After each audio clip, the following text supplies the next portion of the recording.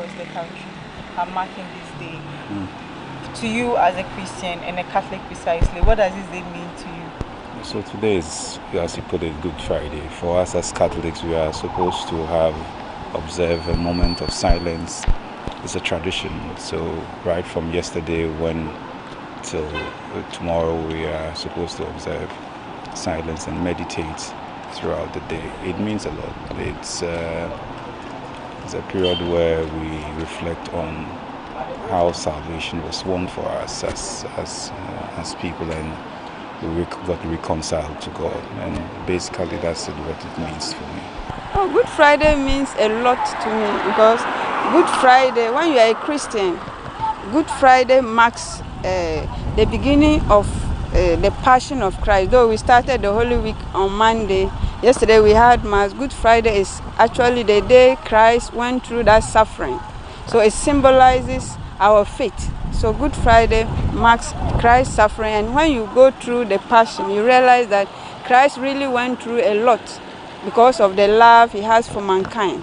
So Good Friday helps us to build our faith and to realize that all that we do, Christ went through a lot and was able to conquer death. And we, as we are Christians, we may go through a lot of challenges, but with the faith in Christ and what Christ has done for us, we will become victorious in whatever challenge we may face in life.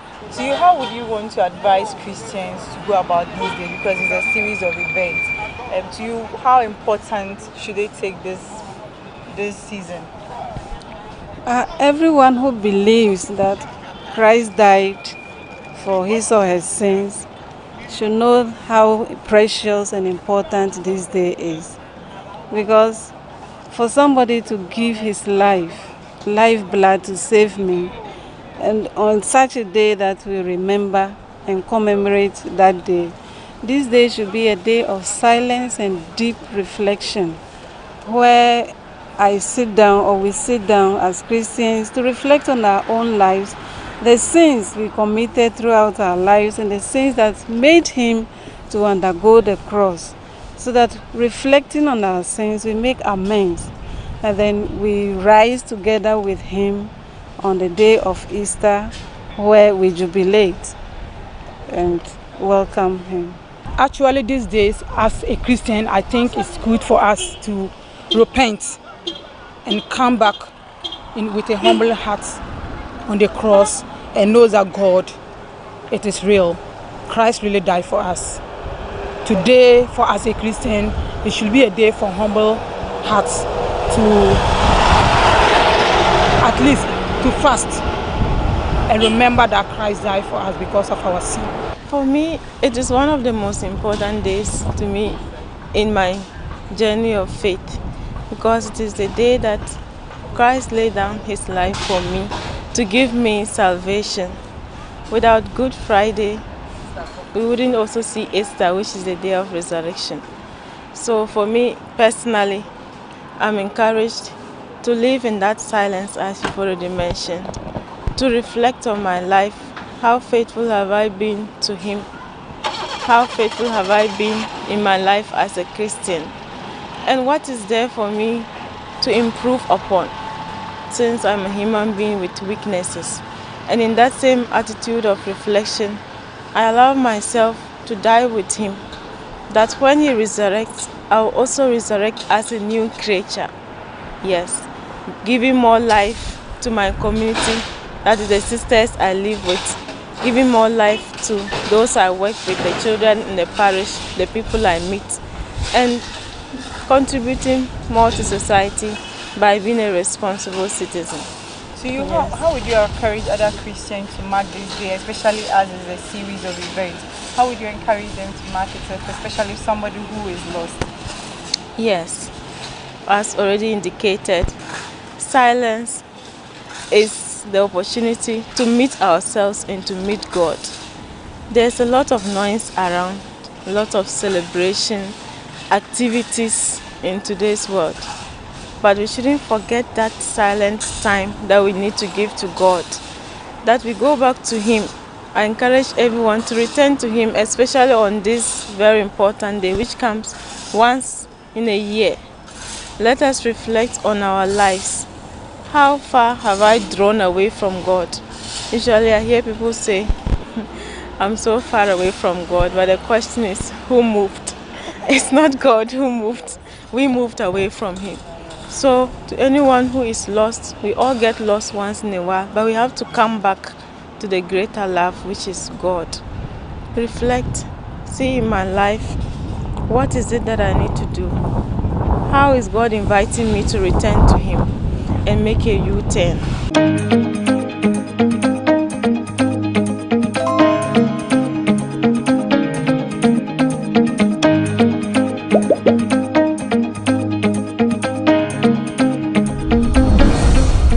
Welcome to the Ghana ICT Hub, a partnership between MTN Ghana and the Government of Ghana through the Ministry of Communications and Digitization. MTN pledged to support Ghana's digitization agenda in line with its ambition to lead the delivery of digital solutions for Africa's progress. In fulfillment of this pledge, MTN Ghana has committed $25 million toward the realization of the Ghana ICT Hub project. The objectives of the Ghana ICT Hub project is anchored on the following: to create an ICT-enabled environment for human capital and ICT skills development, to develop an ICT ecosystem through remote access delivery to facilitate job creation for national development, to provide a modern, state-of-the-art physical infrastructure to serve as a pillar for the digital Ghana agenda. The physical infrastructure, when completed, will provide 4,000 square meters of space with the following facilities: laboratories for technology training and research, innovation hub,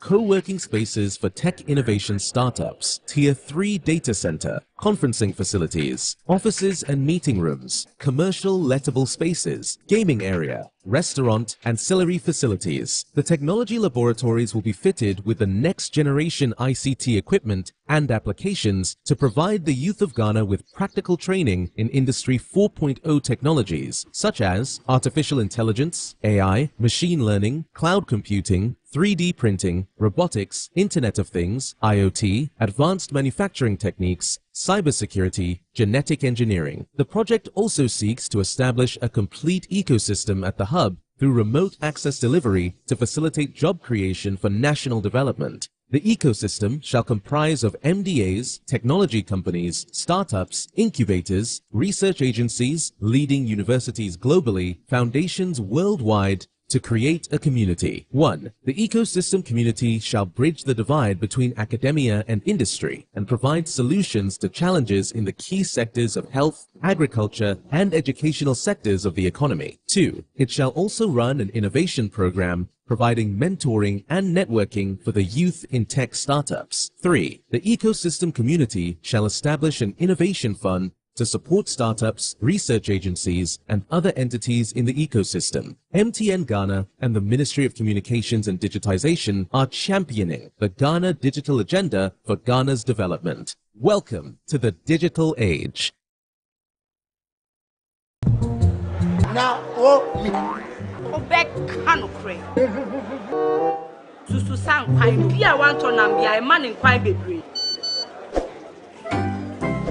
Mommy, you fish can see about Kotoso. Pepoga, send me sick from Lemonade Finance. While Brian did the shade and let me £2. Lemonade Finance. Say they sending money back home from UK, Canada, and now US. I accepted a instant charges. Exchange waiting in Suya. Unbeatable. We should be promo code Dr. Like £10, $10, and $10 Canadian for the first transaction. With this Sunday cigar Akofino, download to Lemonade Finance.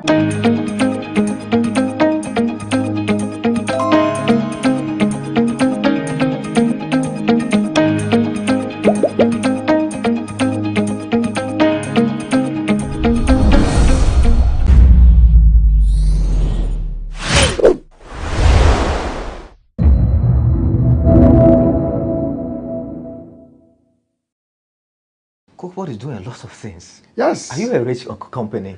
COCOBOD has its own challenges we are dealing with. Unfortunately, despite all the interventions, the support COCOBOD is rendering to farmers and to our society, we don't unfortunately get the praises, but you get a flag. Yeah, why is COCOBOD not doing this? Why is COCOBOD not doing that? But indeed, COCOBOD is doing a lot.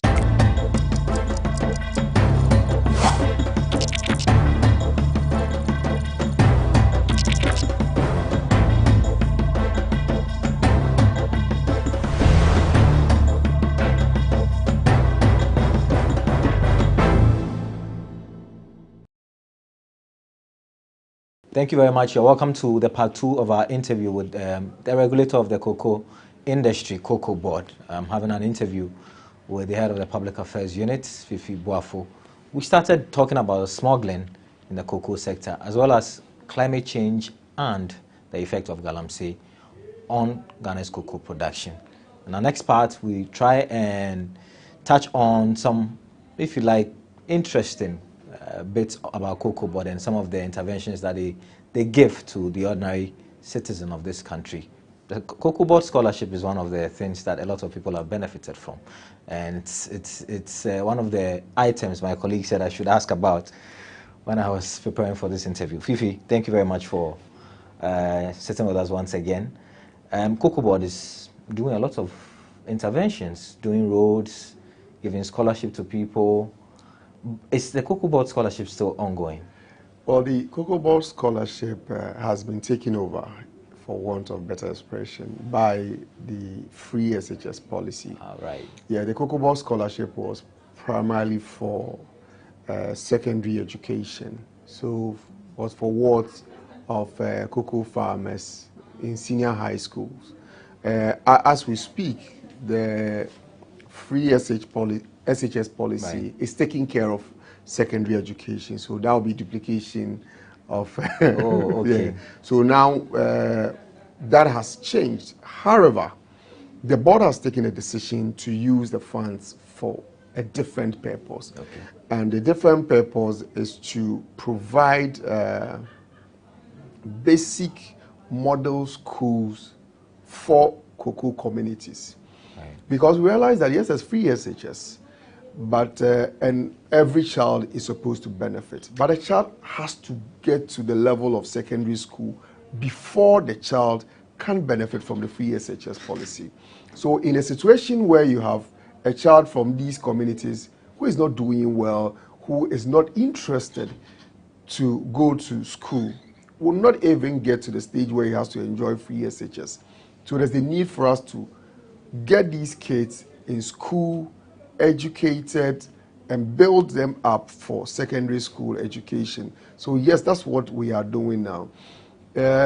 For the fight against child labor, for example, you realize that there are kids who are not in school, not because they do not want to go to school, but the distance they commute, because they stay on the farmstead, the distance they commute from the farmstead to the nearby school is quite a journey. Yeah. So the energy to do that is not there, so the child is left in the home. Yeah. So this time around, we are trying to have schools closer to them.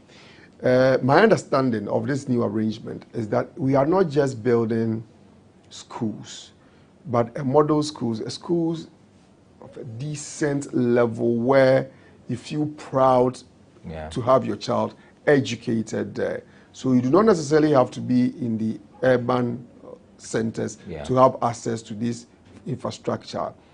One of the things we've also realized that it is even difficult to have teachers volunteering to go to these communities to teach. But if you have a very decent staff bungalow, then the teacher will be happy to go there. Because those who even teach in these very remote schools, they'll prefer to live in a nearby town, travel to the school the next day.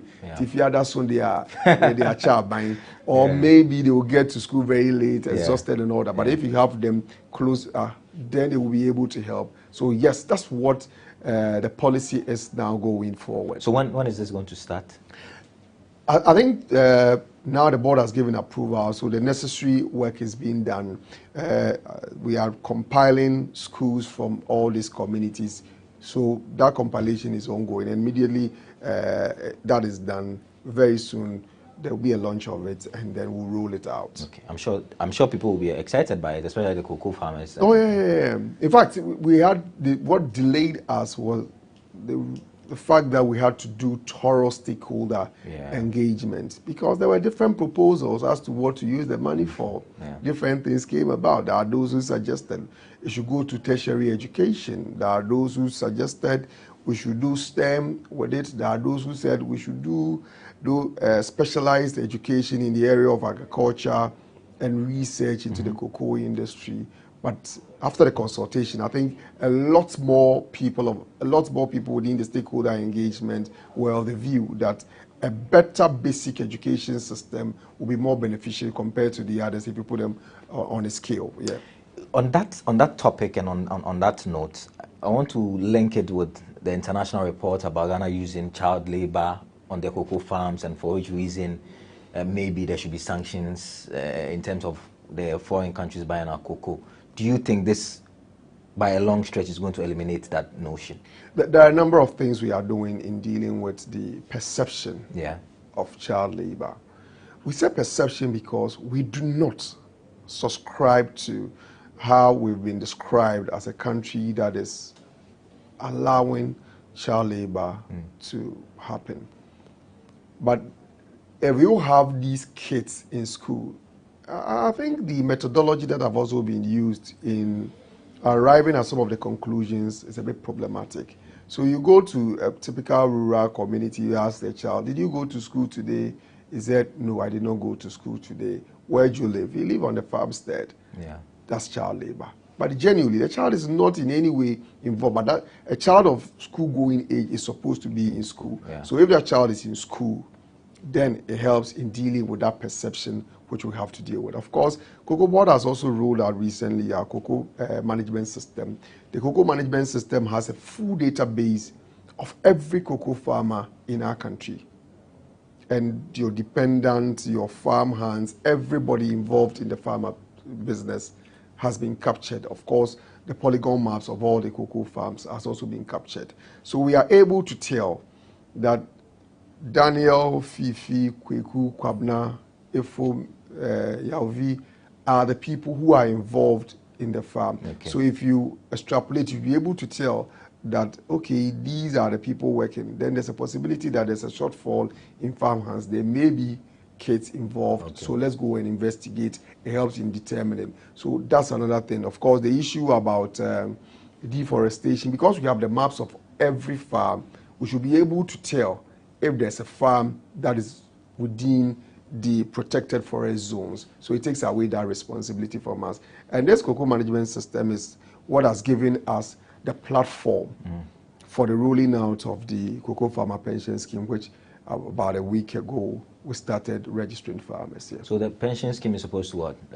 Give some respite to cocoa farmers when they retire? The pension scheme is to give me the authority to convince Daniel that it is better to go into cocoa farming than to work just with GhanaWeb. Okay. Because one of the things farmers have complained is that after all the work you do as a cocoa farmer, if it's time for you to go on retirement, there's nothing to rely on. Right.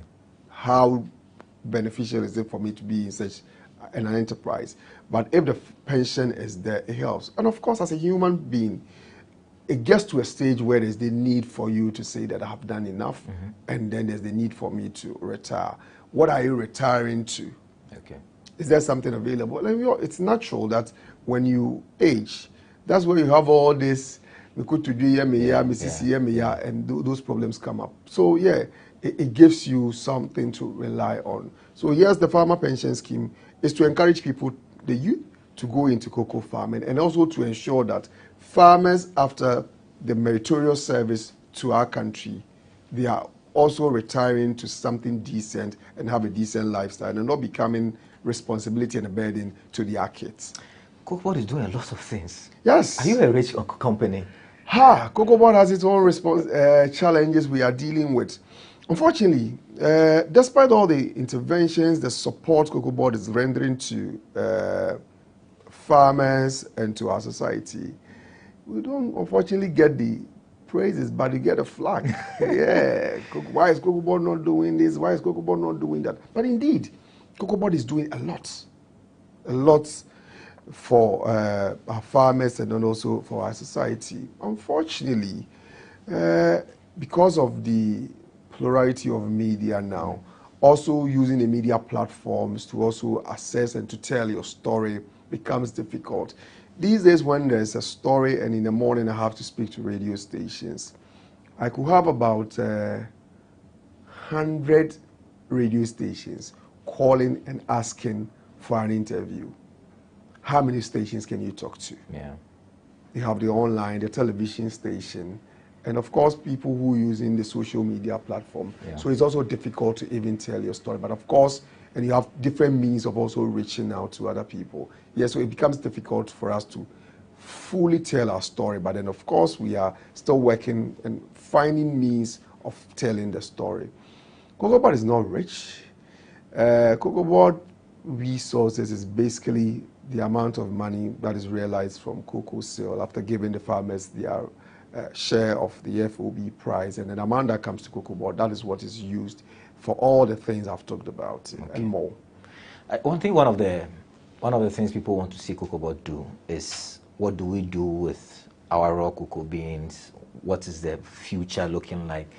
The last international news that also painted Ghana as using child labor said these children even work on the farm and they haven't even seen a chocolate in their lives or haven't tasted chocolates before.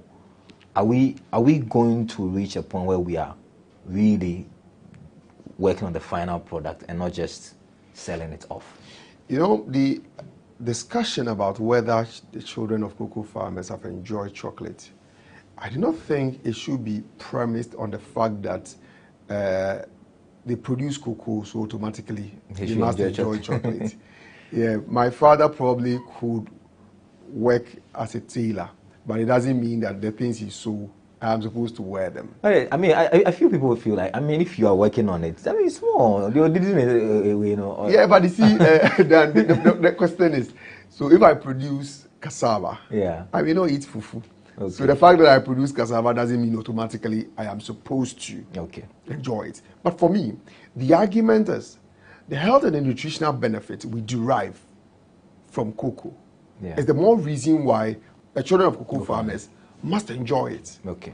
Because there are lots more they can get as an individual, as a child, by eating the chocolate or taking the cocoa products. So it is not just because I am producing it, so I must necessarily enjoy it. Okay. But it is because you can get a lot more. The flavonoids and all the things you get in cocoa. The fact that it helps in improving your cognitive performance. Right. The fact that it helps in dealing with a lot of diseases in its prevention. That's the more reason why you should take it, not because you produce it. Yeah, I may produce something, but hey, that's not what I want to. Yeah. I don't like chocolate. Maybe the children want it, but they don't have access to it. Yeah, I don't like chocolate, but of course I like other cocoa products like the raw cocoa powder. I prefer that. But the fact that I have a cocoa farm or I work on COCOBOD doesn't mean I'm supposed to. Right, I get the point. I get the point. But I mean, I'm sure it is your wish and hope that because of the benefits, nutritional benefits, these children would have access to. In fact, for me, I have a responsibility.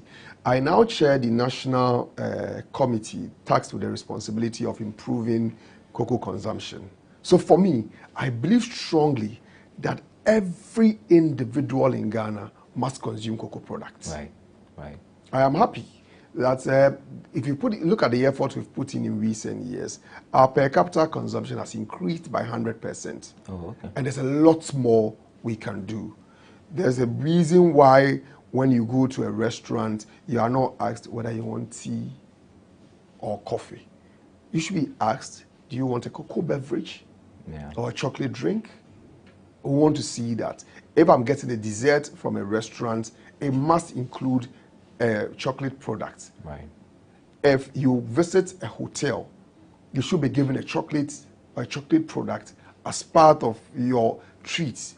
If I enter into any hospitality center, you should be given a taste of Ghana, and the taste of Ghana is a cocoa product because Ghana is known for cocoa. So if I'm giving a treat, the treat must include a cocoa product. If someone gets into Ghana as part of the visit, the tourism infrastructure available to us, there should be something within the cocoa value chain. If someone leaves Ghana, the fact that you were in Ghana, if you are getting back to your country, you must take away something from Ghana. And if you're taking away something from Ghana, definitely it must include a chocolate from Ghana. Okay. So for us, there's a lot more we can achieve within the space, apart from just processing the cocoa. Usually we complain as a people that yes, we produce the cocoa. If we look at the cocoa value chain, that's over $100 to $120 billion. Yeah. How much do we get as a people? If you do the calculation, it's worrying. But the people who benefit, if we are able to expand, do the processing, it is not just the farmers. If, for example, Fifi Boafo, I have a company that is into cocoa processing, and I want to advertise. I come to GhanaWeb and I advertise. You are also beneficiary of the value chain. Yeah. The person who is going to do the marketing has a business. Yeah.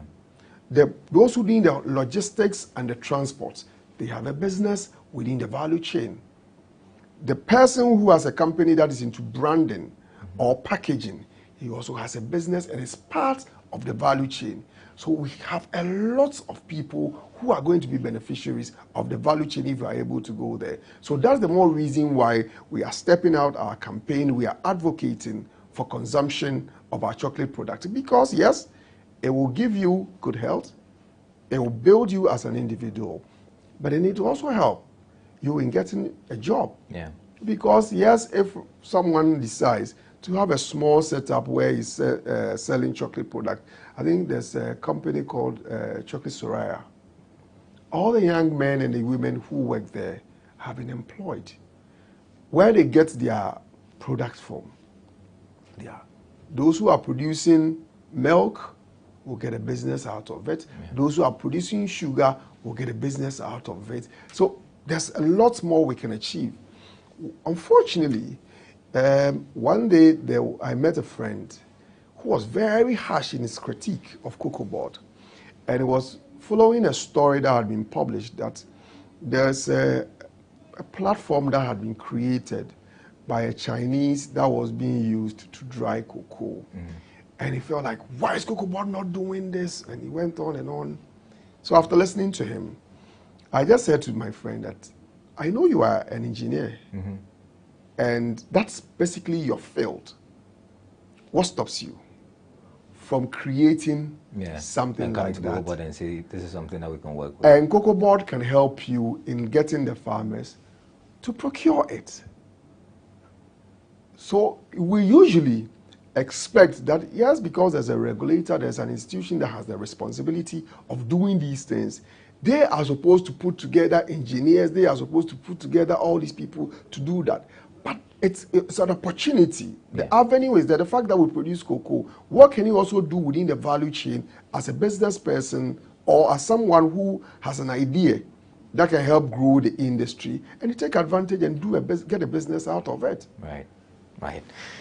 So that's Fifi Boafo, the head of public affairs at COCOBOD, the regulator of the Ghana's cocoa production. We've been talking about a myriad of issues. We're into the final home stretch. We'll go for a short break. When we return, we'll wrap up our conversation on Ghana's cocoa production sector. Stay with us. We're back after this break.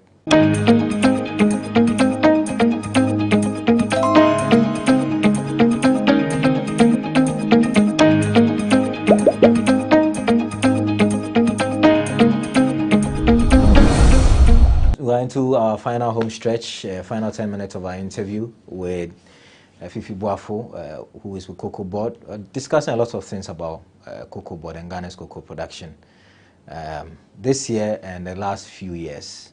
So Fifi, quick question. Would Ghana meet its projection in terms of cocoa production this year? One of the things I do not usually enjoy participating is discussing production figures during the year. The reason why I do so is that this is a market that is largely speculative.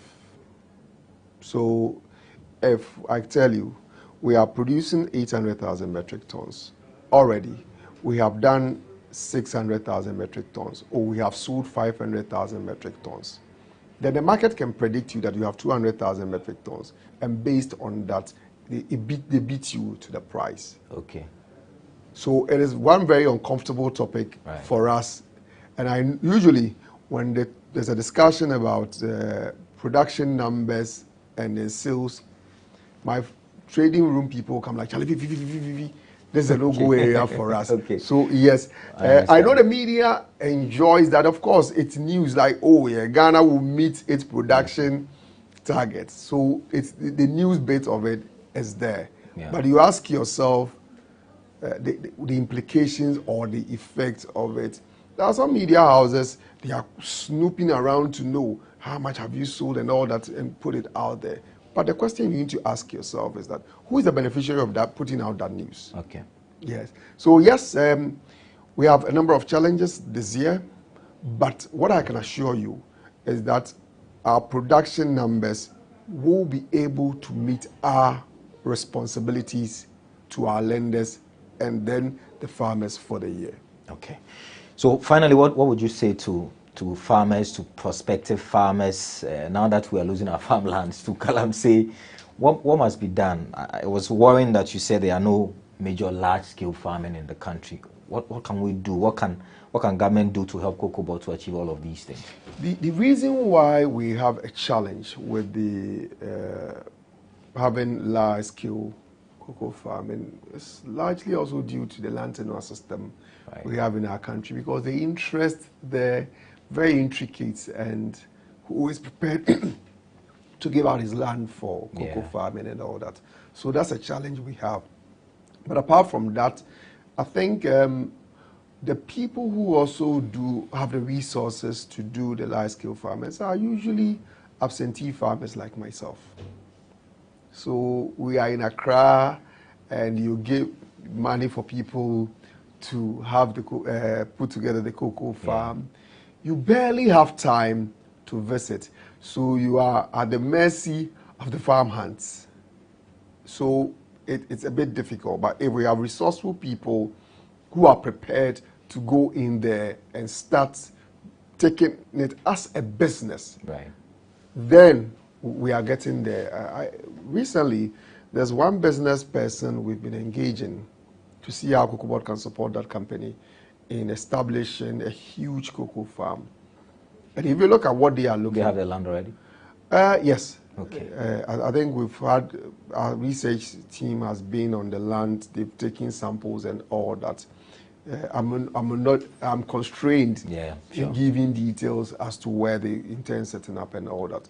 But clearly, you can tell that that is the way to go. Would that be a game changer?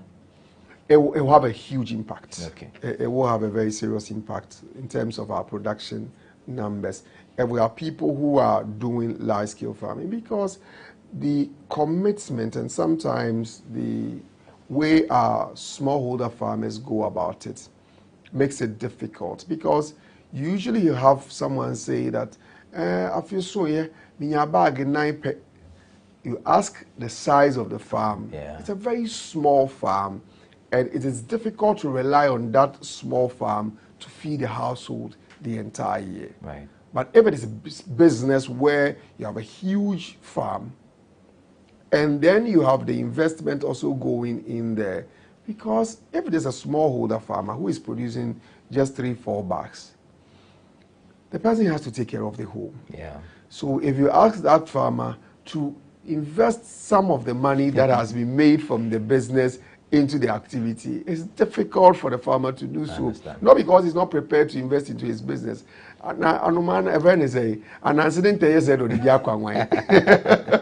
understand. The resources are very small, so it's difficult for them to invest. But if it's a business where you have a lot of resources coming in, then he can invest into the business and make some good business venture out of cocoa farming. So lastly, if there are rich people who have the means and want to venture into cocoa farming, if they reach out to COCOBOD, can you support them? COCOBOD will be very excited to work with such persons who have the means and the resources. One thing that is guaranteed is that COCOBOD will give you seedlings for free.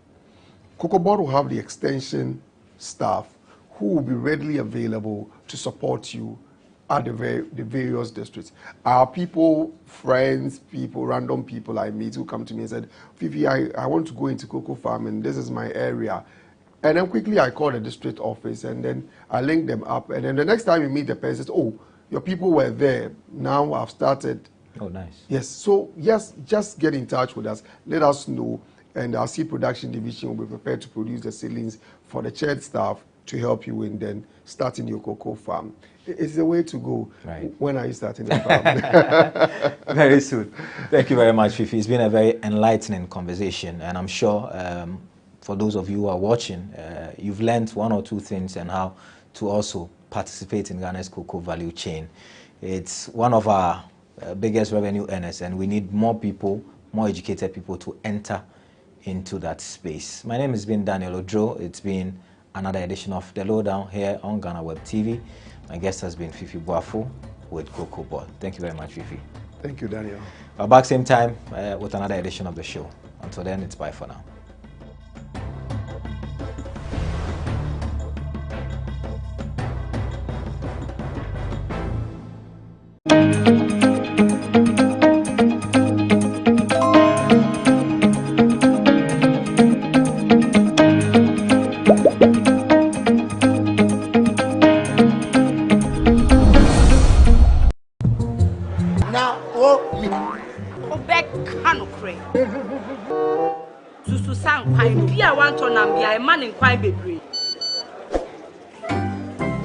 Mommy, you first can see about Kotoso. Mepoga, send me sick from Lemonade Finance. While Brian did the shade and let me £2. Lemonade Finance. Say they sending money back home from UK, Canada, and now US. I accepted a instant charges.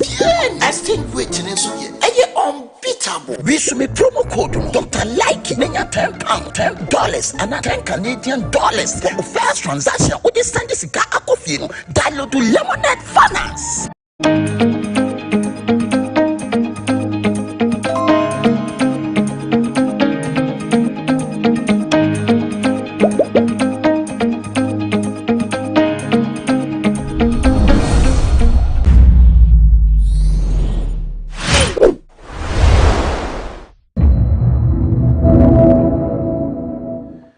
That would inure to the benefit of the substructures under your assembly. You say use it for renovation. So what specifically did you use it for? The various area councils were in deplorable states, so we did actual works on them using the 2%. But the auditors actually wanted us to transfer the money directly for them to do it themselves, rather than we spending on their behalf. So have you provided the evidence of what you did on their behalf to the auditors? Yes, Honorable Chair, we did. Auditors, do you have confirmation to that effect? Honorable Chair, for the renovation, we have confirmation to that. Thank you. Mr. Chairman, I leave it to your discretion. The money was used on behalf of the substructures of the municipal assembly. Is there evidence to that effect? The auditors say they have. That you use the money for behalf of the substructures. Auditors, that's the case. Yes, Honorable Chair.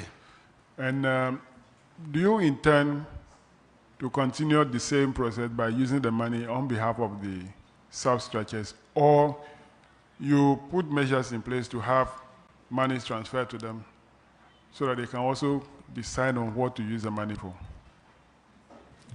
Yes, thank you, Honorable Chair. Going forward, we'll transfer the money to them. Do they have the structures in place now?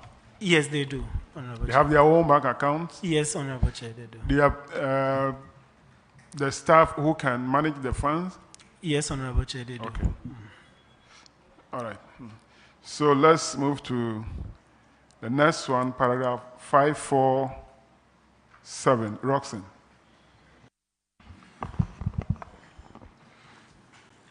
Chairman,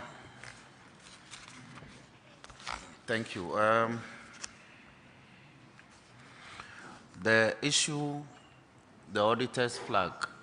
DC, do I have your attention? DC, I have your attention. Yes, Honorable. MC, sorry, I have your attention. Yes, Honorable Chair. Very well. You see, in the law, when metro, they are all districts. That's all the law says. So I won't mind.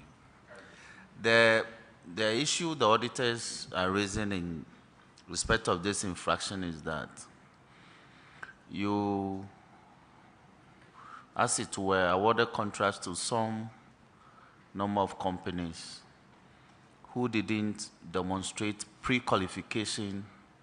They didn't produce pre-qualification documents, and that is in breach of Section 52 of the PFM Act. Now, they indicated the entities and how much we paid them. I'll find out what the status is, but I'm curious as to some of the amounts listed. For instance, if we go to item number 3, 2020, in May, the activity is renovation of 2-unit KG block, 3,000 Ghana cedis. So I'm wondering what sort of renovation will cost 3,000. It's patching. You understand my point? And then also 2,000 Ghana cedis pays to Mashgabi Enterprise. Again, construction of classroom block, 2,000. So either there's a mislabeling of the activity or there's something wrong. So I want to understand actually what happened. Because the auditors, their recommendation is that you should ensure that contracts are awarded to qualified bidders. That is their observation. That's their recommendation. Nothing punitive, just forward-looking recommendations directed at you. So what were these actual activities, Chairman? Yeah, Honorable Chair, thank you very much. I think it has to do with mislabeling. This particular transaction is a construction of one number classroom block to add up to an existing 2 classroom blocks to make it 3. And the contract was duly executed, except that payments are made in bits anytime we receive common fund. So, and I'm sure the 2,000, the 3,000 are all payments made to, payments made in respect of that 1 classroom block. That is Masgabi. MC. Yes, Honorable Chair. Okay, let's go over the list. Number 1, construction of 2-unit KG block. A Bajon Enterprise, 12,000. That one, I think it's possible. Maybe some payment for work done. Then 2, construction of, again, 2-unit KG block. Factation Enterprise, 13,000. Then renovation of 2-unit KG block. Najesum Enterprise, 3,000. This is where my concern is. Then re-roofing of classroom block. Zolfa Construction Enterprise, 6,000. So if you say construction, is such a major thing. And even renovation is such a major, 1 gallon of paint is over 600, 700, depending on the quality, even 1,000 Ghana. So if you say renovation and you are paying 3,000 Ghana cedis, I'm wondering what sort of renovation took place.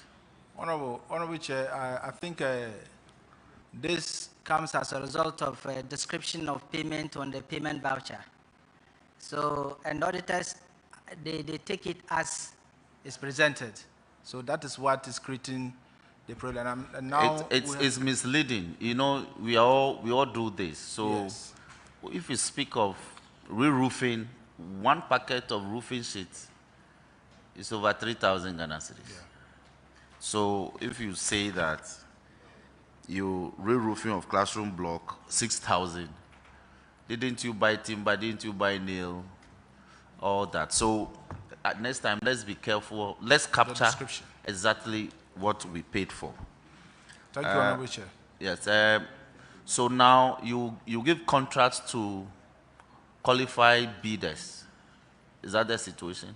Yes, Honorable Chair. In accordance with the auditor's recommendation? Yes, Honorable Chair. Okay, Chairman, that will be all for them. But did you confirm that you actually awarded contract to unqualified contractors? Honorable Chair, this might be my word against that of the Auditor General. But what I can say is that all that is listed. I'm sure the issues or the mistakes emanated from the accounts unit with regards to description So of the the payments. contractors are actually qualified? Yeah, they are qualified. And you provided evidence to auditors? I think... Did you provide evidence to the auditors that actually the people are qualified?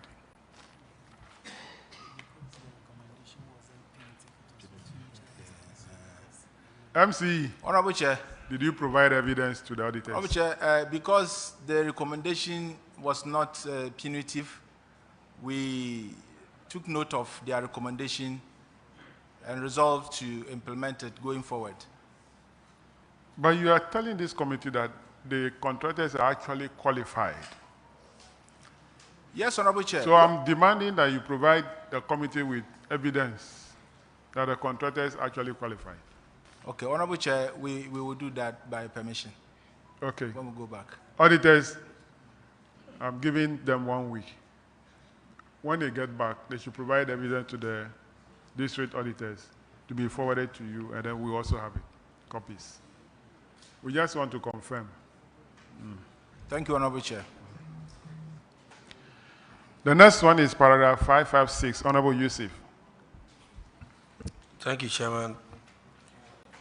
One municipal assembly, you spent an amount of 81,400 Ghana cedi to buy tricycle, motorcycle, and bicycles, quantity 38, and you did that by raising 2 payment batches. What you failed to do is to give us receipts and also other documentation. What is the state of it as we speak?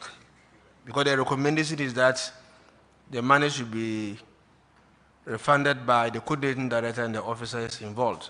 But I want to know the state of it as we speak.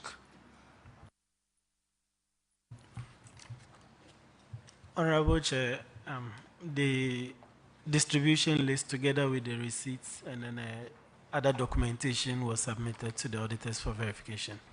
Thank you. Auditors, can you confirm this? Honorable Chair, the said documents was provided for our verification, even though our recommendation was for recovery. Thank you. And I'm sure you are satisfied with that. For Chairman's decision, thank you. Chairman, for your decision. Have you done the fiscal verification of the motorcycles and the tricycles to confirm that they were actually purchased?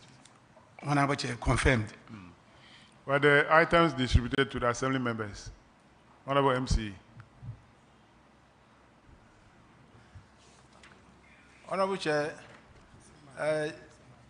these items were not actually meant for assembly members.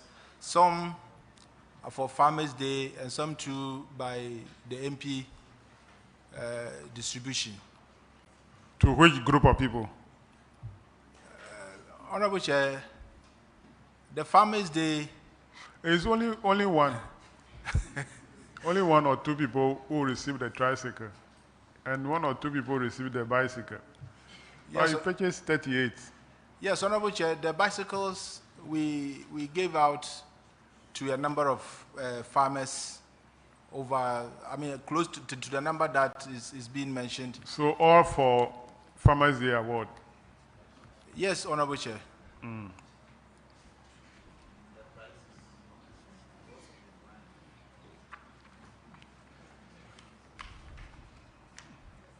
let's go to the next one, paragraph 558. Unplanned procurement. You have not planned the procurement from 6 PVs, repair works on KVIP and payment of classroom block.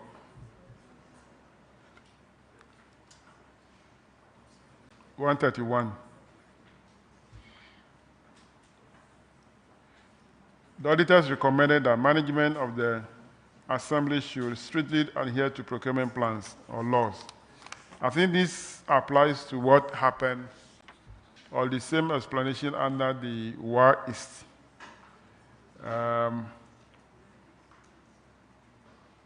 Do you now follow the procurement plan? And that of the MPs one, how do you handle it?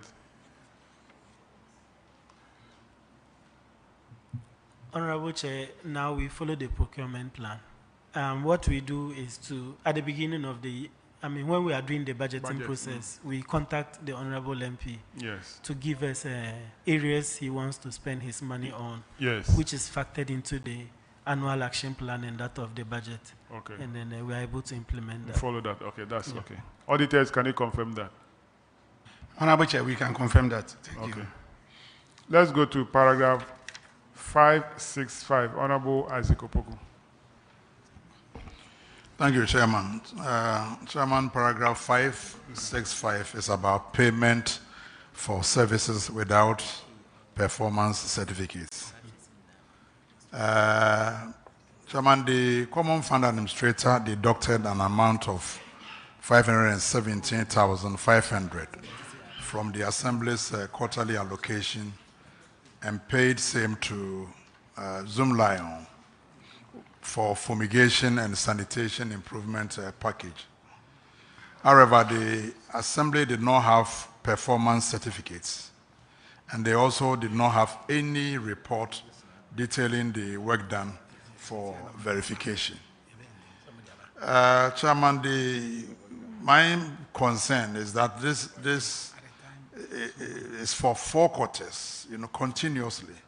4th quarter 2019, 1st quarter 2020, 2nd quarter 2020, and 3rd quarter 2020. So I'm wondering what the administrator was basing his deductions on. But let me find out from the Assembly what actually happened. The recommendation is that the coordinating director was to report the company's non-performance to the administrator for recovery of the amount. Have you done that? Thank you very much, Honorable Chair. Honorable Chair, what actually happened was because the payment is not done by the Municipal Assembly, it is deducted at source. So what happens is, after the certificate is prepared, it's forwarded to the administrator of the Common Fund, but we failed to file copies well. So when it was noted by the auditors, we were able to retrieve copies from Zoomline, who also have copies of their own. I don't understand. You prepared your own report, and you did not keep copies on your file. For 4 quarters, not 1 quarter, 4 quarters. Honorable Chair, there is a standard document, a standard certificate document that all the assemblies use. In fact, it's actually on the letterhead of Zoom Lion. But just that officers within the assembly also signed that document to confirm the work that has been done. So this is a collaborative document between the assembly and Zoom Lion, and not necessarily the assembly's document. Don't understand. So apart from the fumigation and the sanitation improvement packages, apart from that, other reports, do you keep copies on your file? Yes, Honorable Chair, what we pay locally, we keep copies. The practice is that the original will be sent to Zoom Lion, and you don't find it necessary to keep copies for yourselves? Honorable Chair, that's why I'm explaining. It was an error on our part not to keep copies, which we, subsequent to this audit, we now keep copies with us. So this issue has not recurred in our succeeding Auditor General reports. Auditors, are you able to confirm the performance certificates and then the, what do you call it, the reports of work done? Are you able to confirm their availability now? Honorable Chair, all the said document has been provided and we have verified them. Thank you. Chairman.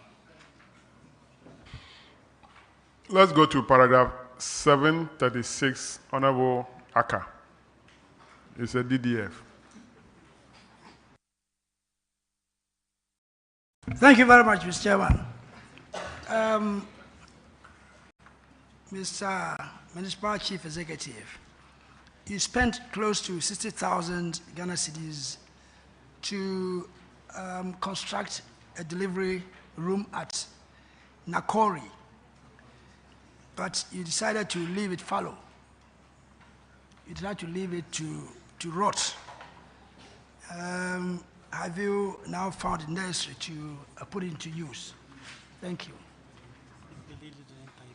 Honorable Chair, the facility is now in use. Auditors, can you please confirm? Yes, Honorable Chair, we can confirm. Thank you. And if I may ask, was it because within that period that you left it to follow, there were no deliveries? The women stopped delivering? Honorable Chair, the delivery room was addition to an existing facility because of the increased numbers. So at the time that it was not being in use, but deliveries were ongoing. All right, thank you, Mr. Chairman.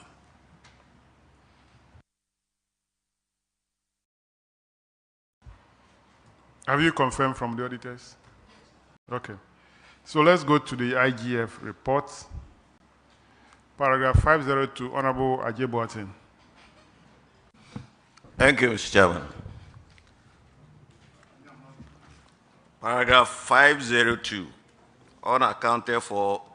unaccounted value books. One municipal, 7 of your collectors took market tickets and then 55 in number and then 33 GCRs and failed to account for these value books. The auditors identified weakness in management controls as the reason why we had that lapse. And for that matter, the recommendation is to the effect that the total value, the average value, should be computed in respect of the market tickets and the GCRs, and between the revenue collectors and the revenue superintendents and the finance officers, the amounts were to be recovered, together with the amount that was used in purchasing the value books. So has that been done? Thank you very much, Honorable Chair. These were value books that were given to collectors, some of whom are collectors who work for GPR2, who we have an agreement with to collect exportation and then landing fees for us. Subsequent to the audit, we were able to get those value books and then present them to the auditors for audit. So they were not actually presented for audit. What we have done to strengthen that now is, I think we even had to terminate the contract, this being one of the reasons why we terminated it. We had training programs with them and made them understand the need to submit the books in time when we need them for audit. And then we actually inserted a clause on that in the new contract we signed with them. So that doesn't happen anymore. Thank you very much, Honorable Chair. Now, if you had an arrangement of GPRTU to collect on your behalf, what responsibility was on the assembly to ensure that that was done? Because you cannot just say GPR to collect and then at any time that you feel like doing payments to us, come ahead and do it. So the problem which the auditors highlighted was that you were not effectively supervising the collection process. Honorable Chair, we do. We actually, the internal audit unit actually carries out. That is what you are doing now, but prior to that, you were not doing that. That's very true, Honorable Chair. Can the auditors confirm whether those value books have been presented for audit? Honorable Chair, all the outstanding value books have been presented for our verification, and measures have been put in place to ensure that such doesn't recur again. Thank you. Thank you, Mr. Chairman. Thank you very much. Let's move to paragraph 506. And the auditors disclose that VRA office in WA owes the Assembly an amount of 66,357 Ghana cedis. Management of the Assembly did not go beyond issuing demand notice to the VRA to enforce the recovery of the amount. So the auditors recommended to management to take action, including legal action, if necessary, against VRA to recover the amount. Have you recovered this amount from the VRA? Thank you, Honorable Chair. Honorable Chair, we have not been able to recover this amount. We've held engagements with VRA in WA, but they keep referring us to their headquarters, that they are waiting for their headquarters to honor that particular bill. But thankfully, this is actually on account of property rate for their structures in WA. Thankfully, with the engagement we have now with the Ghana Revenue Authority, we've added it as part of the arrears, and then we are hopeful that GRA will help us recover it. Thank you, Honorable Chair. Well, as at now, they have not. No, they haven't. So we are going to report on it. Clerk, take note that VRA owe one municipal assembly property rates amounting to 66,357 since 2020 and have failed to pay. And the reports should report on that. Next one is paragraph 510, Honorable Roxanne. IGM.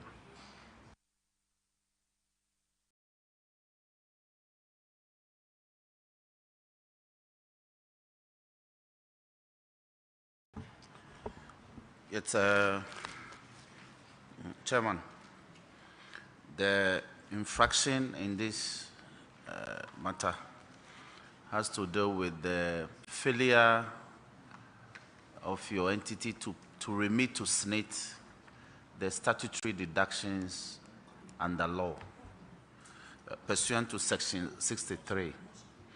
Now, the recommendations were very lenient with you. Say you should take steps, beef up your collection, and make sure you pay SNIT what was due. Have you done that?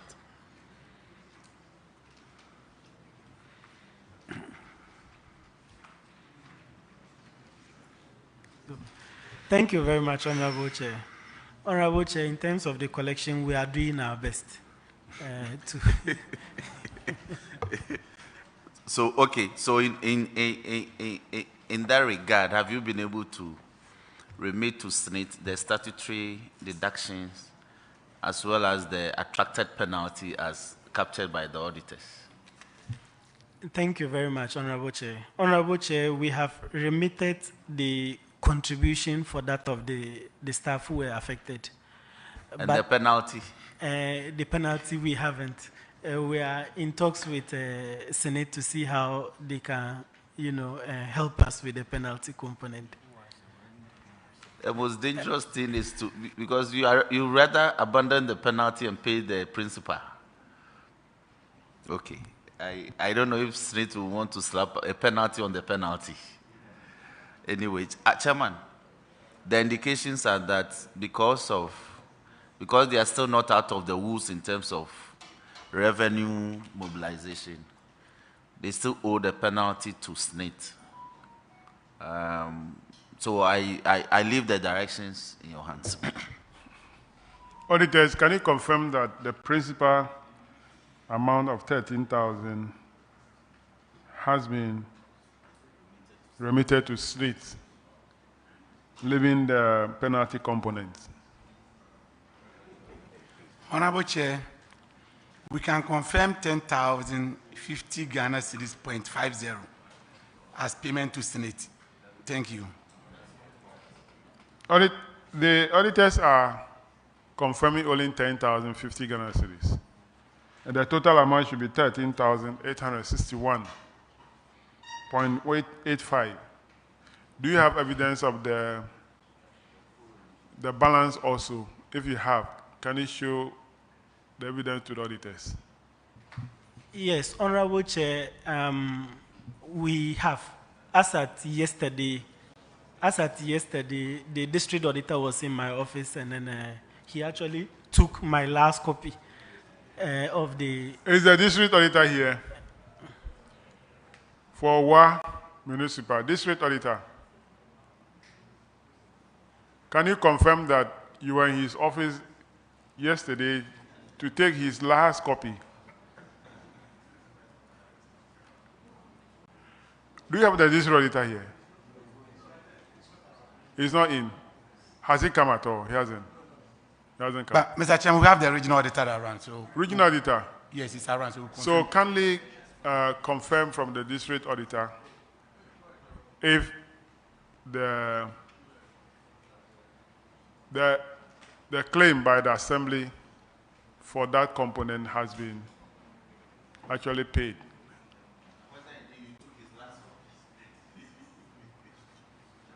You decided to give your last copy for him. You didn't make a photocopy for him. Honorable Chair, it was late. It was late, so your photocopier refused to work. The copier has closed. Or you don't have photocopy in your office.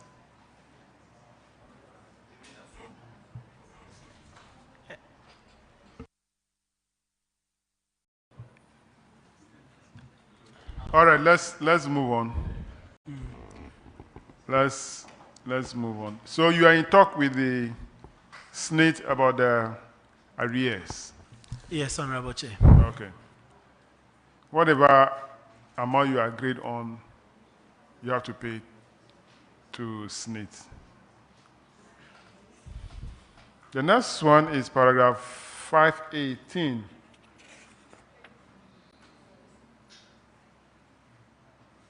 It's unaccounted stores. So for one municipal assembly, you paid an amount of 55,375.89 from your Ghana Productivity Safety Network Projects program to purchase items to support communities. It did not account for this. The auditor recommended the recovery of the amount from the coordinating director and the finance officer and the GPS and NPP community focal person. Not NPP as something. This one is a proper NPP.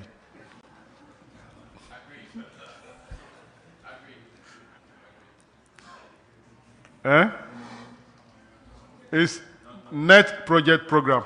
It's net project program, not something and something. So the auditors are recommending a recovery. Have you recovered the money? Coordinating director, Finance Officer, have you recovered the money from yourselves? Thank you very much, Honorable Chair. Honorable Chair, we've not been able to recover the money, but we're able to submit the supporting documents to the auditors for verification. Where were the supporting documents at the time of the audit?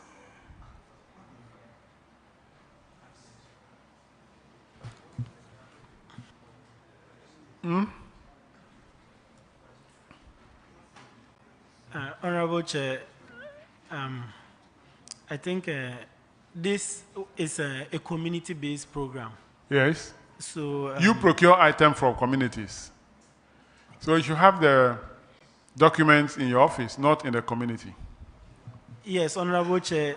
So we have a local office for the Ghana Productive Safety Net project. Okay.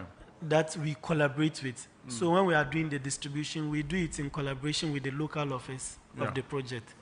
So I think it was too close to the audit, as at the time we did the distribution.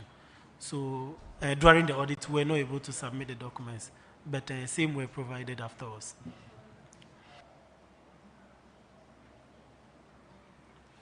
All right. Auditors, can you confirm that the local focal persons have later or have acknowledged receipt of those items? Honorable Chair, those documents were later provided for us, which we have confirmed. Thank you. Let's go to the last one. Paragraph 522, ranking. Thank you. Here, the issue is uncompetitive procurement. And the Assembly engaged 2 consultants to draw plans for resettlement,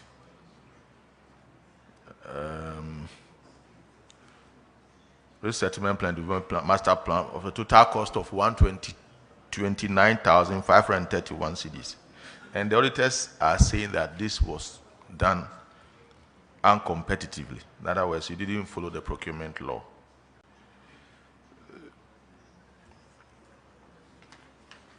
So they are recommending that the coordinating director, finance officer should adhere to the relevant provisions of the Act in their procurement dealings. Are you doing that now? Honorable Chair, yes, we are doing that now. Okay. Auditors, can you confirm whether they are doing that now?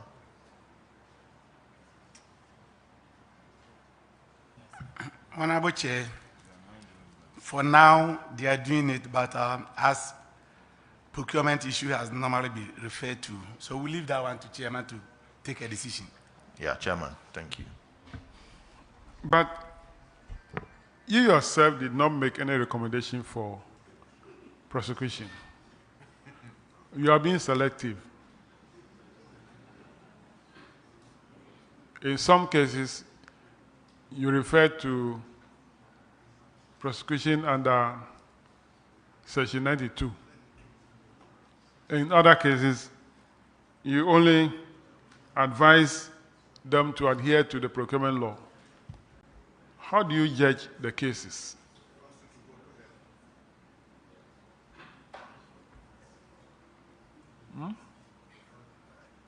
We can send you to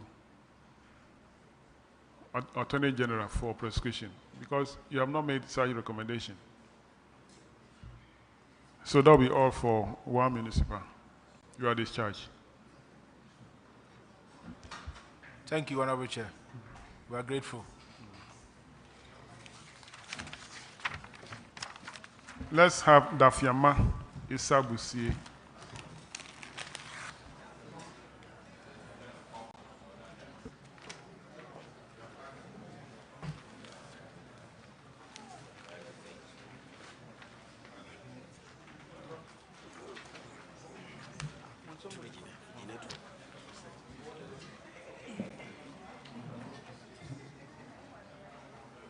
Kindly introduce yourselves to the committee. I am Nasiruddin Fadlullah, District Finance Officer. I am Nadi Imoro Sanda, DCE. Thank you very much for coming. We have two issues under the Common Fund reports. The first one is paragraph 541, Honorable Aduma Kokesi. Thank you, Chairman. This has to do with 3 PVs, amount in question 23,480 Ghana cedis only. And this was an issue of unsupported payment. What's the current status? Thank you, Honorable Chair. The said documents have been presented to the auditors for their verification.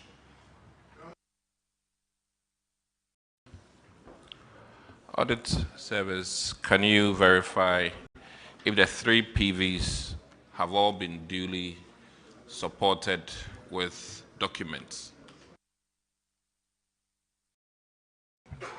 Honorable Chair, all the PVC has been supported now. Thank you. Chairman, that'll be it. Let's go to paragraph 739, Honorable Sophia.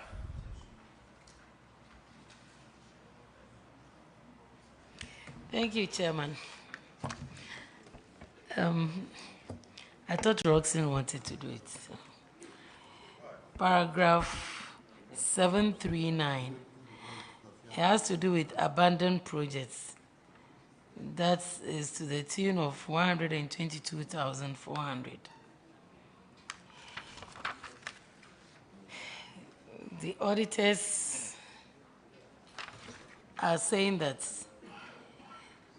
the Dafiama Busal Issa District Assembly awarded the construction of number 1 female ward at Issa Health Center to Messrs. Terizil Company Limited at a contract sum of 291,063.93. The project, which commenced on 24/7/2018 and was expected to be completed on 24/11/2018, had been abandoned for a period of 29 months, even though a total of an amount of 122,400 had been paid to the contractor.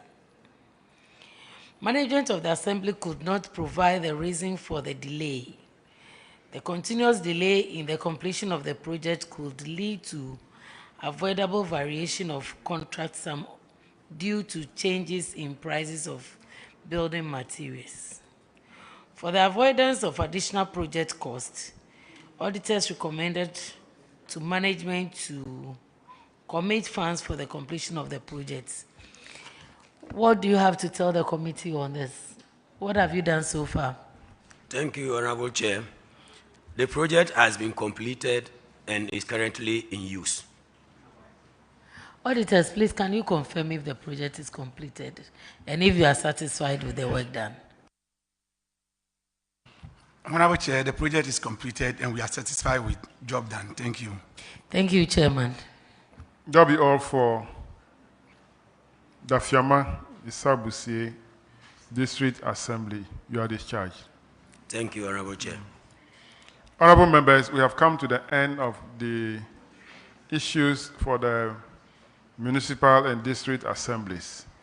We are taking 10 minutes break, and then we'll come back and start with the secondary schools. Thank you very much. So the meeting is suspended for 10 minutes.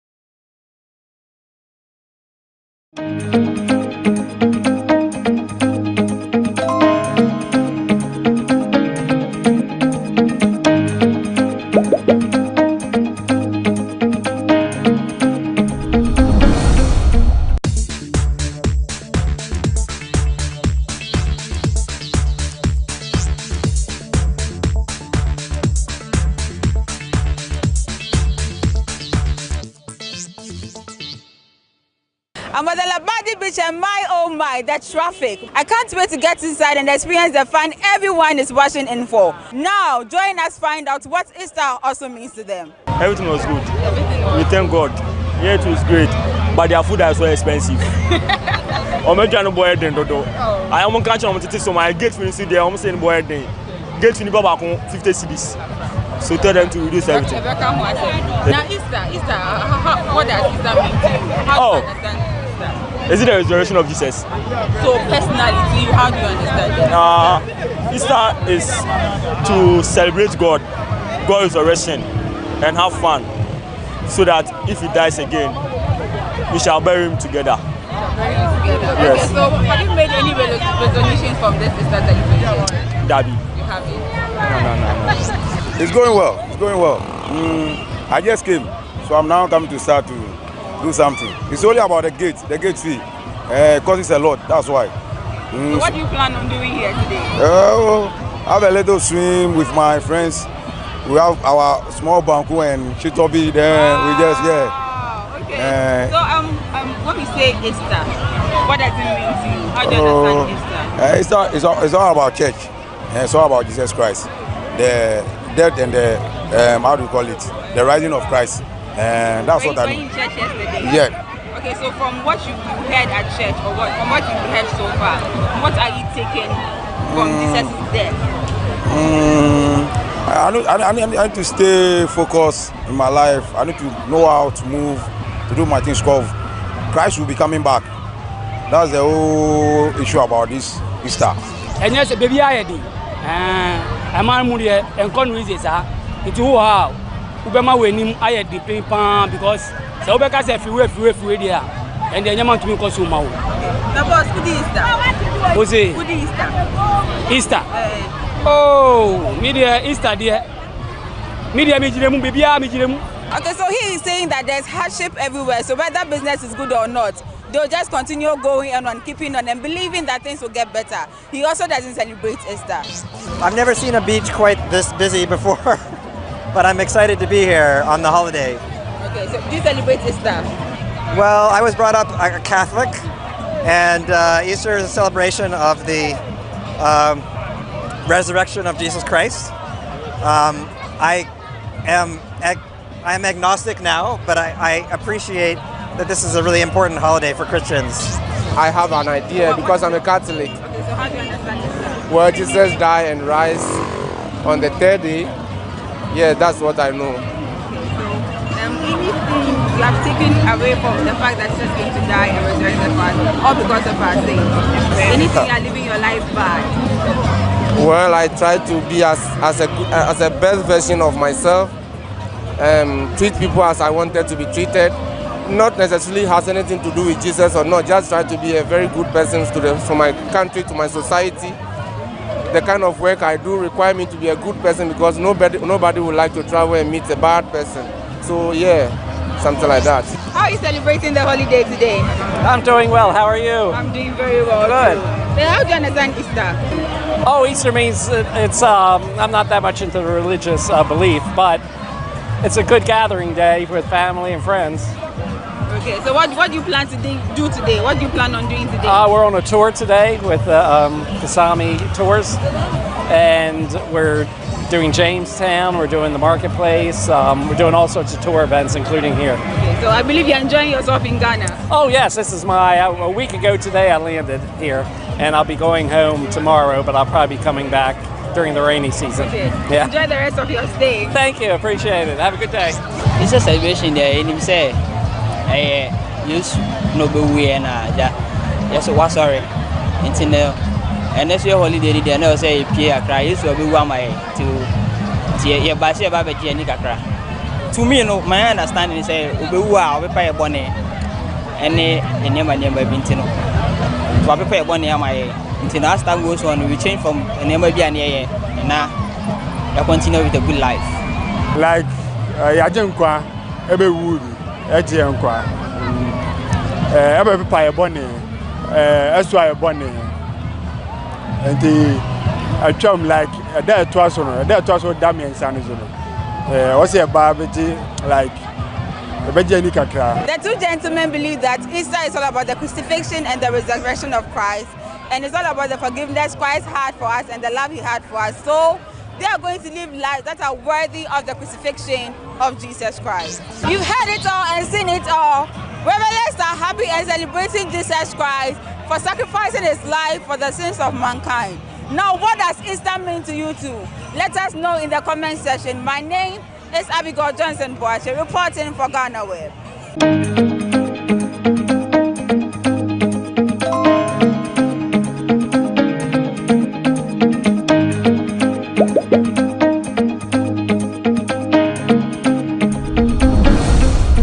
Welcome to the Ghana ICT Hub, a partnership between MTN Ghana and the Government of Ghana through the Ministry of Communications and Digitization. MTN pledged to support Ghana's digitization agenda in line with its ambition to lead the delivery of digital solutions for Africa's progress. In fulfillment of this pledge, MTN Ghana has committed $25 million toward the realization of the Ghana ICT Hub project. The objectives of the Ghana ICT Hub project is anchored on the following: to create an ICT-enabled environment for human capital and ICT skills development, to develop an ICT ecosystem through remote access delivery to facilitate job creation for national development, to provide a modern, state-of-the-art physical infrastructure to serve as a pillar for the digital Ghana agenda. The physical infrastructure, when completed, will provide 4,000 square meters of space with the following facilities: laboratories for technology training and research, innovation hub,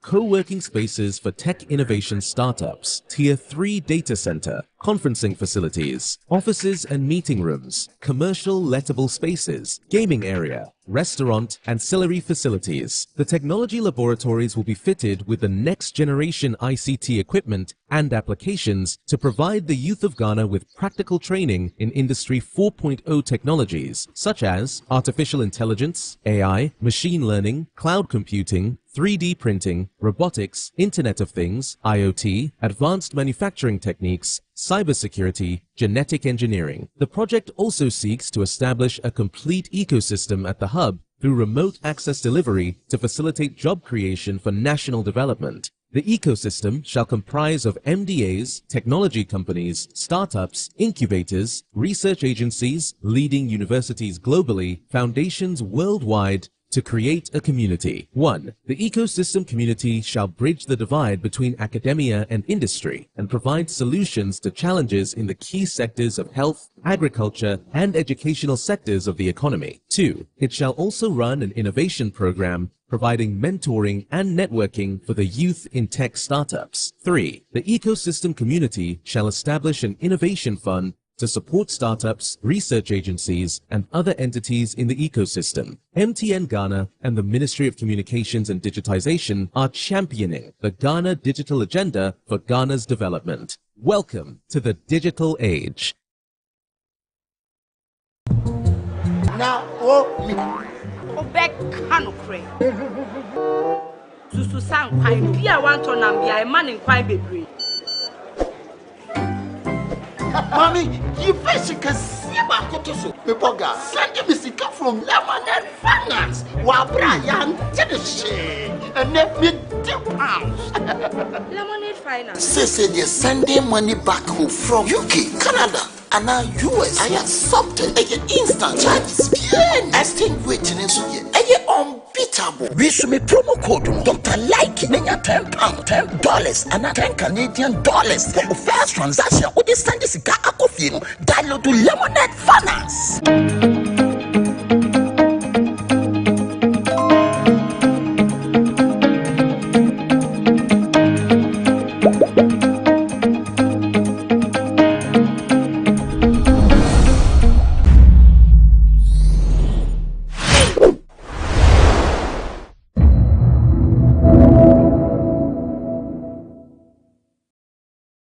2019 across Spain, and it was an eye-opening experience for us having to play music, and man, people in Europe love Ghanaian music.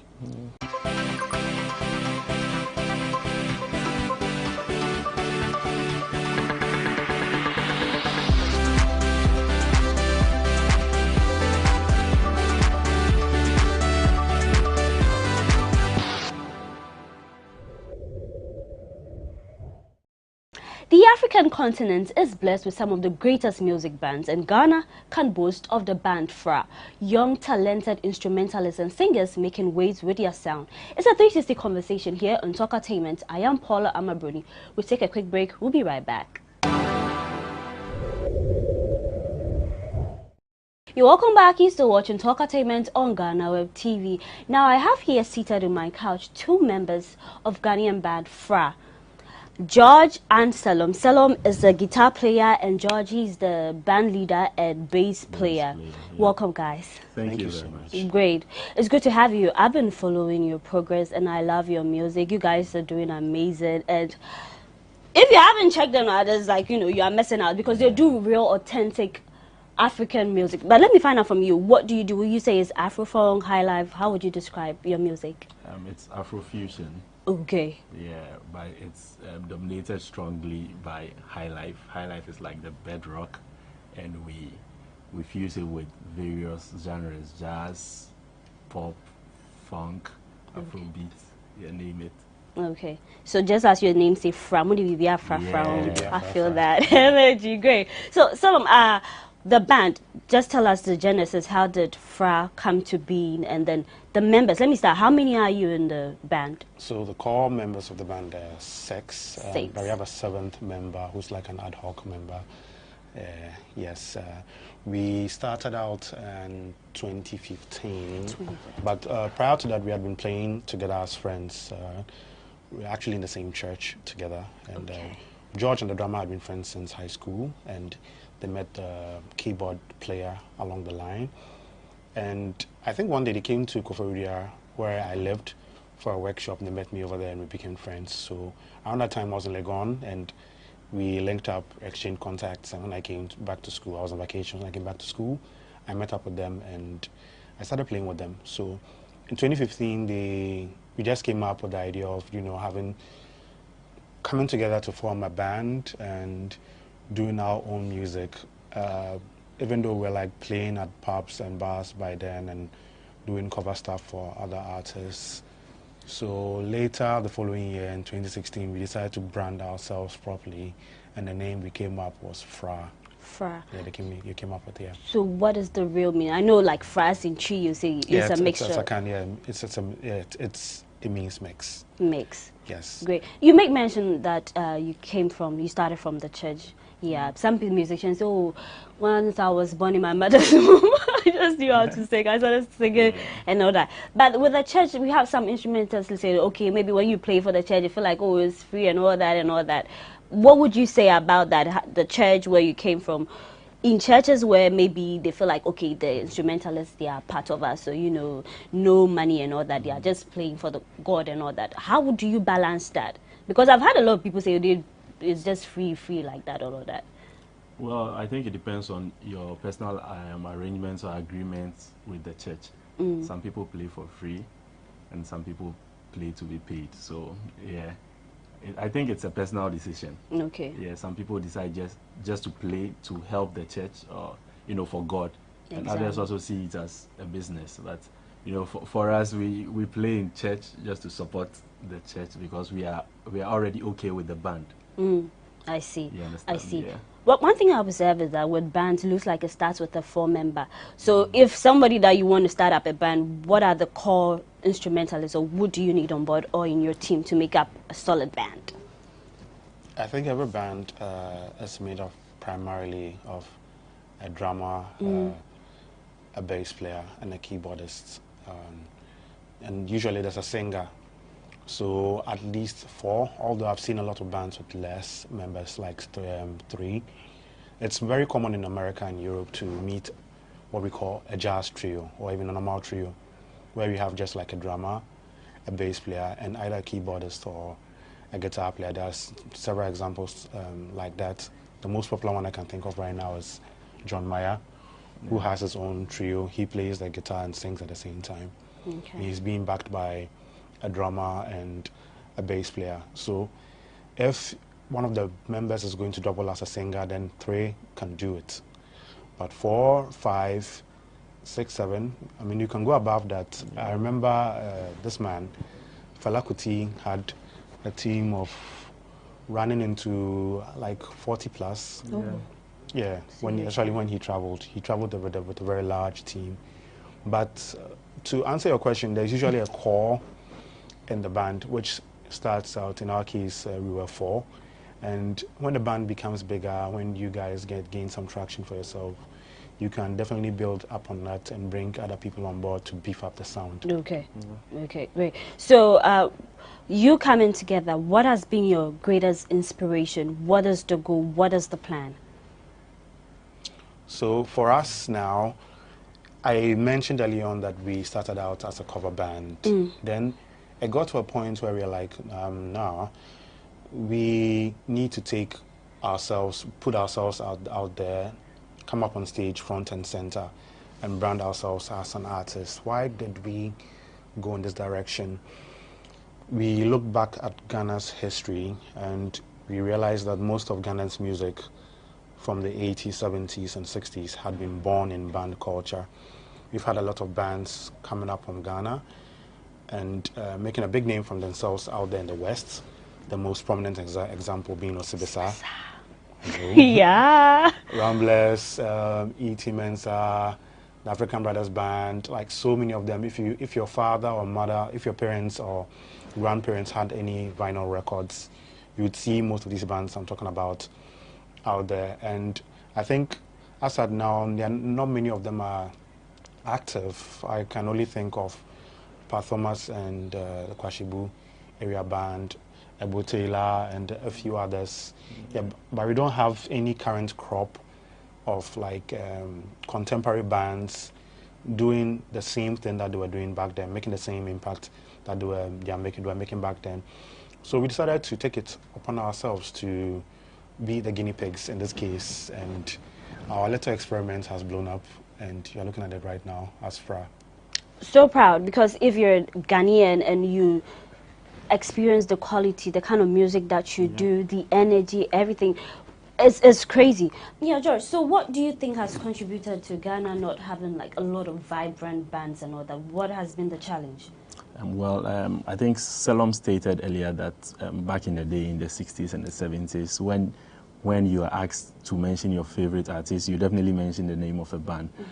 But we learned that around the 80s, there was a little bit of political unrest with the coups and the military regimes and all that. And, you know, some of the band's music were political. And, you know, there were curfews and all that, so the bands couldn't perform. So most of the active bands then left Ghana for Nigeria and other African countries and Europe. So that sort of killed the band culture around that time. And fast forward, you know, electronic music started, the beats and all of that. So that has really played a major role in the band culture going extinct at a certain point of time until recently, where the Ebo Taylors and Pat Thomas's Jedoublé Amboulé picked it up again. Okay. All right. So you will encourage more young people to, you know, form bands and all. Later we'll talk about the challenges. But I want to find out, who are your greatest top 3 music bands? Everybody got an inspiration though. I think we have to answer this question individually. Okay, George, how are your case? Top 3 general? Yeah. In general. In general, wow. Man, definitely Osibisa. Okay. Definitely Osibisa. And then Ebo Taylor and the Salt Pond City Band. The last band.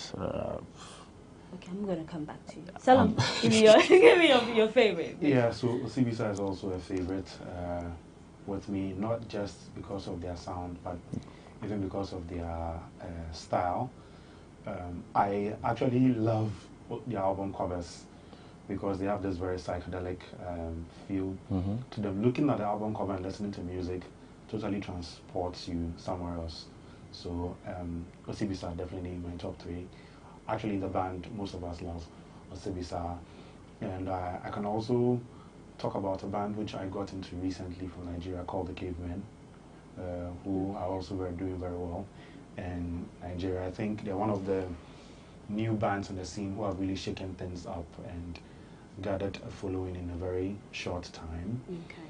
Yes, and I actually love vintage stuff, so I'll also talk about Earth, Wind and Fire, which is a band from the US. I don't know if you've listened to any of their songs. After the Love Is Gone, September, and a few other very hits of theirs. Yeah, they're very popular with older people, but I like to revisit stuff like that because sometimes they lend you ideas when you're crafting up with new things, and that is actually something that we also like to do. Yeah. Inspiration is really key. Now let's talk about music. I've got a lot of your favorite, but then 30 Billion is one of the things I like. Tell us the story. How did it come about? What is the thing behind it? Okay, so I really wish Virgin, our drummer and composer, was here to give more light on this because he usually comes up with the song ideas. Okay. But he came up with the idea for that song.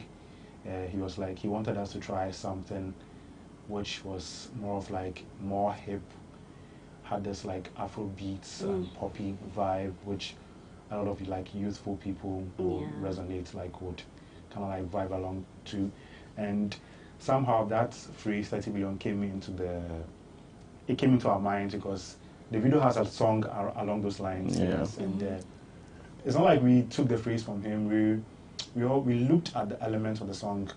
People who play songs like this like to go out to party, like to rave. So it's usually money, flashy lights, strobe lights, and all that. So we thought of these things and we injected them into the lyrics. That's how come you have a 30 billion over there. So it's a song about money, but money makes the world go round. It's a song about partying. All right. As well.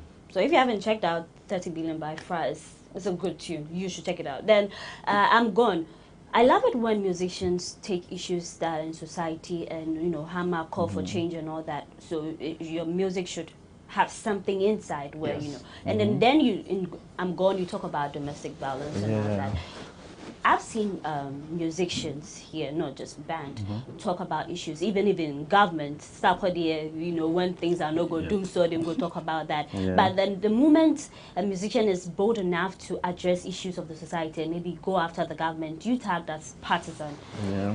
Why is it so? Even though we all have political parties we belong to, but then the moment you want to voice out, you talk about domestic violence, but someone want to talk about politics and the hardship, and then they want to go after you and say you're partisan. How do you feel in that space as a musician, drumming something home, or you just don't want to play the politics part? Political. I think there are enough artists addressing political. So you leave it to them. Oh no. Okay, we can address it. We actually have a song called Doom. So although we didn't explicitly make it like a political song, it's kind of like a satire because we compared the erratic power supply during those days to the affection you receive from a lover who is inconsistent. Yes. Yep. Yeah, so the same way today you have power, tomorrow you don't. We just liken it to you having a partner being a man or a woman, and it's like today they are mind day, tomorrow they are mind all day. They kind of playing this she loves me not ping pong thing with you, and we made that into a song. So although it's not explicitly political, we used the situation in Ghana at that time. So you could read some political meaning into that, but we didn't want to go all out for a very good reason. And people hate it when you talk about the truth. People hated Jesus Christ for it.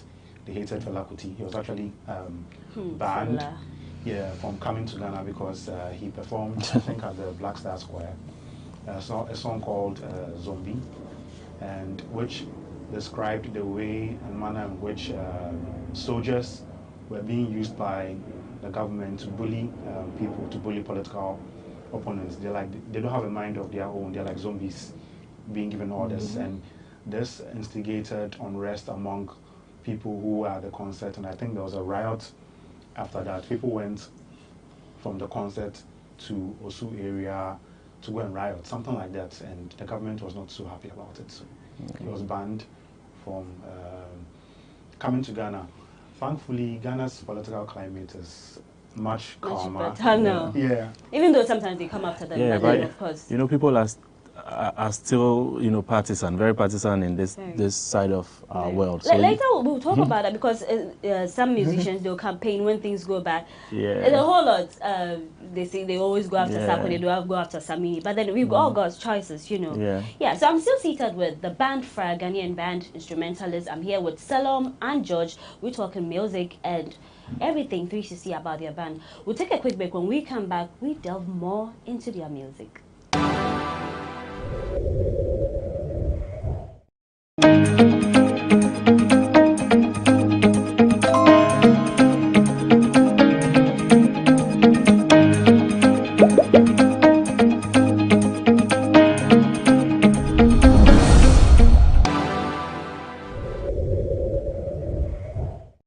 Welcome back. You're still watching Talkatainment on GhanaWeb TV. I'm here with the band Fra. Would you say that Ghana, the country where you are, they've given you your flowers in terms of the good music that you do, the traction, everything, appreciating on all levels? Would you feel like the flowers have been given?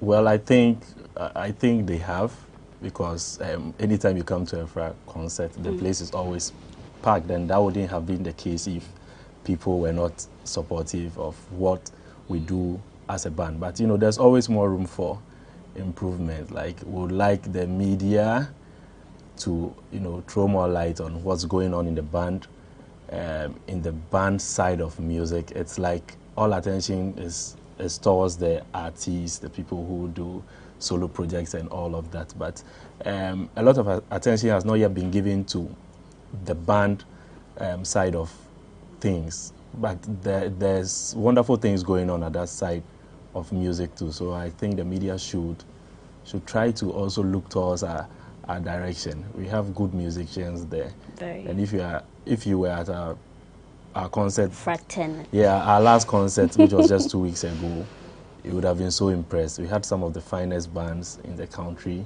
perform on that night, and they may not be known down here, but trust me, everyone gave the performance of their lives. That's what we do at our concerts. It's always a jam, involve the audience in everything that we do. So they always go home with a lot of great memories. All right. Yeah. So Ghana, Shatawale got the Esther movement, and then Stonebwoy being native. So if you're a fan of Fra, how you call yourself? You're part of the family. Framen. Family. So family with Fra. Hey, just fraternity, family. Oh, okay. I love that. But then, currently, is there any artist or band that you wish to partner with, like collaboration and stuff like that?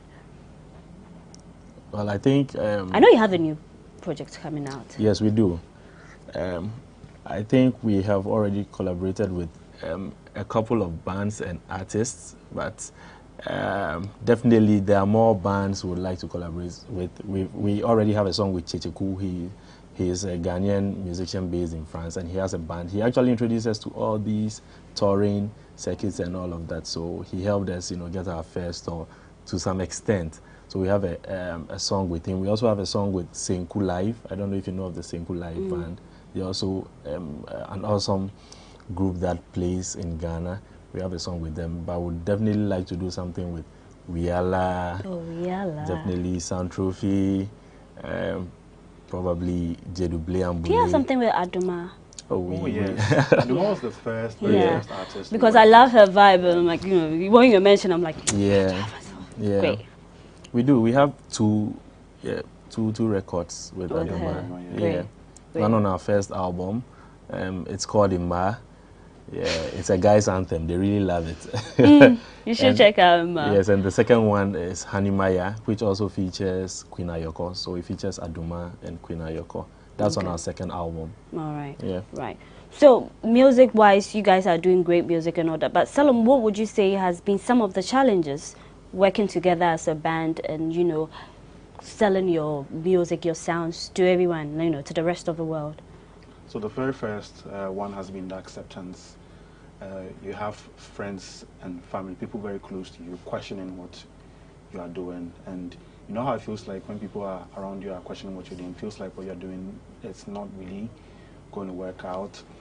So that constant negativity tends to get into the way. You need to be very mentally strong to look past it and remain focused on what you are doing. So I can reasonably say most of the band members, the band has been very, very strong in that regard, with that resolve.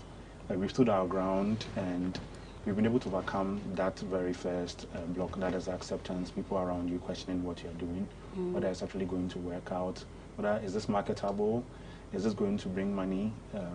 Your parents will always ask you, why have you gone to university and dropped your degree and playing in bars and pubs? It doesn't make sense to them. So that was the very first hurdle. The second part had to do with finances. So let me start with sponsorship. Right.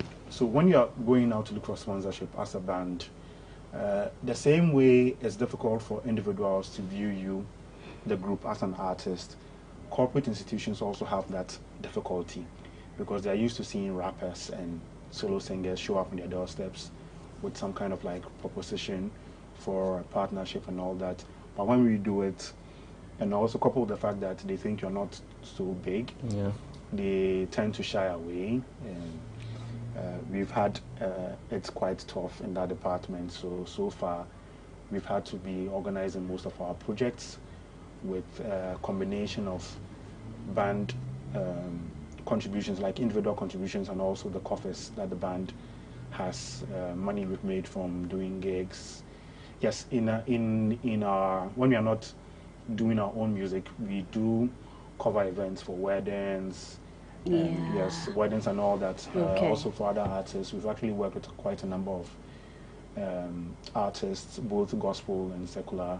I can mention so many, and we save up that money and put it down and try to organize our own stuff because we don't have any investor or any company stepping in and saying, okay, I'm going to take care of this for you. Nah, it's not really been there. God being so good, I think with our last event, we had Ravens Consultant stepping in, coming on board with us, and I think that they are our very first investor, so to speak. So the finances have been very, very tricky. Very, very, very tricky. But can imagine. I think we are at that point where we are, at the peak of the mountain, about to slide down. It will happen, but it takes someone who really appreciates music to, appreciate sound. So when someone oh, they are not, I'm like, you don't know music, you don't appreciate quality sound. You're used to the, less party thing. But if you really feel music, understand, you'll fall in love with Fra. So if we don't have to attend your concert, do you play at sport? How do you play? Or you have to wait for their concert before we see you live in action? You mentioned that you do weddings and corporate events and stuff. Yeah, but most of those events are private events, so we can't put it on our pages and all of that. You understand? Yeah, someone's party, wedding, they are private events. I think besides the main fraternity, we always try to hold another concert, something little, be it in the form of an album launch or something. This year we're actually trying to do another fraternity out of Accra. You understand? Because we've been doing the past editions within Accra. We feel it's time for us to take fraternity out of Accra to another city. So we are still, in discussions with people out there. We don't live there, so we need to partner with people who are actually there. I think Takoradi will do, because they have I've been to Takoradi a couple of times, and they also appreciate the sounds and all the things. So Fra, have you toured the world? What are some of the events that you've been to? And of course, you're saying that this year there are plans for it, but then let's talk about tours, selling your music, what you do, the quality to the rest of the people, maybe on the African continent or part of the world. Okay, so our very first trip together as a band. Prior to that, I think some of the band members had traveled individually, but together as a unit, going out there to go and do our own music was in 2019. We auditioned for We're just on a project called Bisabi by an organization called Casa Africa. And this was based on the recommendation of our friend Chicheku, who is very conversant with the touring landscape. So he advised us to get ourselves out there and that people in Europe would love our music. So we applied, we were picked, and we were asked to come and audition out of like 12 bands. Chicheku himself was there, so his band and Fra, we were chosen to go on a tour for 6 weeks in Spain. So that was, I think, our first major breakthrough. We did 9 shows in 9 different locations. Which year was that? 2019? In 2019 across Spain. And it was an eye-opening experience for us, having to play music. And man, people in Europe love Ghanaian music. I'm saying this because anytime we went on stage, every single venue we played at, the place was full right before we came on stage.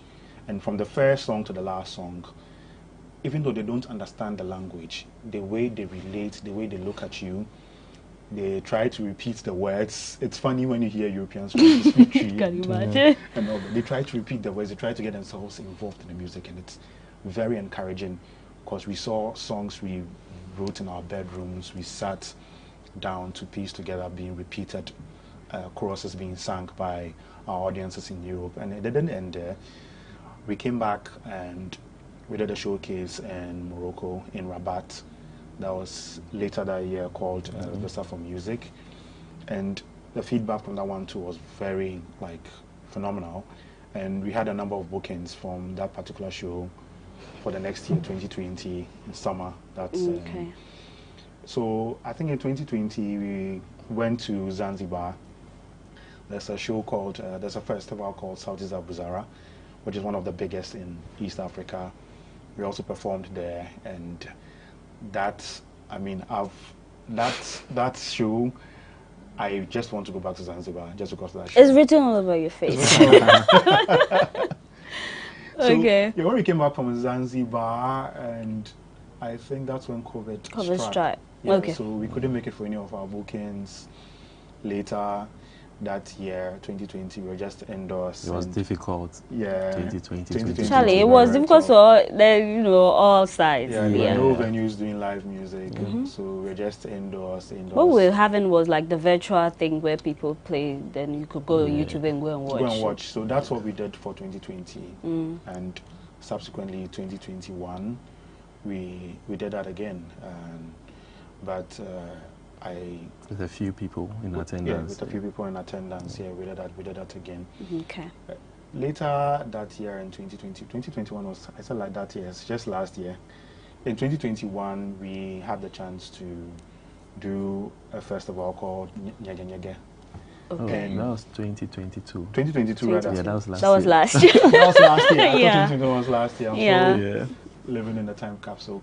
So, last year, yes, we did Nyege Nyege in Uganda, and we went there with Adoma. Yep. So we did a set with her, and also we did a set as Fra as well. It was somewhere in Itanda Falls on the Nile River. Yeah, that experience was you had to sleep in tents and all of that. As earlier we had the conversation, usually people love the band, you have to go outskirts, just somewhere. There's no network even. It was beautiful. Yeah, there's no network. I see. We're just off grid. You had to bath in the river. Yeah. Wow.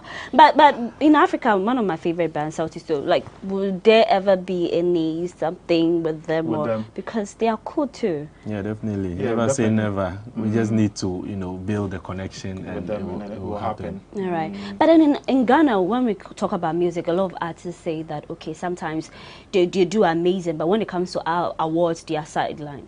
But a band, would you say the Ghana Music Awards, the Ghana music industry, you have like a safe spot for you, a safe category that you know that, okay, this is it. At the end of the day, we are appreciating bands, we are hammering, and then letting people get the attention that, okay, bands do, not just about the musician. Yeah. So when you talk about Ghana Music Awards, how would you say? I don't think so. They usually nominate us under Group of the Year, which I think is too broad.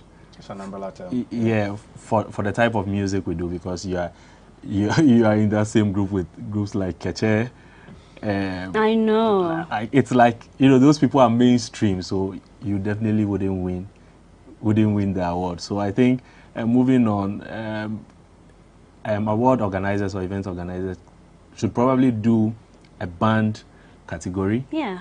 Probably band of the year or something. That makes more sense, because when you put us under one umbrella, group of the year, it's too broad. I agree. Yeah. I totally agree with that. But then before we wrap up, what are the plans for the year 2023? 2023. Yeah.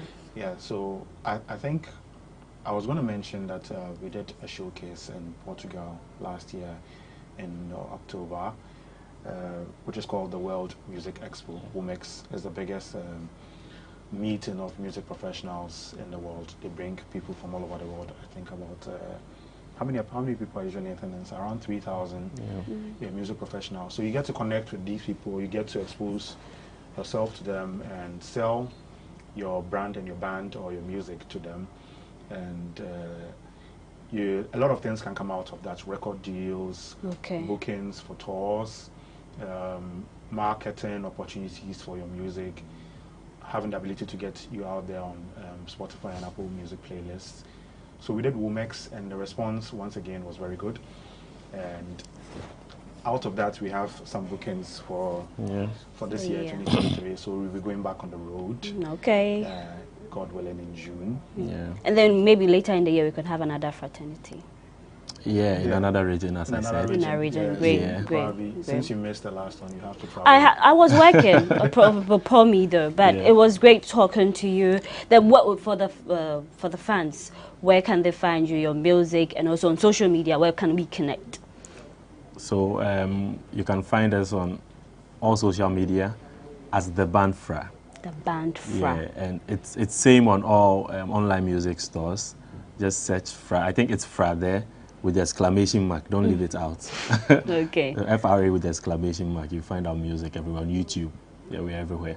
Great. So thank you very much, George and Salom, for today's conversation.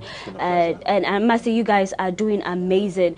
Thanks. The first time I heard your sound, I was blown away. I was like, this is good. I love good music too. So I was like, yeah, this is it. So for those of you who are yet to discover Fra, you know you've missed a lot, but you can join the family. Yeah? Yep. Yeah, great. So thank you very much for doing this with us. We really appreciate you. We're going to support, as you say, the media. So whatever you're going to do, we're going to get on board, because good music, we love to also see that, okay, Ghana is winning on the international platform, whatever. And then when we talk of bands, they're going to chip in for not just like your CBSA, the Ramblers and all that. The new school too are on board.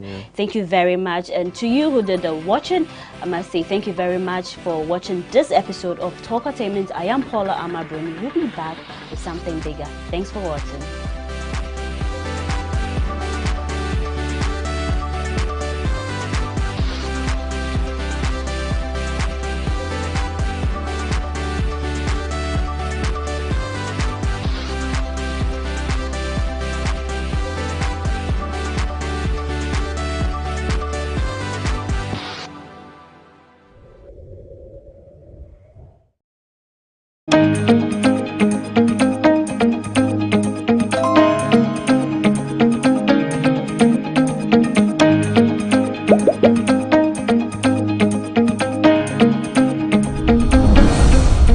Welcome to the Ghana ICT Hub, a partnership between MTN Ghana and the Government of Ghana through the Ministry of Communications and Digitization. MTN pledged to support Ghana's digitization agenda in line with its ambition to lead the delivery of digital solutions for Africa's progress. In fulfillment of this pledge, MTN Ghana has committed $25 million toward the realization of the Ghana ICT Hub project. The objectives of the Ghana ICT Hub project is anchored on the following: to create an ICT-enabled environment for human capital and ICT skills development, to develop an ICT ecosystem through remote access delivery to facilitate job creation for national development, to provide a modern, state-of-the-art physical infrastructure to serve as a pillar for the digital Ghana agenda. The physical infrastructure, when completed, will provide 4,000 square meters of space with the following facilities: laboratories for technology training and research, innovation hub, co-working spaces for tech innovation startups, Tier 3 data center, conferencing facilities, offices and meeting rooms, commercial lettable spaces, gaming area, restaurant, ancillary facilities. The technology laboratories will be fitted with the next generation ICT equipment and applications to provide the youth of Ghana with practical training in Industry 4.0 technologies such as artificial intelligence, AI, machine learning, cloud computing, 3D printing, robotics, Internet of Things, IoT, advanced manufacturing techniques, cybersecurity, genetic engineering. The project also seeks to establish a complete ecosystem at the hub through remote access delivery to facilitate job creation for national development. The ecosystem shall comprise of MDAs, technology companies, startups, incubators, research agencies, leading universities globally, foundations worldwide, to create a community. 1. The ecosystem community shall bridge the divide between academia and industry and provide solutions to challenges in the key sectors of health, agriculture, and educational sectors of the economy. 2. It shall also run an innovation program providing mentoring and networking for the youth in tech startups. 3. The ecosystem community shall establish an innovation fund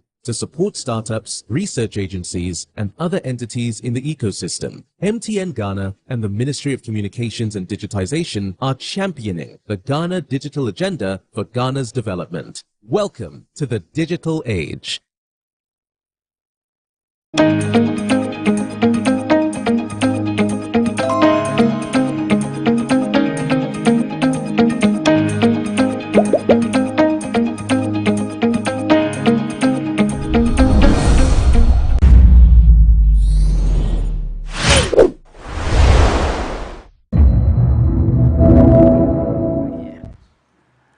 Is the regional auditor who might not have the direct discussion with the school. So what I would direct is that the regional auditor to confirm from the district auditor if this has happened, and that ends the matter. But if it's something that cannot be confirmed, then, Madam Accountant, 128 Ghana cedis, that one you can pay. So you only refund that portion, okay? Yeah. Honorable Chairman, the documents that they have given, we can't trace the particular document. They have wrote two different items, free senior high. So the auditors will come and then verify. If they're able to,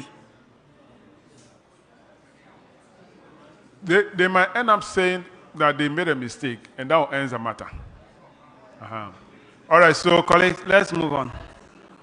Order. Order. That'll be all for Holy Family. You are discharged. Thank you, Honorable Chairman.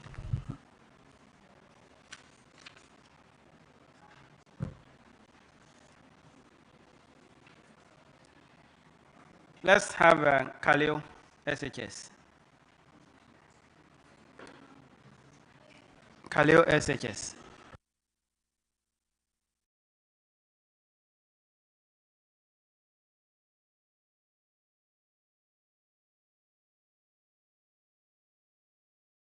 Kindly introduce yourself to the committee. Use a mic. Put it on. Thank you, Honorable Chairman.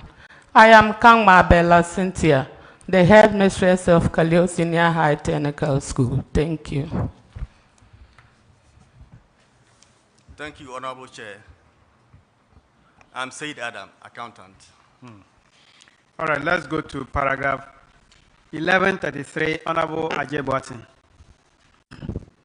Thank you, Mr. Chairman. Paragraph 1133 relates to outstanding school fees amounting to 517, but Kaleo's share is 9,550. So it relates to failure to collect school fees. The auditors urge the heads of the institutions to take steps to collect all the outstanding debts in compliance with Regulation 32(2) of the Public Financial Management Regulations. So have we been able to collect those arrears? Thank you, Honorable Chair. We've been able to collect some, leaving an amount of 155 Ghana. And we are hoping that the said person, when he comes for his resource or any other thing that we can get him, will take it. Thank you. So you are left with 155 Ghana cedis, please. Okay. And you are hoping to be able to collect that money when the person shows up for the certificate. So in case he doesn't come up for the certificate, what happens? Thank you, Honorable Chair. We are hoping that whatever it is, at least one day he will be looking for his certificate or a testimonial to do something, and we'll definitely get it. So why don't we pay that amount and then wait until he comes? Honorable Chair, thank you. I'll get your contacts whether you help me do that as a brother. Thank you. I support the request by the head mistress. Ajay Watson, give 200 Ghana cedis to her to go and pay the 155 out of it. Oh, they ask for 200 Ghana cedis. I can pay. I can pay the 200. So I'll see you after this. Okay. But the point is that why did we have to wait until this was brought up by the auditors? Because as part of the supervision that we do as heads of institutions, we have a duty to ensure that all fees are paid. Honorable Chair, it wasn't after this recommendation came. We started retrieving the school fees when I was transferred from my former school to that school. It was a huge amount, but with that effort, we were able to retrieve some. It was the 9,000 something that was captured when the auditors came. It was more than that, Honorable Chair. Thank you. Yeah, but that explains the fact that you have not been doing too much in ensuring that the payments were made. Honorable Chair, we have been doing extra too much. So what is happening? It is that some of the people, by now, I've even tried all my possible best to trace that particular student. I am not getting him. It can even be that he is being called by nature. So there are so many things that is, we've done all our possible best to get these monies. Thank you, Honorable Chair. Yeah. Auditors, those monies that she claims have been collected, have they reflected, and have you checked on those ones? Yes, Honorable Chair, we can confirm an outstanding of 155. Thank you. All right. Thank you, Mr. Chairman. Thank you. Continue to look for that 155 until you get a person. So paragraph 1148, Honorable Apak.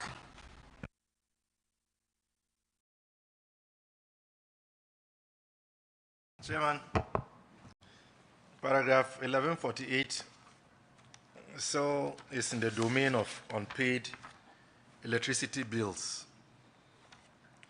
And I think in my case, it is Kaleo. The amount quoted is 88,872 Ghana cedis, 13 pesos. Madam Head Mistress, what is the current state of affairs? Has this been paid?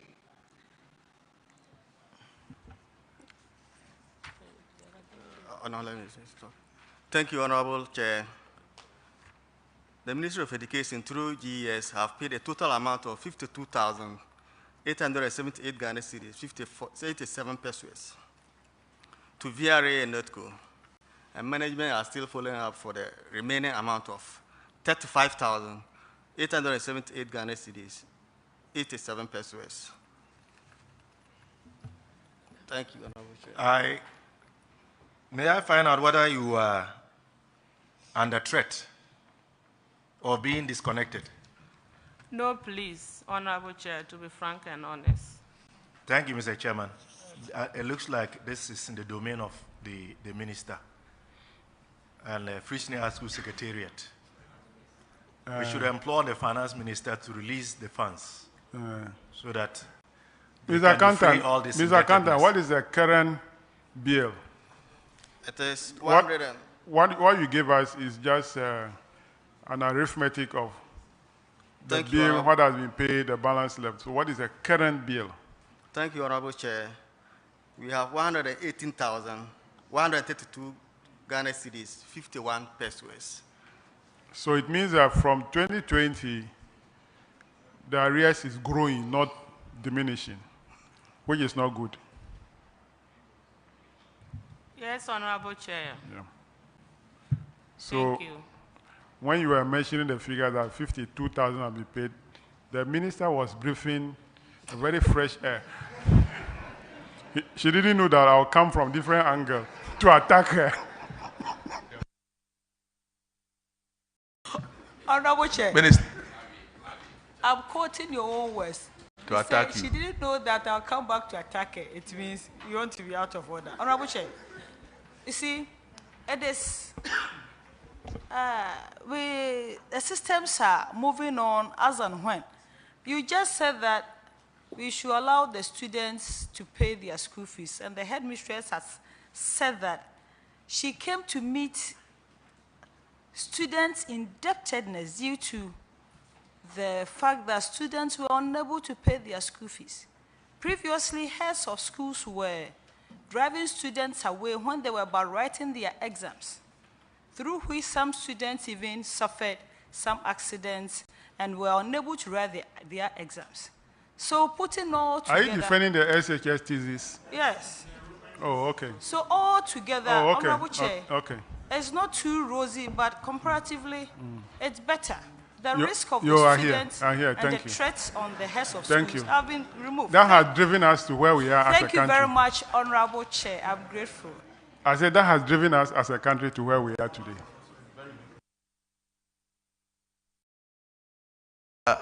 I think I want to understand something, Minister. The previous case of, I think, Holy Family, they said the money has not been paid, nothing has been paid since 2017 or so.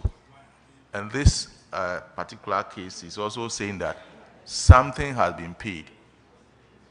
How is the system? Is it individual effort of the headmasters, or how is the system works so that some people get paid and others for maybe 5 years have not been paid? How is the system running? Honorable Chair, we have an MOU with the service providers. And periodically, the heads of the institutions will bring the status reports, because we can't take the bills only from the service provider. We need to confirm from our agencies. So the heads of the schools write status reports periodically. Every semester they write. This one, I can't explain why others are not paid, but I want to believe that some reports reach the headquarters before the others. So that may be the result of the discrepancies. It is not about go and lobby, no. It's about getting the report at the time that some disbursement is being done. Thank you. I mean that the headmistress, who has not gotten any payment since 2017, is not submitting a report. It's not working on it. Is that what it could mean? No, he said, they said the St. Mary's, am I right? The Holy Family, she said they have been paid 2,000. FUMS said they have been paid. He said FUMS said they have been paid 2,000. Okay. Within the same period of 2017 to 2020. Yes. And that same period, Holy Family has been paid 35,000. That is why I said... I didn't hear that from her. Oh, she says so. He said there have not been any payment since 2017. Said 2020, Honorable Ranking. No, Honorable Minister, the headmistress, Holy Family says that since 2017, they have not received any payment. That's what she said.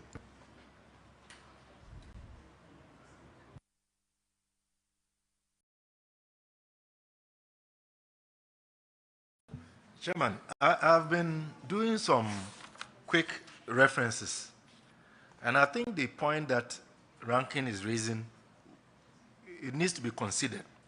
Because for the Upper West region, the total number of institutions captured, they are 38. 38. And out of the 38, it is only these 16 that have been cited in as far as the non-payment of electricity bills are concerned. And I think that is a bit curious. What accounts for that?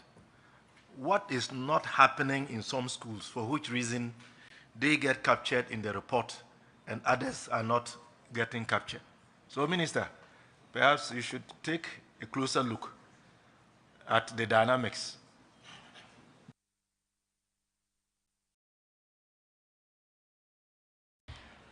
All right, so that'll be all for Kaleo Senior High Technical. You are discharged. Thank you, Honorable Chair. Let's have T.I. Amadia, SHS. Wa. T.I. Amadia.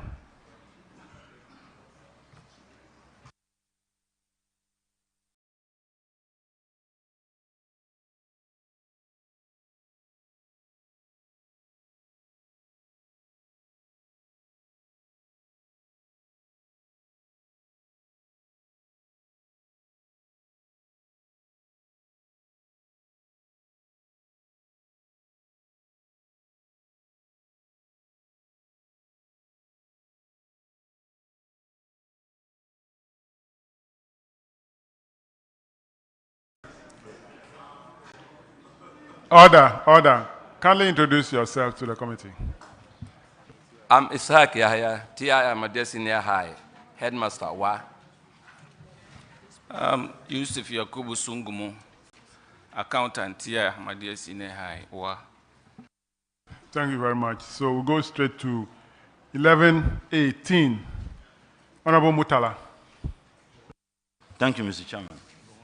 Headmaster, an amount of 174,000, in fact, an amount of 22,000 in respect of T.I. Ahmadiyya, 22,593 Ghana cedis was released to some officers to perform various activities, but only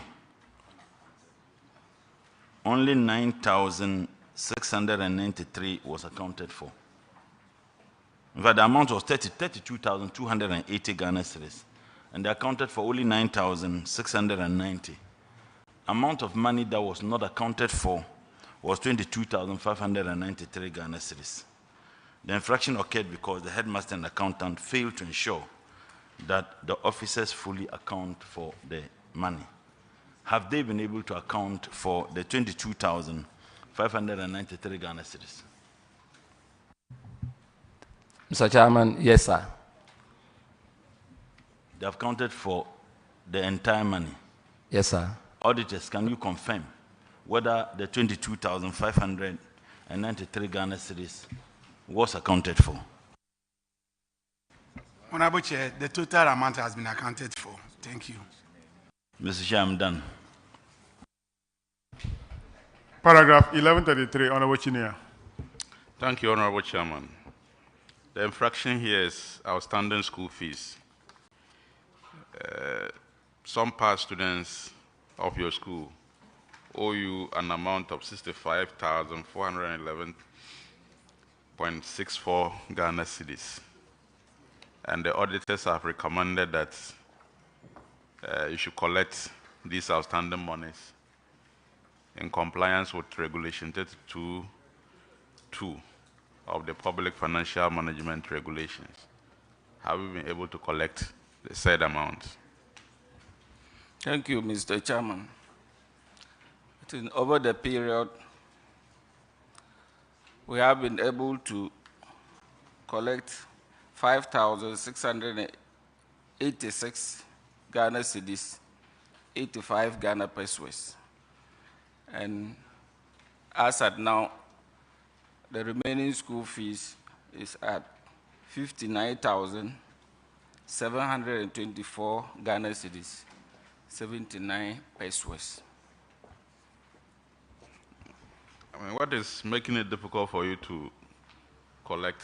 Because this 2022 20 reports, and this money has been outstanding for a long time. So if out of 65,000, you have been able to collect only 5,000, leaving 59,000, it means that there's something special. And can you let us know why and what you can do going forward? Chairman, these are past students, I think since 2017. And most of them, if not for the sake of their results, they won't surface at school. So measures have been put in place to track all those students who are owing the school. As and when they are coming for whatever at the school, we'll make sure they pay all their indebtedness to the school before we can attend to them. I think these are some of the difficulties and the measures we have put in place. I can appreciate your challenge, but don't you think that if somebody completed as far back as 2017 and as now has not come for his results, the likelihood that they will not come again is higher? Because if the person really needed the results or has passed, I mean, 6 years down the line, so if you have to collect these monies, probably you have to look at other means rather than using the results, because the results cannot attract them to come and pay this money. So probably we have to look at, Honorable Chairman, I think we have to relook at, because... So how much is the balance left? The balance is 59,000. 59,000. Out of 65, they've only collected 5,000. And these are people who have completed for more than 7 years now. Can the free SHS secretariat pay that money? It's also one of the free SHS. But Chairman, these were not students under free SHS. Why?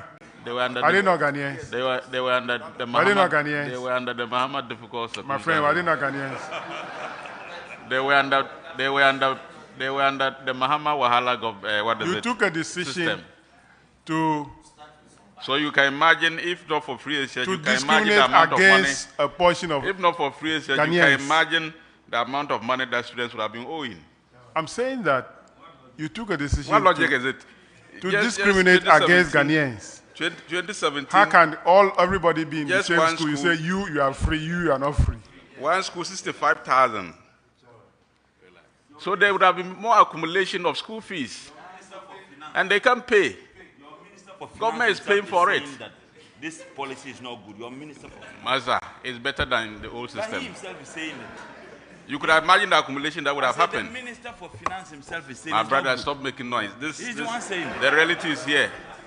They couldn't pay. The student couldn't pay. And it's outstanding. Their parents can pay. Now government is paying for them.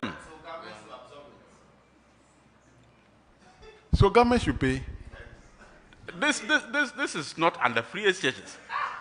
It's under... The argument is not holding. Yeah, it's not holding. If there are some people who are Ghanaians, some are not Ghanaians. I mean, Chairman, the policy was introduced in 2017. They were students in that 2017? No. They were students in 2017? No. These are students who completed before. Why should the policy start from the first year in 2017? Why? But these students were not covered. Oh, my friend. What do you mean? They were not covered. They are not covered under free SHS. That's a bad policy. We are only attacking the policy. Chairman, we are not here. It's a bad policy. It's a bad policy. We are not here to attack policies. It's a bad policy. To look at the Auditor General's report. It's a bad policy. In the unfortunate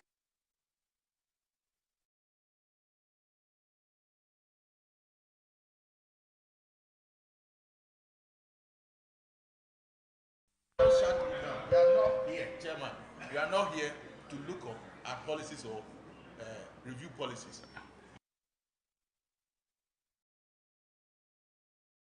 He will never come. Wait, when you become the chairman of the committee, then you can. IDP arrest me for saying you never come to power. Now,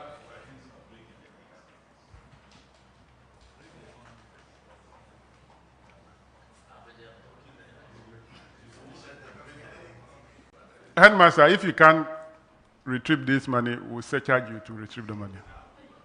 Why are you saying how? Why are you saying how? You see yourself.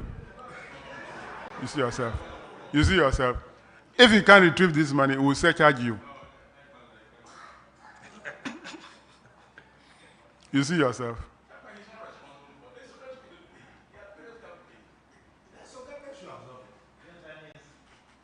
That's why free SH is very good.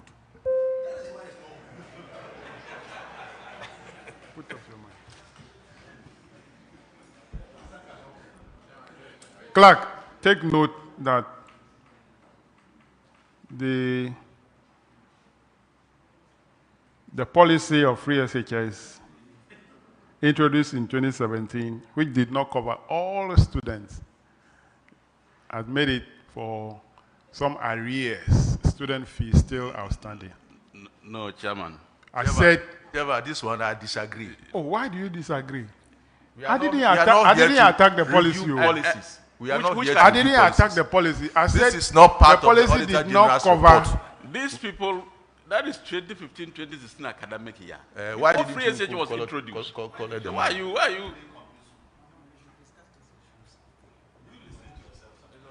I do.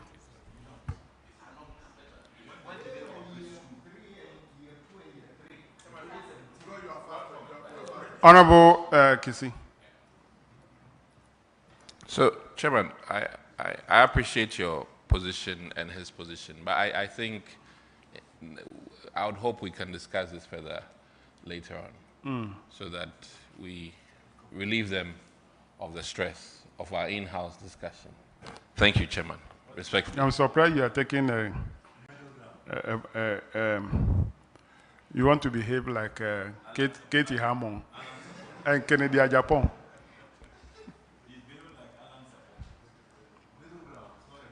Is he supporting Alan? I know Chinya is supporting Baumia, so that's why he's behaving like that.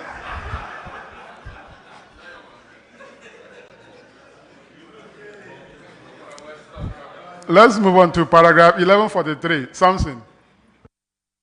Thank you, Mr. Chair. Headmaster, do you still collect school fees? As of 2020, were you still collecting school fees?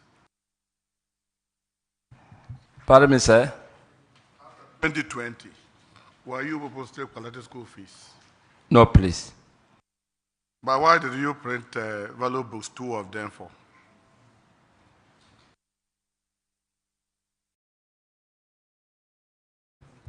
Your Honor, it was something captured previously. It's a carry forward, sir. This is 2020 report. You went to a private organization and printed value books.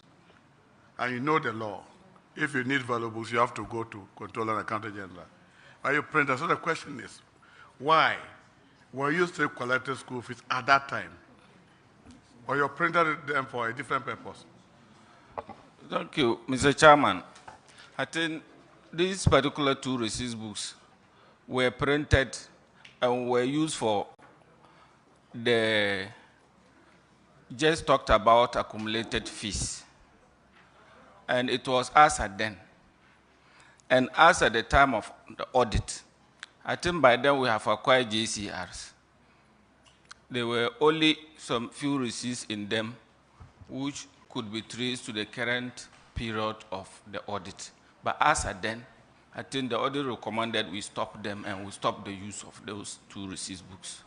Were those 2 books acquired before the implementation of free HSS? Sure. Because or it was in 2020? Because I wonder where you got the money. It was acquired before free HSS.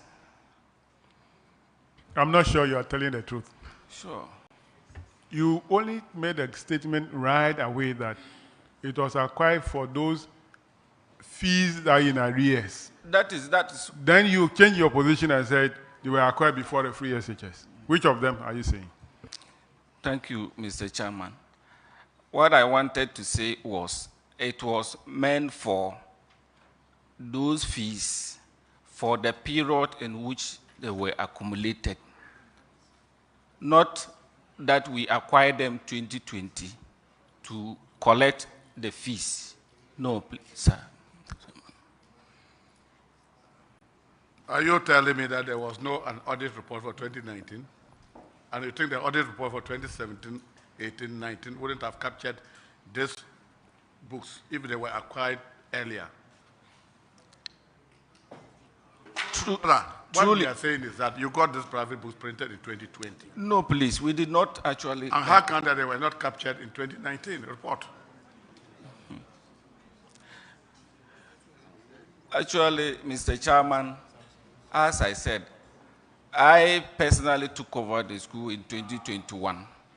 And as at then, the receipts books were there and they were in use. And if you could trace them, you see that they were actually for around 2017 thereabout, and not for immediate year. Anyway, your recommendation was that you should acquire books from Controller Accountant General. Yes. So did you? We did. Yes. For the purpose of collecting the RAS? And any other receipted? Like? Like checks or transmission from headquarters, we issue receipts, we use the JCR. Please. Okay. Auditors. You confirm that they've complied with your recommendation? Honorable Chair, GCRs from controller is not being used by the school. Thank you. But auditors, my observation is that if you had indicated the date of acquisition or printing of those receipt book, this issue of whether they were acquired before the free SHS or after will not come in. You see, because your paragraph 1144, which says that we noted that management of Dafiama Senior High and Tia Hamadia Senior High School did not seek approval from the Controller and Accountant General before printing 10 GCR booklet from private entities. If we had, you have indicated the date of printing of those, the issue of what the accountant said and what the member is arguing over will not arise. So take note of providing enough information in the reports. Well noted, Chairman. I also want to make a little comment on the reports. Occasionally, you come across, let's say, 2020 audit report, and then you find that if you read the details, the infractions occurred maybe in 2018 or 2016 or 2014. And the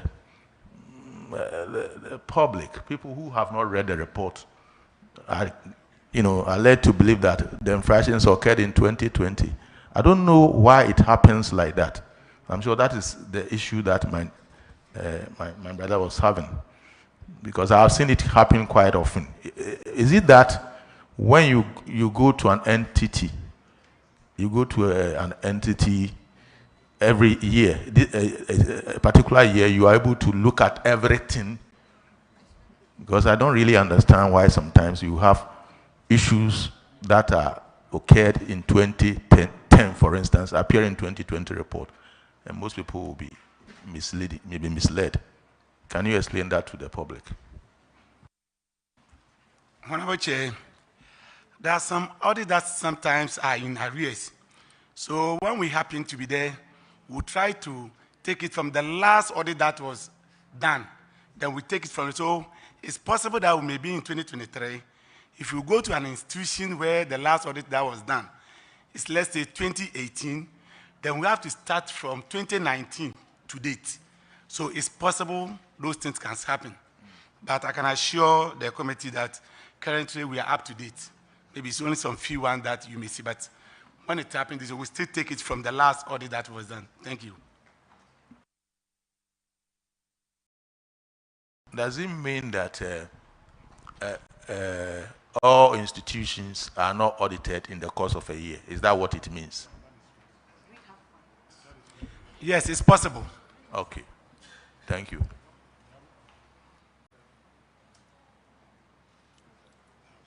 All right, let's move on to 1148. Honorable Kisi.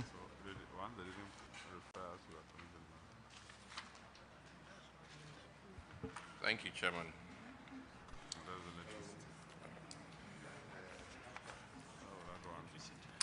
On this issue of unpaid electricity, what's your update? Have you paid some or zero? Thank you, Mr. Chairman.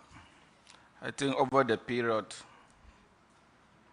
the government has able to make a payment of 74,494 Ghana cedis, 85 Ghana pesos.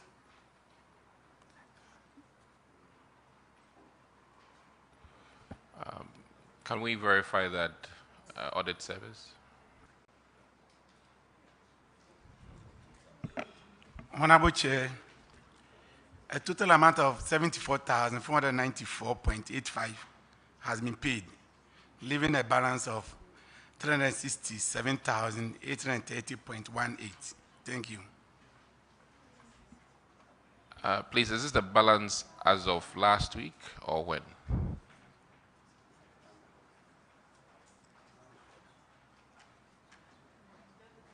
That question must go to the accountant. What is the current balance, current bill that the school is owing ECG or NEDCO? As at July 2022, the bill was 460,961 Ghana cedis, 33 Ghana pesos, as at July 2022.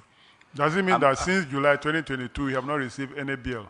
We did, please. But so give me the current bill. Mr. Chairman, please. Unfortunately, I don't have the current bill. But you are keeping the July one in head. But current one, that one, you can't keep it.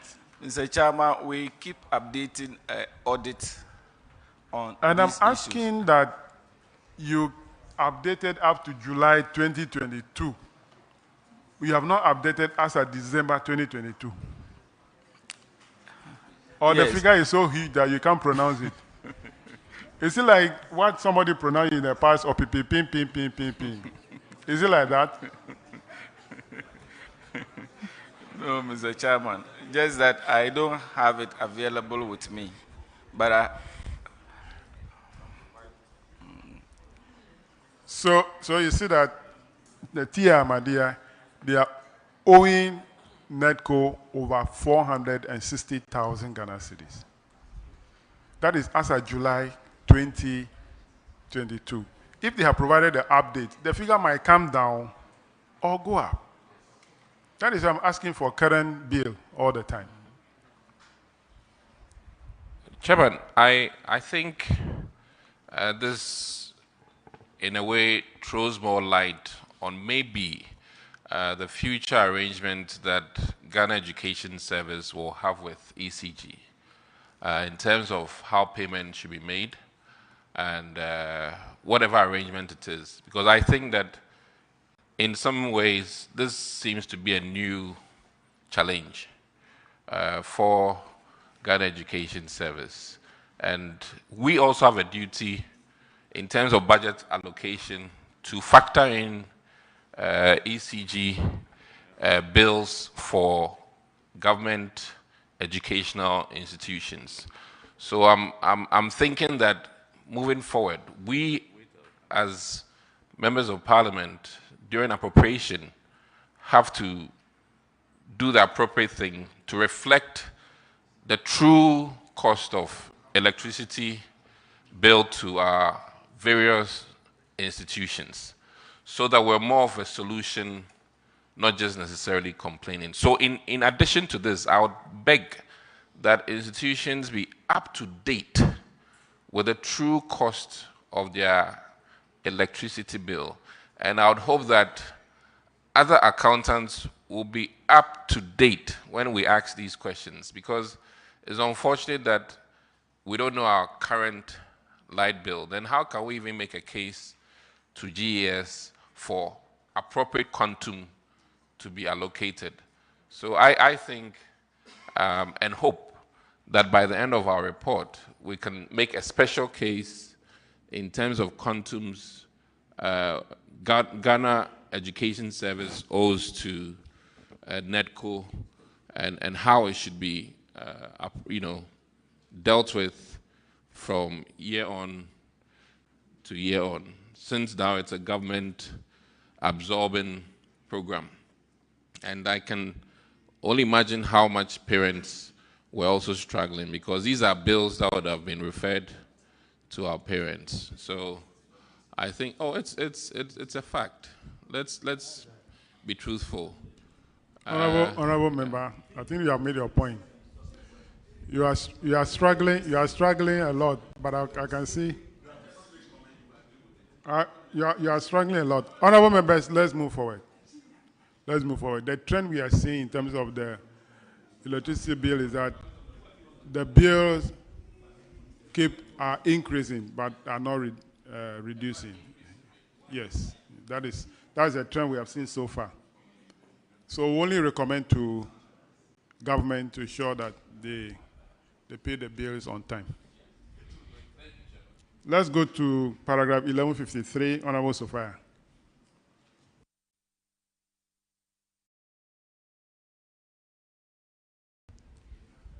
Paragraph 1153,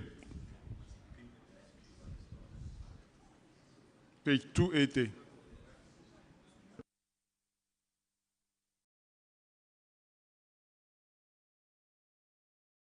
Thank you, Chairman. Paragraph 1153, on competitive procurement, and the total amount is 303,201.65. Auditors are saying that they noted that management of what was this?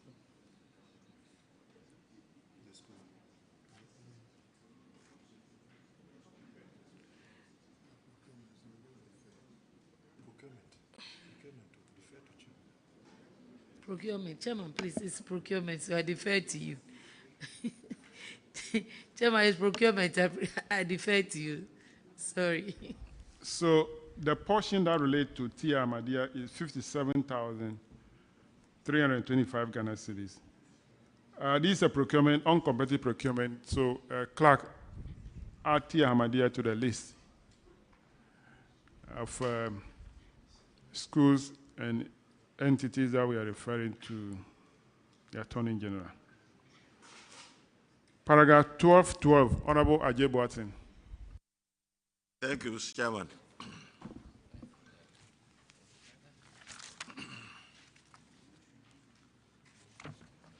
Twelve. 1 minute, Mr. Chairman. 12, where is it?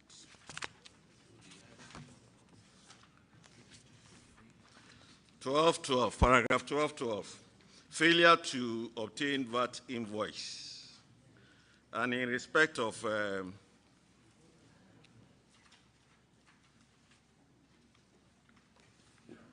Tia Ahmadiyya, the amount involved is 1,338.45. The auditors recommended that the heads and their accountants, or the head and the accountant, should obtain a VAT invoice from the suppliers, failure of which they are both to be held liable to pay the VAT amount of 3,835.64. So, have you obtained the VAT invoices? Thank you, Mr. Chairman. We have obtained and made payment of all VATs as at the time of the audit. And the receipts have made available for the audit verification.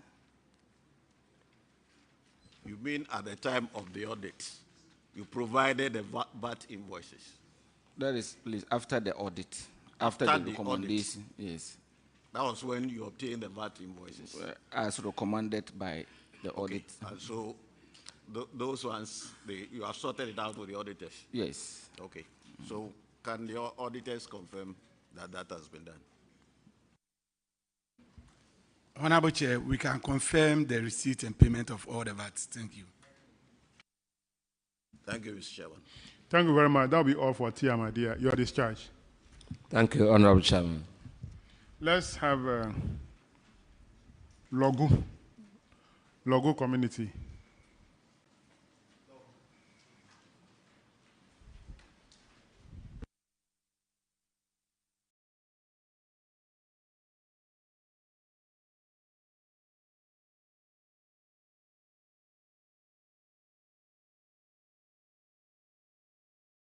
Kindly introduce yourself to the committee.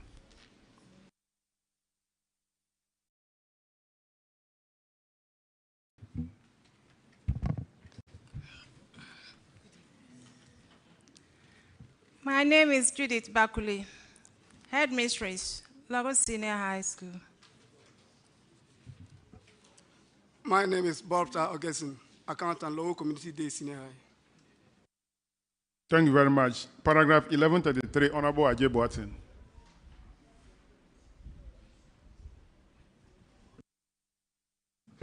Thank you, Mr. Chairman. Paragraph 1133.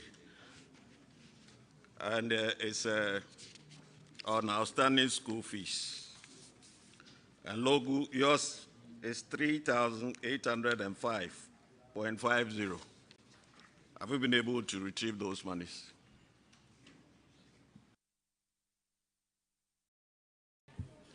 Thank you, Mr. Chairman.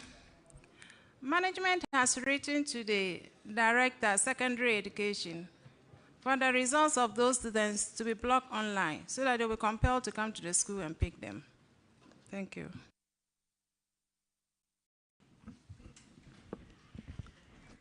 What efforts have you made? That perhaps is something that you have decided to do upon failure of some other efforts. What other efforts did you put in place to try and recover these monies? Thank you, Mr. Chairman. The contact numbers of such students, we pick them and try getting in touch with them individually, but most of them failed. You call them and they say they have never been to a Lagos Senior High School. Thank you.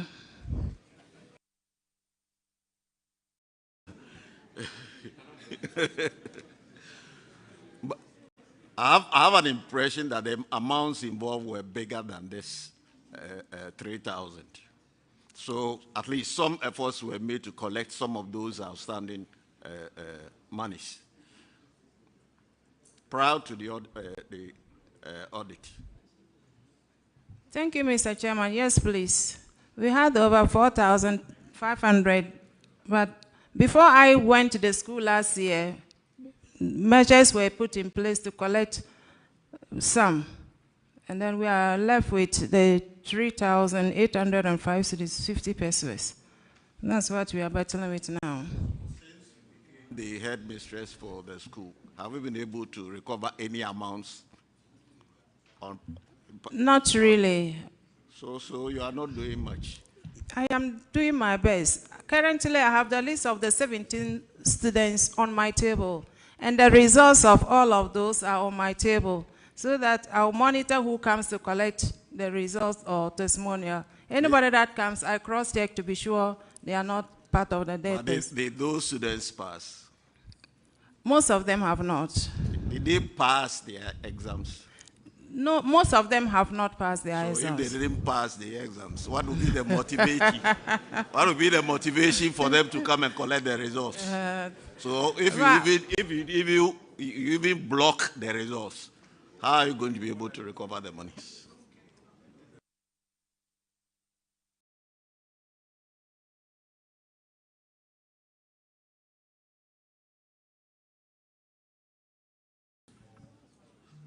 Yes, I think you recognize the kind of situation we have now. They didn't pass their exams. Yes. You are asking that their results be blocked. Yes, please. At the center. Yes, please. Meanwhile, about this time, perhaps they are even aware that they have failed.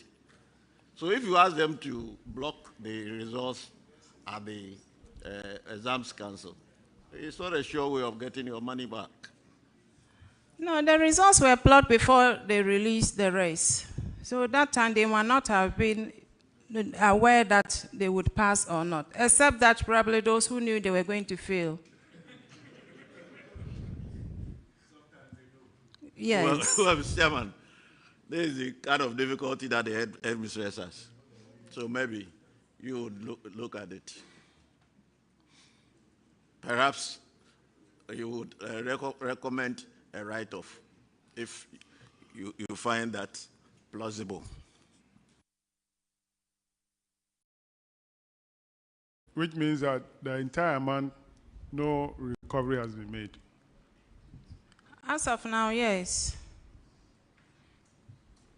You also say that when you call the student, they claim they have never been to local yes, community. please. Yes, per the contact numbers I have from their files. How many students are involved? 17, sir. 17 students. Yes, please. And all of them say that they haven't been to Logo before. Those have. This is surprising. Those I have been able to contact. There are some of the lines that don't go through at all. Yes. Thank you.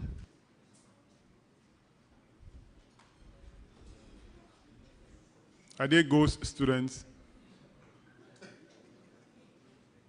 Colleagues, what do we do? Chairman, I want to find out from the head. We're talking about an audit that was dated 2020. So these students perhaps may have exited the school prior to 2020. So at that particular time, did you have the telephone numbers of the students? I said I just took over the school last year, 2022, so I am not aware. Did you get the numbers to call the students? I don't know if my predecessors called them, but I did.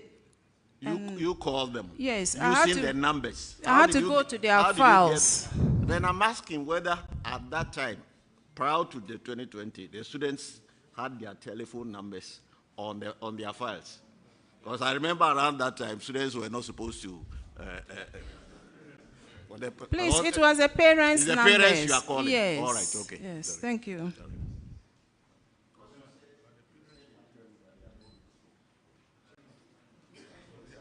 Yes. Honorable Park. Chairman, you posed a question to your committee. What do we do?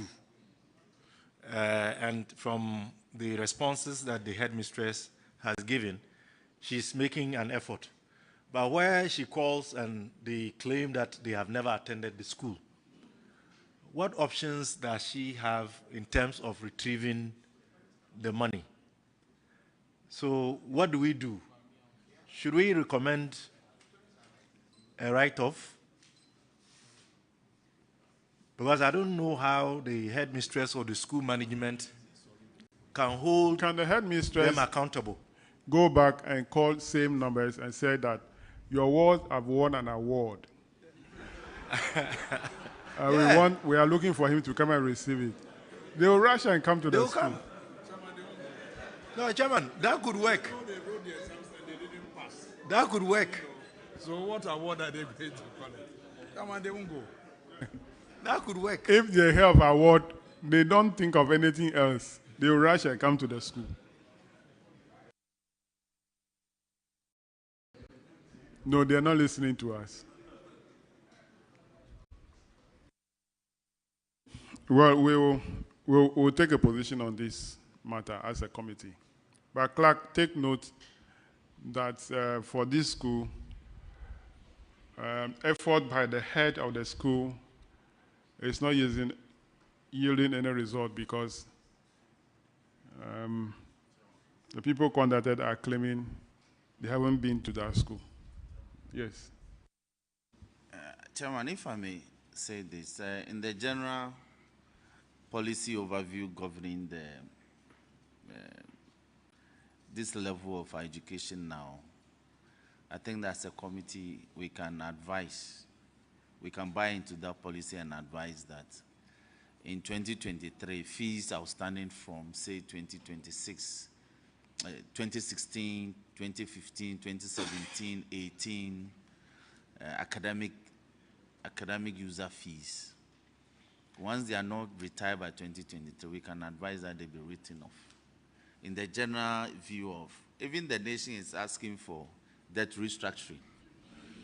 And so the schools, we should, in that spirit, we should be able to lift this off the books of the school. Well, yes. we'll debate that one yes, yes. and take a position In as concrete, a committee. Yes.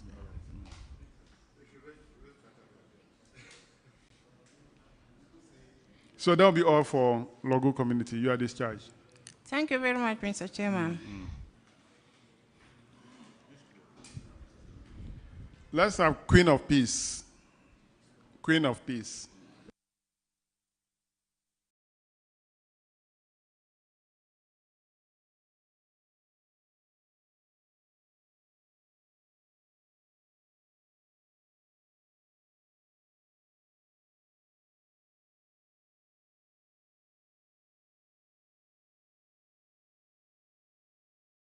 Kindly introduce yourself to the committee.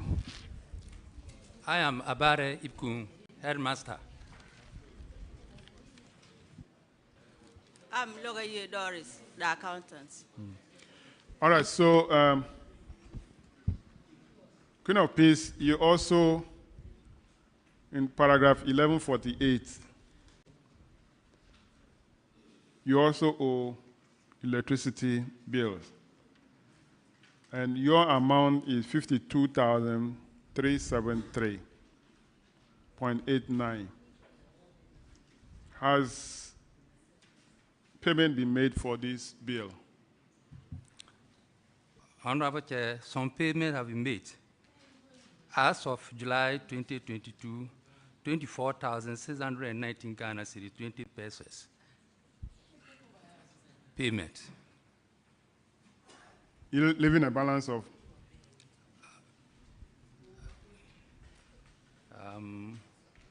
Unless I do the subtraction. You should do this. But as of, you should yes, do this before coming here. Yes, I didn't do that one. But if I do the calculation, I can get you the balance, please. Do it.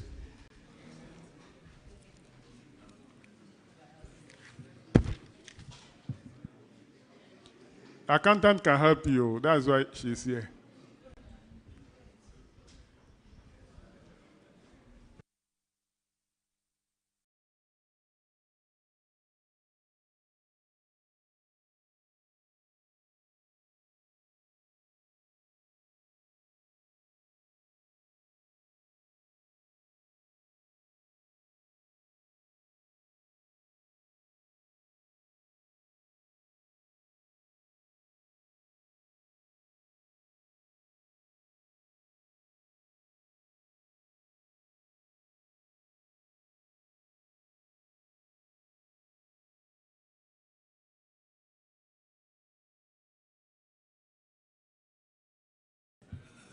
Yes.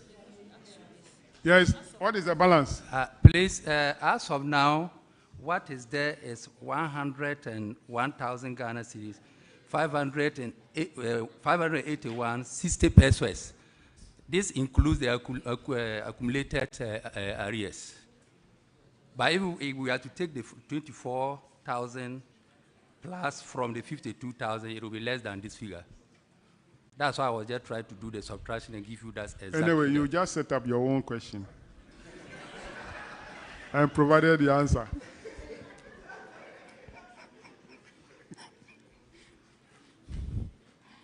Maybe you suspected that my next question is that what is the current bill? So the current bill is over 100,000. So it is shown here also that the bill is rather growing. Yes, it's Honorable. not reducing. Yes, Honorable. The same trend we are seeing Yes, Honorable Chair. so far. All right. Deputy Minister, I think you are listening to everything. And if I ask you, give me the assurance again, but I won't ask you any question. Just take note of the trend of the bills. The trend is going up. Instead of coming down, it's rather going up. All right. So let's go to the next one. Honorable Ajay Boatin, paragraph 1189. Thank you, Mr. Chairman. Paragraph 1189 has to do with delayed get fund projects. Queen of Peace, SHS. You have a project, construction of 2-story boys' dormitory. As at the time of the audit, the project had delayed because the project was supposed to have been completed in 2018. As at the time, the progress of work was only 19%. What is the current situation? Thank you, Honorable Chair. In 2021, the contractors came back and did some work. And up to December 2021, the boys' dormitory contractor was at site.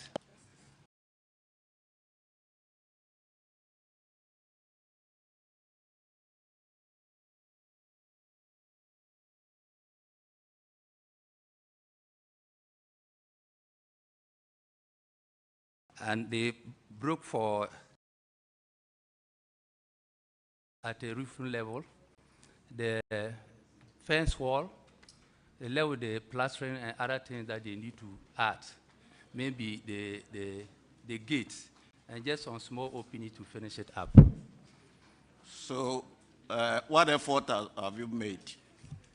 We wrote a number of times, and I think it was as a result of that after the audit in 2021, some works were done on both projects. But since the contractors left site, what effort have you made? We wrote again, but physically, one-on-one with the boys' dormitory contractor. Ajay also tried to find a way of also talking. And then he said, as soon as he receives money, he will come back to site. The audit report asks you to get into touch with the ministry and then get fund to see how best they can. Yes, Honorable Chair, that's why I said we wrote. 2 letters were written, one in 2021 March, and the other one in 2022. So I think it was as a result of that in 2021, the contractors came back to site. Something was done, and they came back and did some work and left, and up to this time, we have not seen them again. Thank you. So it means you have to go back to the same effort and ensure that the project is done for you. But the auditors, can you confirm that some works have been done since the last audit? Honorable Chair, letters written to the Get Fund Secretariat has been cited, and the work is still outstanding after the 2021 few things that was done about it. Thank you. Honorable Deputy Minister. Honorable Chair, thank you very much. Honorable Chair, if you look at the information available here, it means the contractors, I don't know whether it's the same contractor, but then have been paid over 50%. The quantum is 4,231,937 cedis, 20 pesos, and payment of 2,434,696 cedis, 82 pesos have been made to the contractors. And with the completion of works at 19% and 83%.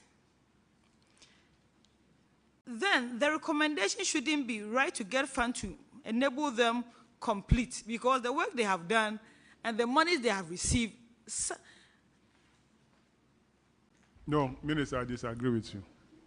Take them one by one. There are 2 separate contracts. The first one, the work done is 19%, and the payment received is 607,000 out of 2 million. Okay?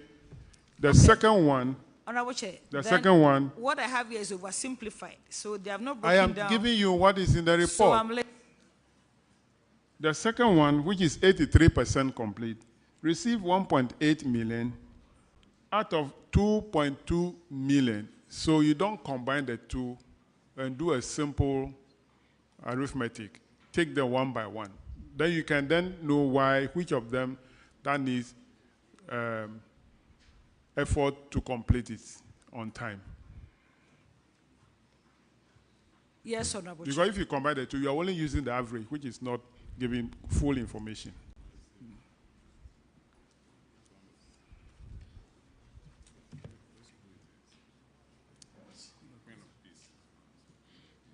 All right, so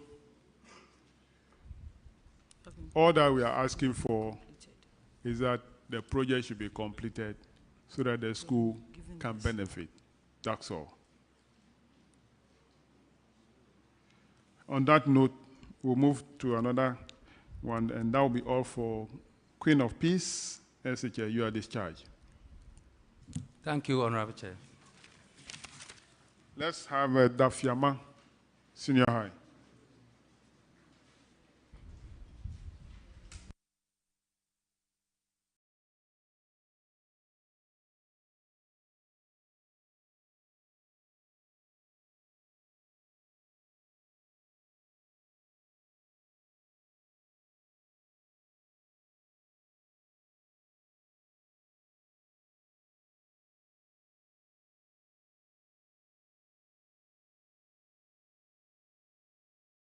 Kindly introduce yourself to the committee.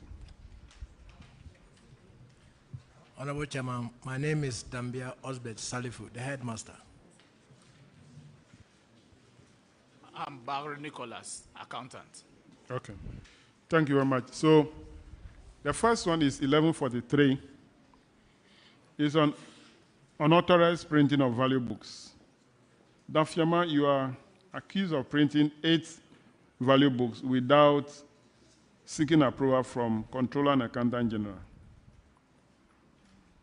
The auditors recommended to the heads of the school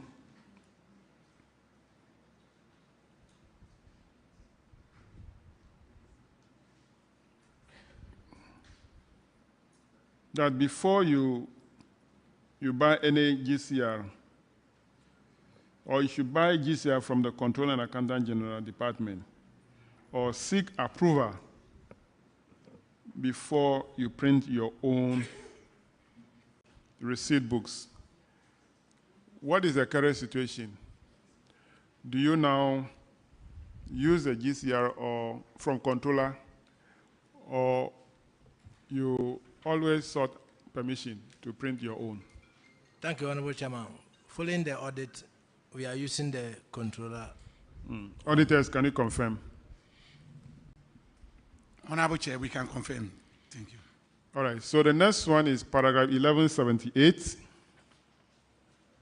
Ranking.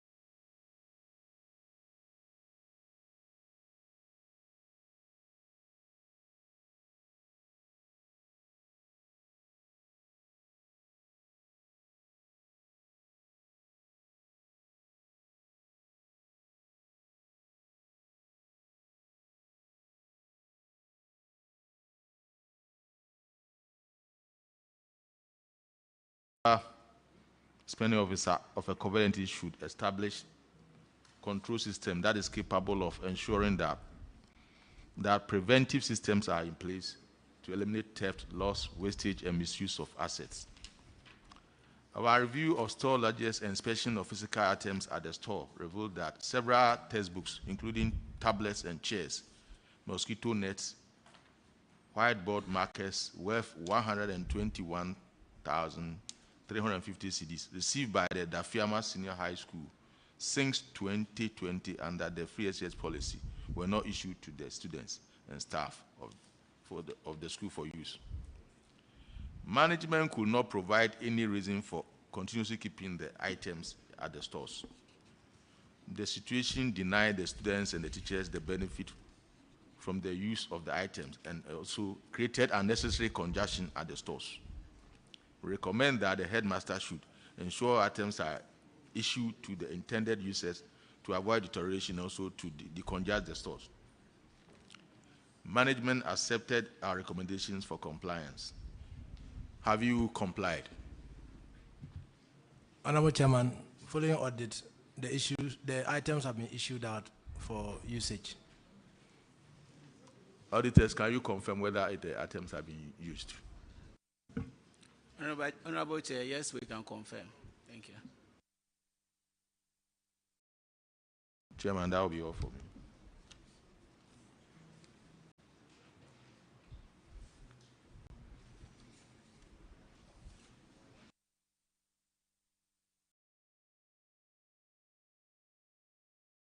So that'll be all for Dafiama. You are discharged. Thank you, Honorable Chairman. Let's move on to one school for the deaf.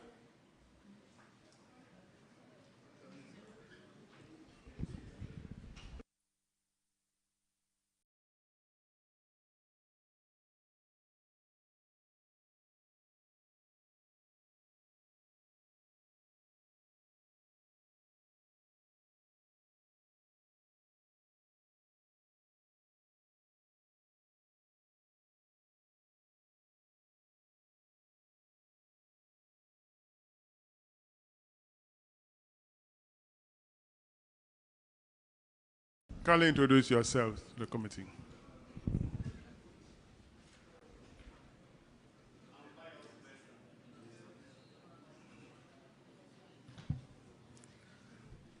I'm Bayo Sylvester, headmaster, World School for the Deaf. I'm Younger Gifty. The accountant, World School for the Deaf. All right, so paragraph 1148, Honorable Sophia. Thank you, Chairman. Paragraph 1148, unpaid electricity bill. And World School for the Deaf. And the amount is 188,963.35. There is noise in the room. Please.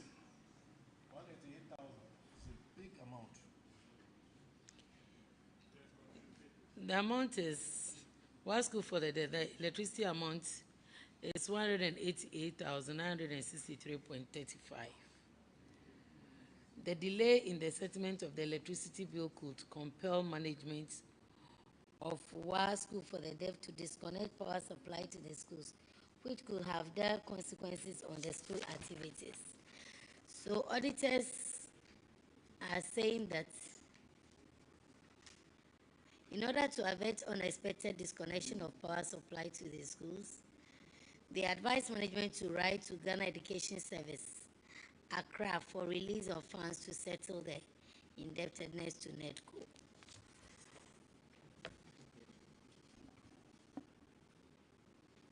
Director, please, what do you have to tell the committee on this? Honorable Chair, as a special school, we rely heavily on central government for the payment of these bills.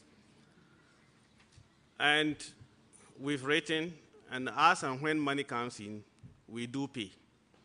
And to the best of my knowledge, in 2022, we paid in July when we had 5,000 given to the school for that purpose. And then also in December 2022, we paid again. So also when do you 5,000. hope to finish paying? Finishing payment depends on central government. We don't have any other source of income to pay off such bills. Was the 5,000 given for just that? Or you were given other monies and you decided to use the 5,000? The 5,000 was purposely for that purpose. Thank you. Chairman. What is the current bill you have now?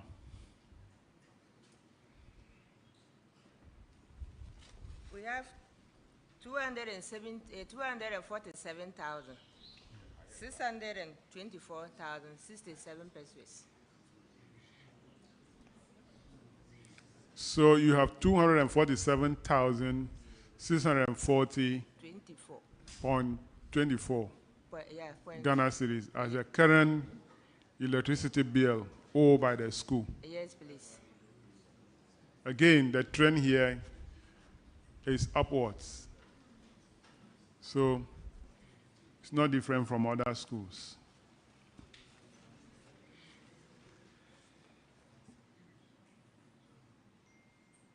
Honorable Isaac, do you want to give them money to pay?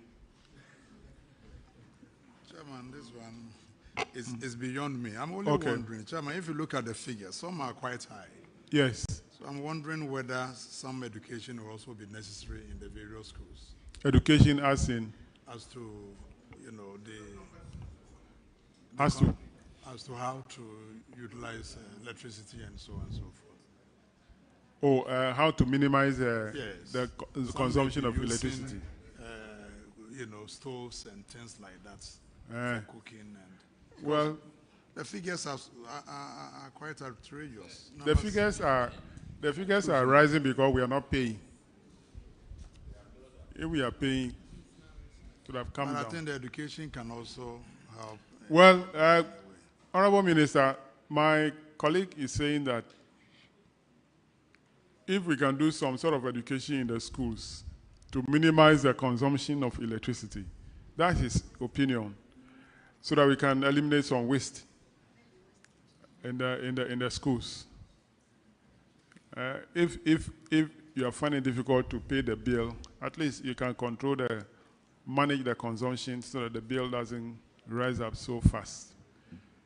Honorable Chair, thank you very much. Too many things are going on here. I'm observing few things. I was just asking the head of the school of the number of students they have. Because per what we have here, it means as of 2020, it was 118. And as of now, it is at 270. Comparing this to some other SHS, where their number on roll school population is about 2,000, from 2020 to 2023, they haven't consumed that much. So I was just asking, maybe activities differ from school to school. So, and then Honorable Apak also said that why are some schools also not cited?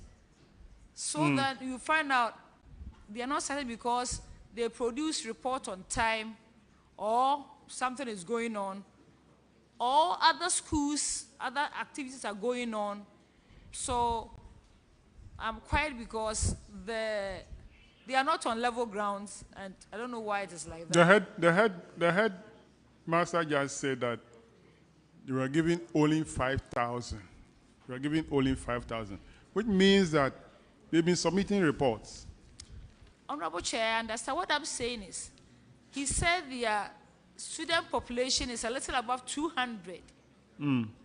As compared to others there, the population is about 1,500, 2,000. Then you realize that there, the gap is a bit higher. Why is it high? How high is it? From 188,000 270 to 247. to 247. The difference is about less than 60,000. Yes. From 2020, over 2 years. Honorable Chair, take your time. All the other I've schools, always taken my time. all the other Minister, schools are like that. Minister, excuse me. I think the issue is about the increase in tariffs, the rate of the tariffs. Because tariffs have tripled, double tripled. So it is not only consumption. So I think that the increases or the increasing debt is a result of the increasing rate of tariffs. I think that's where the problem is. Please understand my point. What I'm saying is, I just asked the head, and he gave me population of the school. And those are special school. And then I'm comparing that with the various figures that we've handled and the average number of rows we have in the boarding SHS. The gap, the increase here from 2020 Honorable Minister, I will not allow you. What you are saying has no empirical evidence. You have no scientific base of doing that calculation. No. Honorable Chair, you're not listening to me. I have listened to you.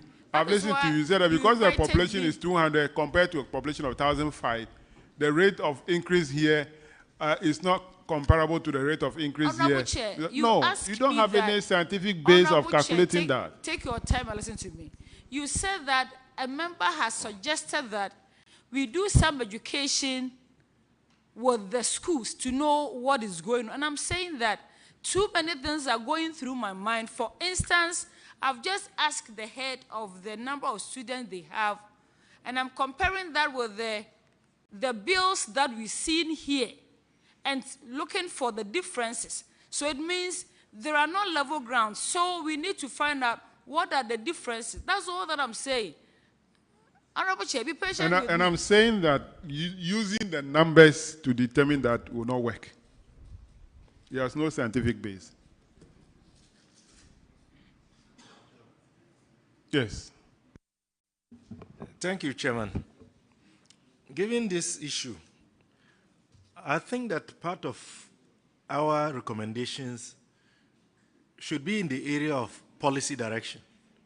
There is no reason why, as sunny as our republic is, we cannot make it a policy that every secondary school or every public institution of learning should have solar. At least we can win these schools off the national grid.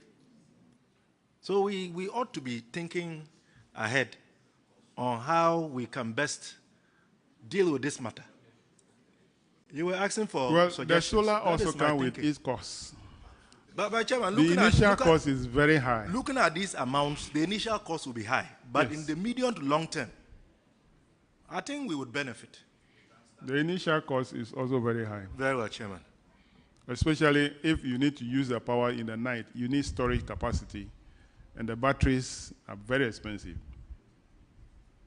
Yeah, I use solar in my house, so I know how expensive it is. Yes.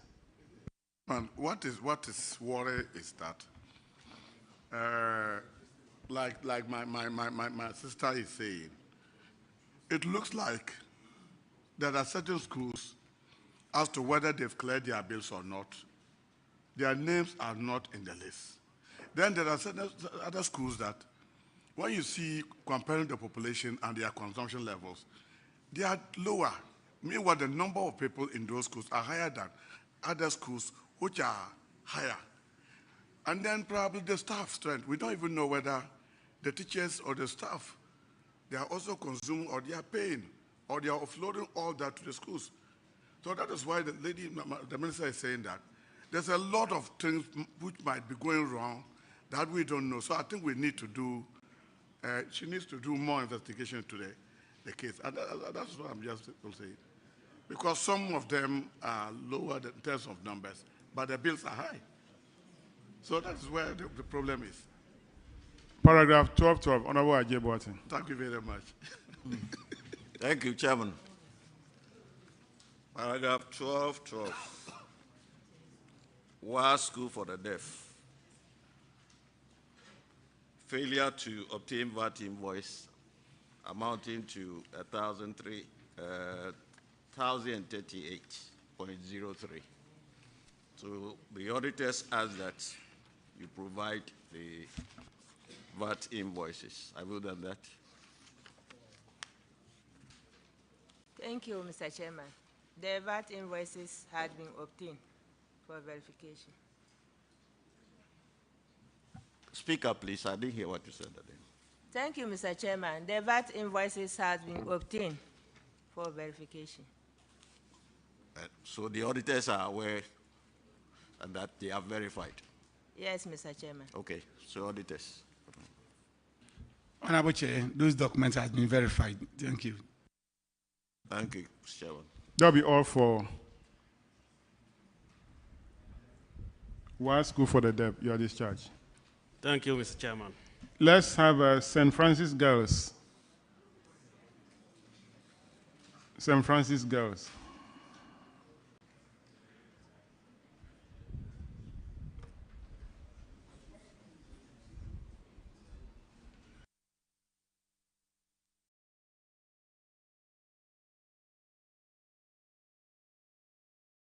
Kindly introduce yourself to the committee.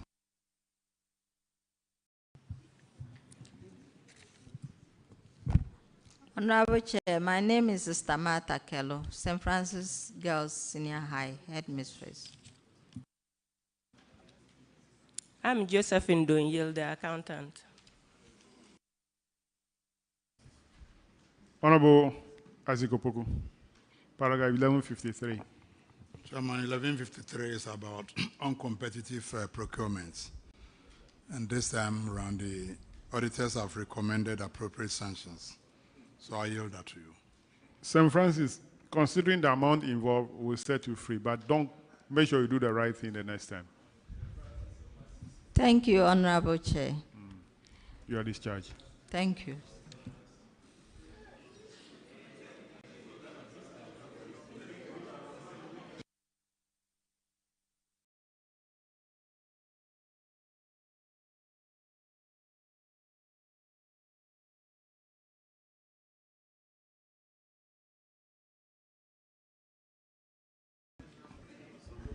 I took the amount involved into consideration. I took the amount involved into consideration. Defending this, they might spend more than 7,000.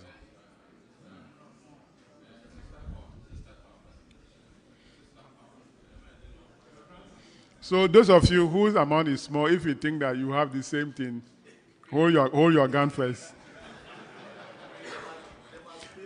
Keep praying. Now let's have Lambusier Community Day. Lambusier Community.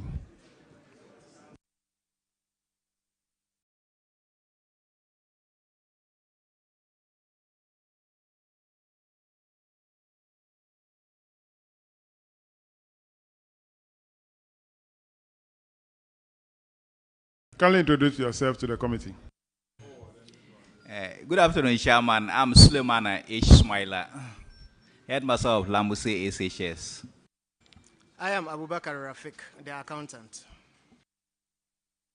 Honorable Samson. Thank you, Mr. Chair. On competitive procurement. And Chairman, we are in your hands with 5,155. We are in your hands with 5,155. Well, I've seen the amount. So, Lambuse, go and see no more. Chairman, thank you very much, sir. Thank you. Yeah, we have repented.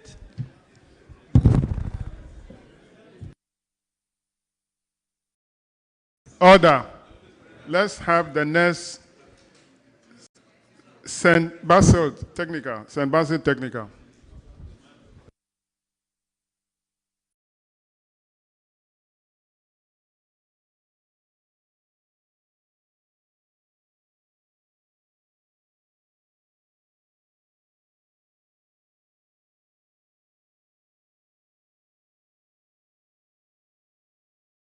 Kindly introduce yourself to the committee.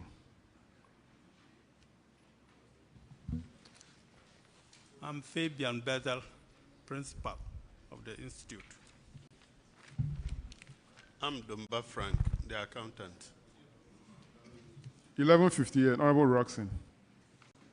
1158. Chairman, thank you. Where's the report?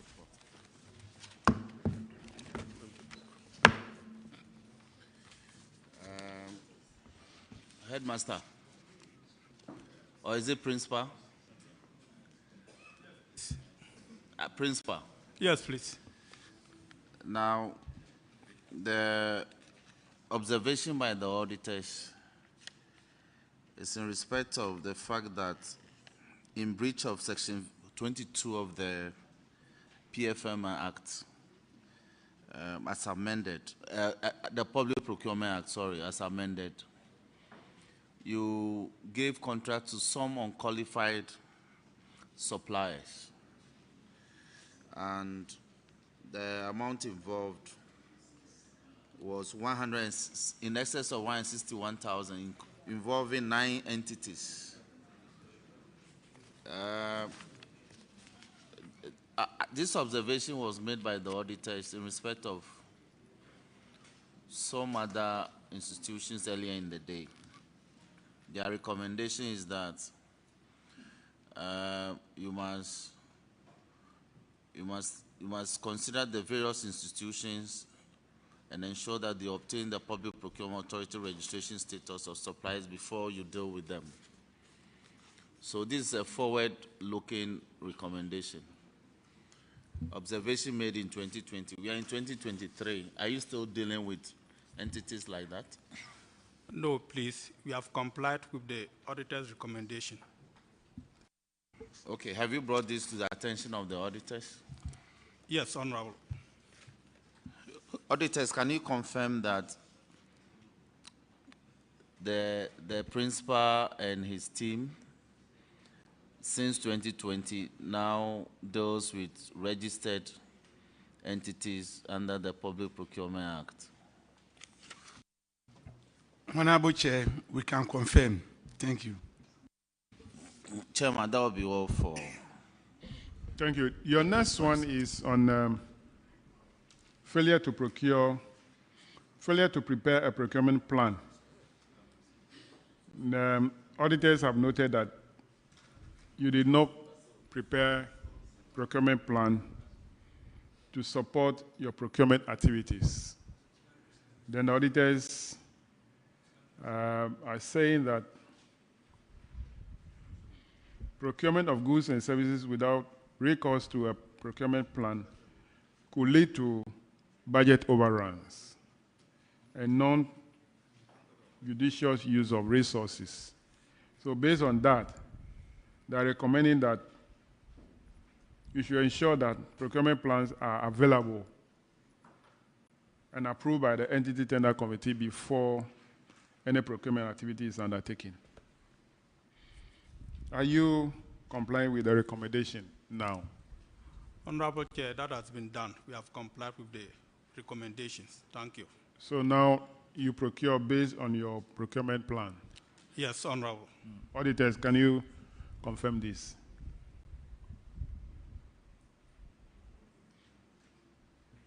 Honorable Chair, subsequently, they are complying with the recommendations. Thank you.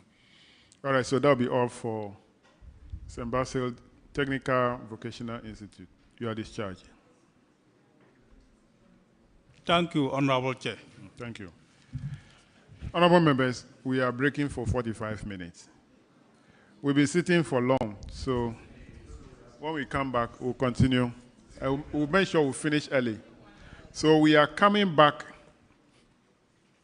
at 2:45.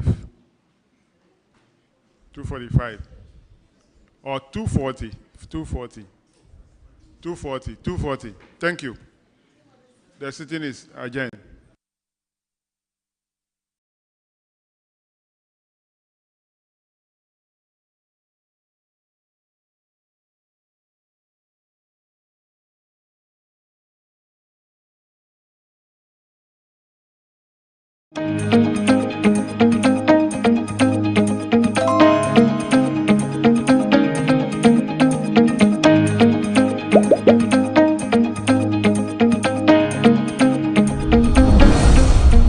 Welcome to to the Ghana ICT Hub, a partnership between MTN Ghana and the Government of Ghana through the Ministry of Communications and Digitization. MTN pledged to support Ghana's digitization agenda in line with its ambition to lead the delivery of digital solutions for Africa's progress. In fulfillment of this pledge, MTN Ghana has committed $25 million toward the realization of the Ghana ICT Hub project. The objectives of the Ghana ICT Hub project is anchored on the following: to create an ICT-enabled environment for human capital and ICT skills development, to develop an ICT ecosystem through remote access delivery to facilitate job creation for national development, to provide a modern, state-of-the-art physical infrastructure to serve as a pillar for the digital Ghana agenda. The physical infrastructure, when completed, will provide 4,000 square meters of space with the following facilities: laboratories for technology training and research, innovation hub,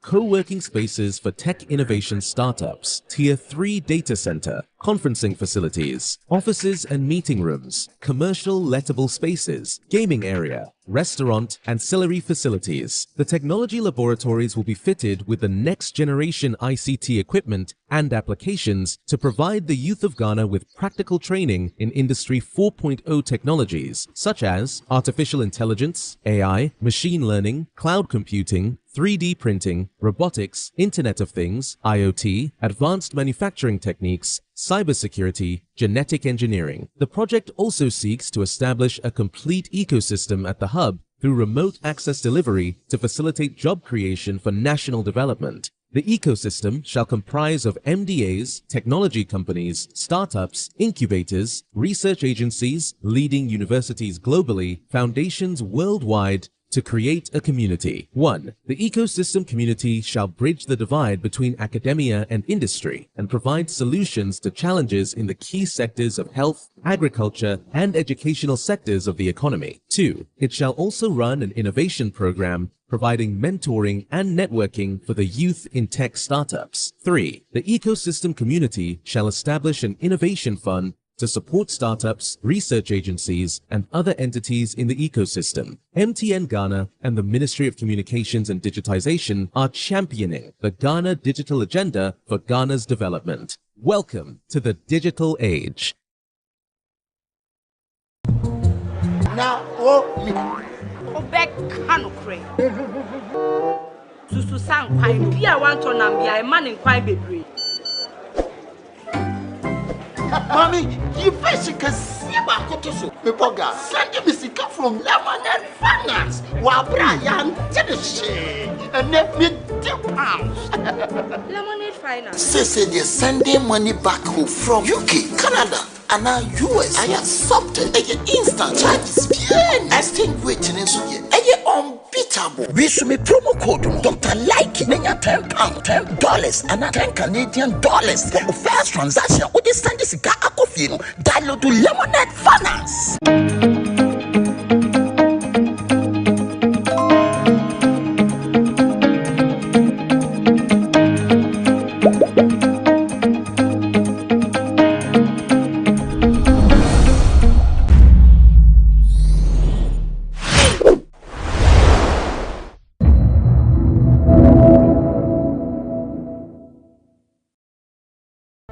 Look at how I'm covered up before speaking. That is how bad this whole thing is. At least, let me be able to raise my voice in front of Sam George. Man to man. Then we come to a mutual understanding.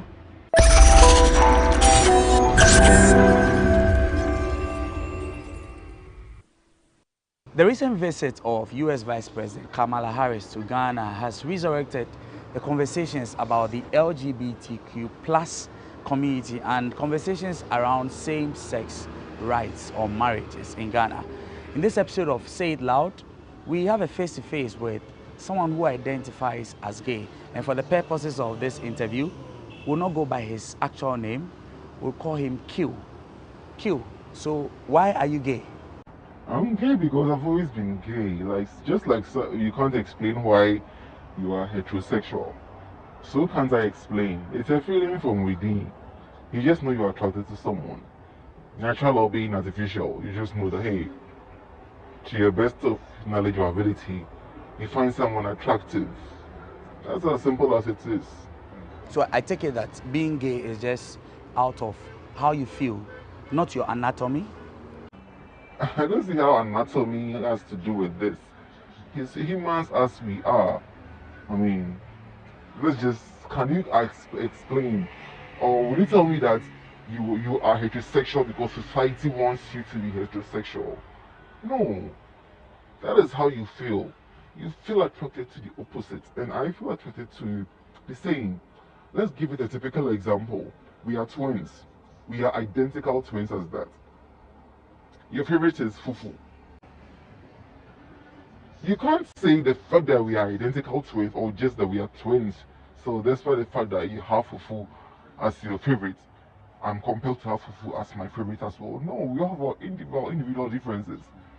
So in a nutshell, me personally, I would say I can't explain. I've always been gay since I grew up. I've always found myself in one situation or the other as a kid, whereby I lusted after the same sex. All right, so it has not mattered how your biology is to you? Not at all. There's nothing about anatomy. But how long have you known that you've been gay? Okay, I would say from a very tender age, I've always been quite effeminate, in the sense of playing with girls and acting feminine and whatnot. But then I would say, knowing what the term being gay was, it was probably an insult from someone in high school. Yes, but then even before that abbreviation or that word could come to me in a negative way, I knew that I was sexually attracted to people of the same sex. So why can you just get up and say that it's unnatural just because you feel different? I feel it's insulting, it's unethical, and it's disrespectful to say the least. Yeah. So what's that experience? At what point, you mentioned senior high school, what point did you fully identify? It's not like being identified. I've always known, whoever knows me will say, oh, unless the person is not enlightened or the person is not well read enough to know what LGBTQ is. But if you lived in a society or in a community where I did, and you had a fair knowledge of who or a person who identifies as an LGBTQ plus person is, you would easily point me out that, oh, this person is obviously gay or lesbian or whatever. So yes, when it comes to society or where I grew up, I would say that doesn't have a say in who I am now. I've always been gay and I'll forever be gay. So. You remember your first experience? Yes, first experience was in high school. When it came to penetrative sex, it was in high school. I think I once told a friend that we are all born virgins, and definitely you will not die a virgin. You will not die a virgin unless you choose to. But then at a point in time, you will lose your virginity growing up. And I did. And I lost my virginity to a man, or a boy, or whatever, because it was in high school. But it wasn't like... This was your mate? Yeah, it was my mate. It wasn't as if I was inexperienced or I was naive. Okay, I was naive in respect to the penetrative side. But cuddling, oral sex, and kissing and whatnot, I was familiar with it before I even went to high school. But then when it came to losing my virginity, I would say it was in high school. And this was consensual? It was consensual. But you were how old at the time? I was between the ages of 14 to 16. And it was consensual? Yeah, it was consensual. The thing is, I didn't know he was going to penetrate. If I knew, I would have been prepared more. Because I knew definitely I was going to lose my virginity. I was going to be penetrated, but I didn't know it was going to be that instant. But it so happened that it was that instant he broke my virginity. So hey, that's all. Now we live in a society. I believe that you have siblings. You are from a family. Yes, I'm from. No matter what, I'm from a home. Do you have siblings? Yeah, I do. I guess you don't want to mention how many they are. I have a few siblings. Do they all know? I would say, yeah. My two younger brothers, no. Yeah, I have two young siblings. I have four, including me in general. So, but then I have two male siblings who know and very open-minded about it. And your parents? My parents do know. My dad is actually having a problem because we hadn't talked about it. My mom is not really educated, so I don't think she's ever had a conversation with me in respect to why I'm gay. But then, Fortunately, on my part, some people don't have it that way. Yes, I've had parents who haven't sat me down to say this is evil or whatnot, which even doesn't make sense to me. So you think that because they've not sat you down, it's an act? They don't have to sit me down to tell me it's evil. I mean, you don't have the right. I live my life, so do they live theirs. You know, they live theirs on their own terms, and so do I live mine. Eventually, even if it's evil or not, whatever they believe in, it's their own cup of tea. I have my troubles and my, you know, my fears and whatever to face alone. And You say your dad does not speak to you about these things? He does not speak to me. It's not like he does not speak to me respectful as a person, like we're not talking terms. We speak as and when we want to, but my dad and I, personally, we don't have that relationship in respect to father-son. That is not because I identify as something or identify as an LGBTQ person. Not at all. We have our own personal things that we need to work on. So it's beyond just the sexual preference. That's the least of it. When it comes to being gay, I think my dad has been very loving. He's been very caring and he's been very supportive because he will not do it directly. But then, he's the one that gave birth to me. Blood is thicker than water. I'm his. He can never throw me away. It doesn't define who I am as a person, being LGBTQ. I think, yes, that's the first thing he considers. Because, yes, I do more than, I don't know how to put it, but of course, he's still your father, you are his son. It's not even about his son, as human as he is. Our LGBTQ plus knowledge of his doesn't count when it comes to me as a person. We just live. Yes. Are you fully gay? I would say that's a funny question because I've had girls at a point in time. How many women have you tried? A couple. A couple? A few women. Like I was saying, I have had this peculiar friend I always confide in when it comes to being open. I once told him that I find women physically attractive, but then emotionally retarded. That is not the reason why I am gay. That's even a proof to tell you that it's too much of a work for me. Just like you being heterosexual, but you don't see yourself being in a same-sex relationship. You don't hate men. You don't see yourself having sex with them. And it's not even emotional. It just doesn't make sense to you. To me, it doesn't make sense. It doesn't make sense. Yes. It doesn't make sense. It's like you're forcing me to do something against my will. If I will, I will do it. Leave me. Just leave me to live my life. It doesn't add any value to yours. So does what you do imply on mine. It doesn't add any value to my life. Just because I'm still curious about this. You've tried women, you've tried men. Yes. You still don't prefer women? Of men to women. You prefer? I love the company of men. Definitely, I would not grow up. If I were married, it would be because of society or family. So who would you marry, a man or a woman? Let's typical example. If I'm to marry in Africa, it would definitely be a woman. So what would happen to your sexual preference? I will still do men, even in the absence of my wife, or even without in secrecy. I will still do men, which I don't think is fair to anyone's daughter, you know.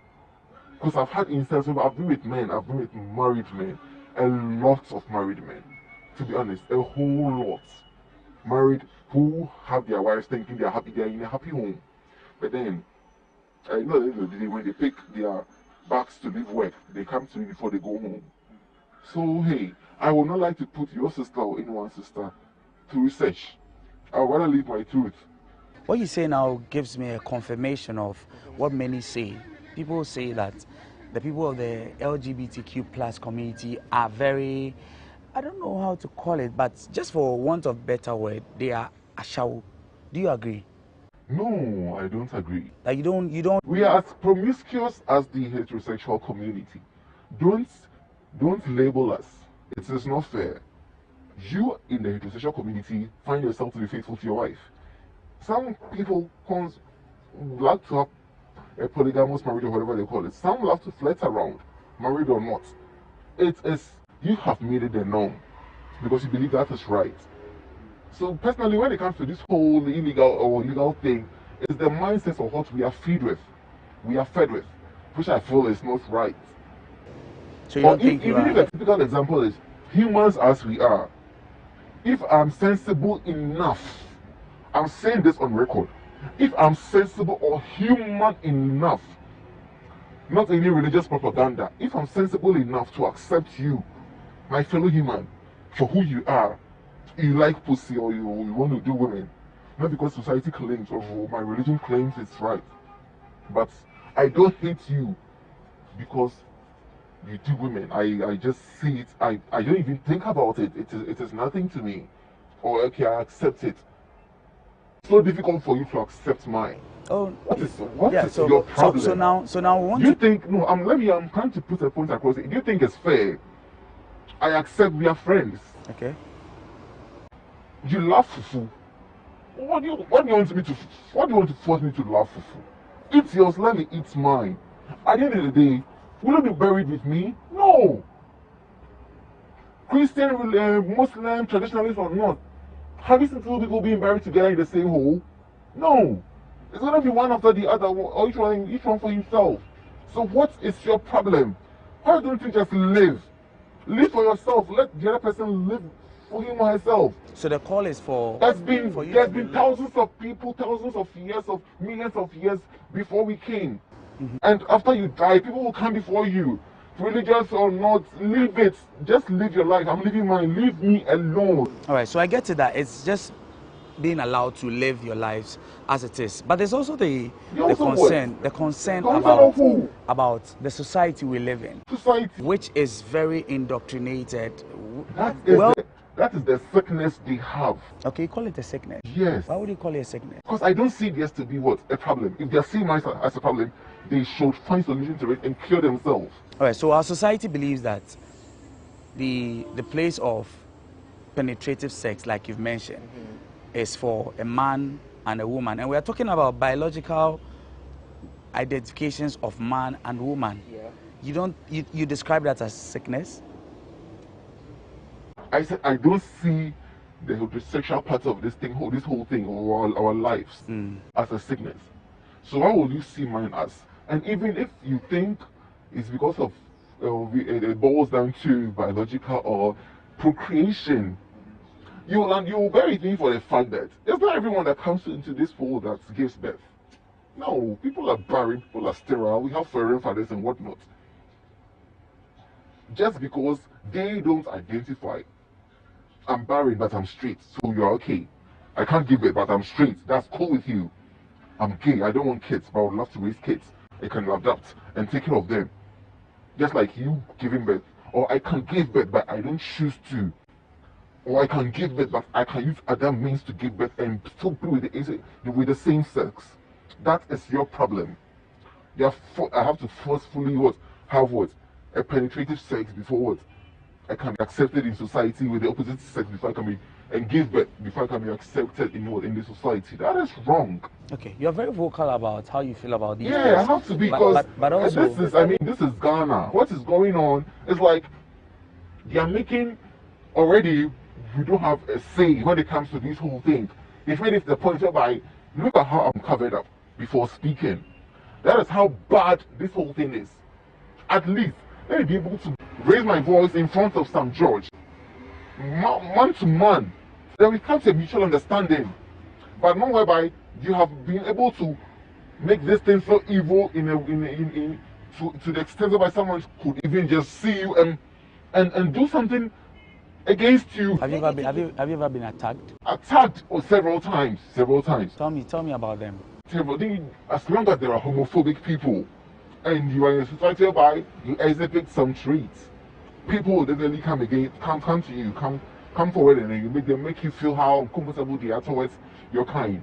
You have experiences. It's happened several times. I want to hear one of those. Anyone that comes to mind readily. With mine, I would say, I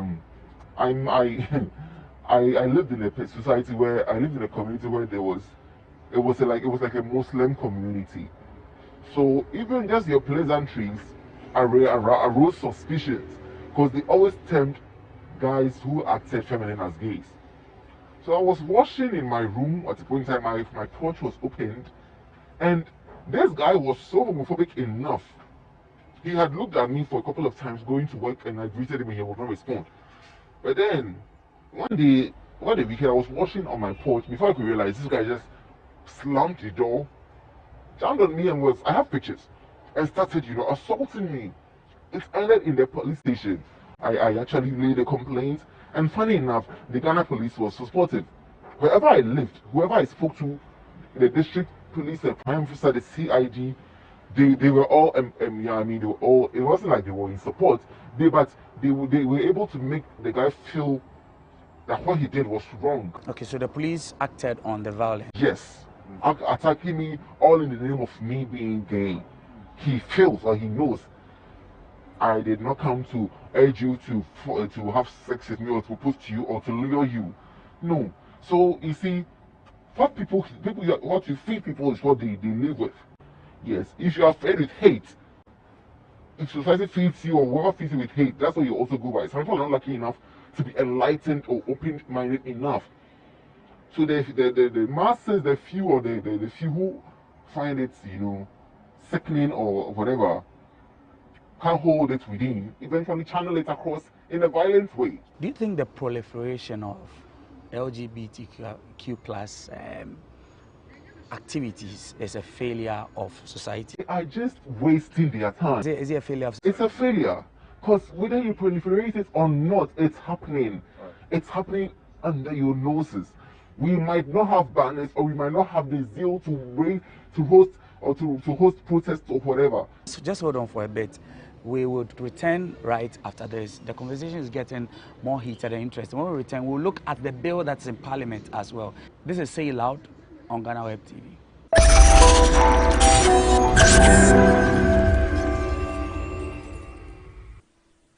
So we are back. We are here with Q, who identifies as gay.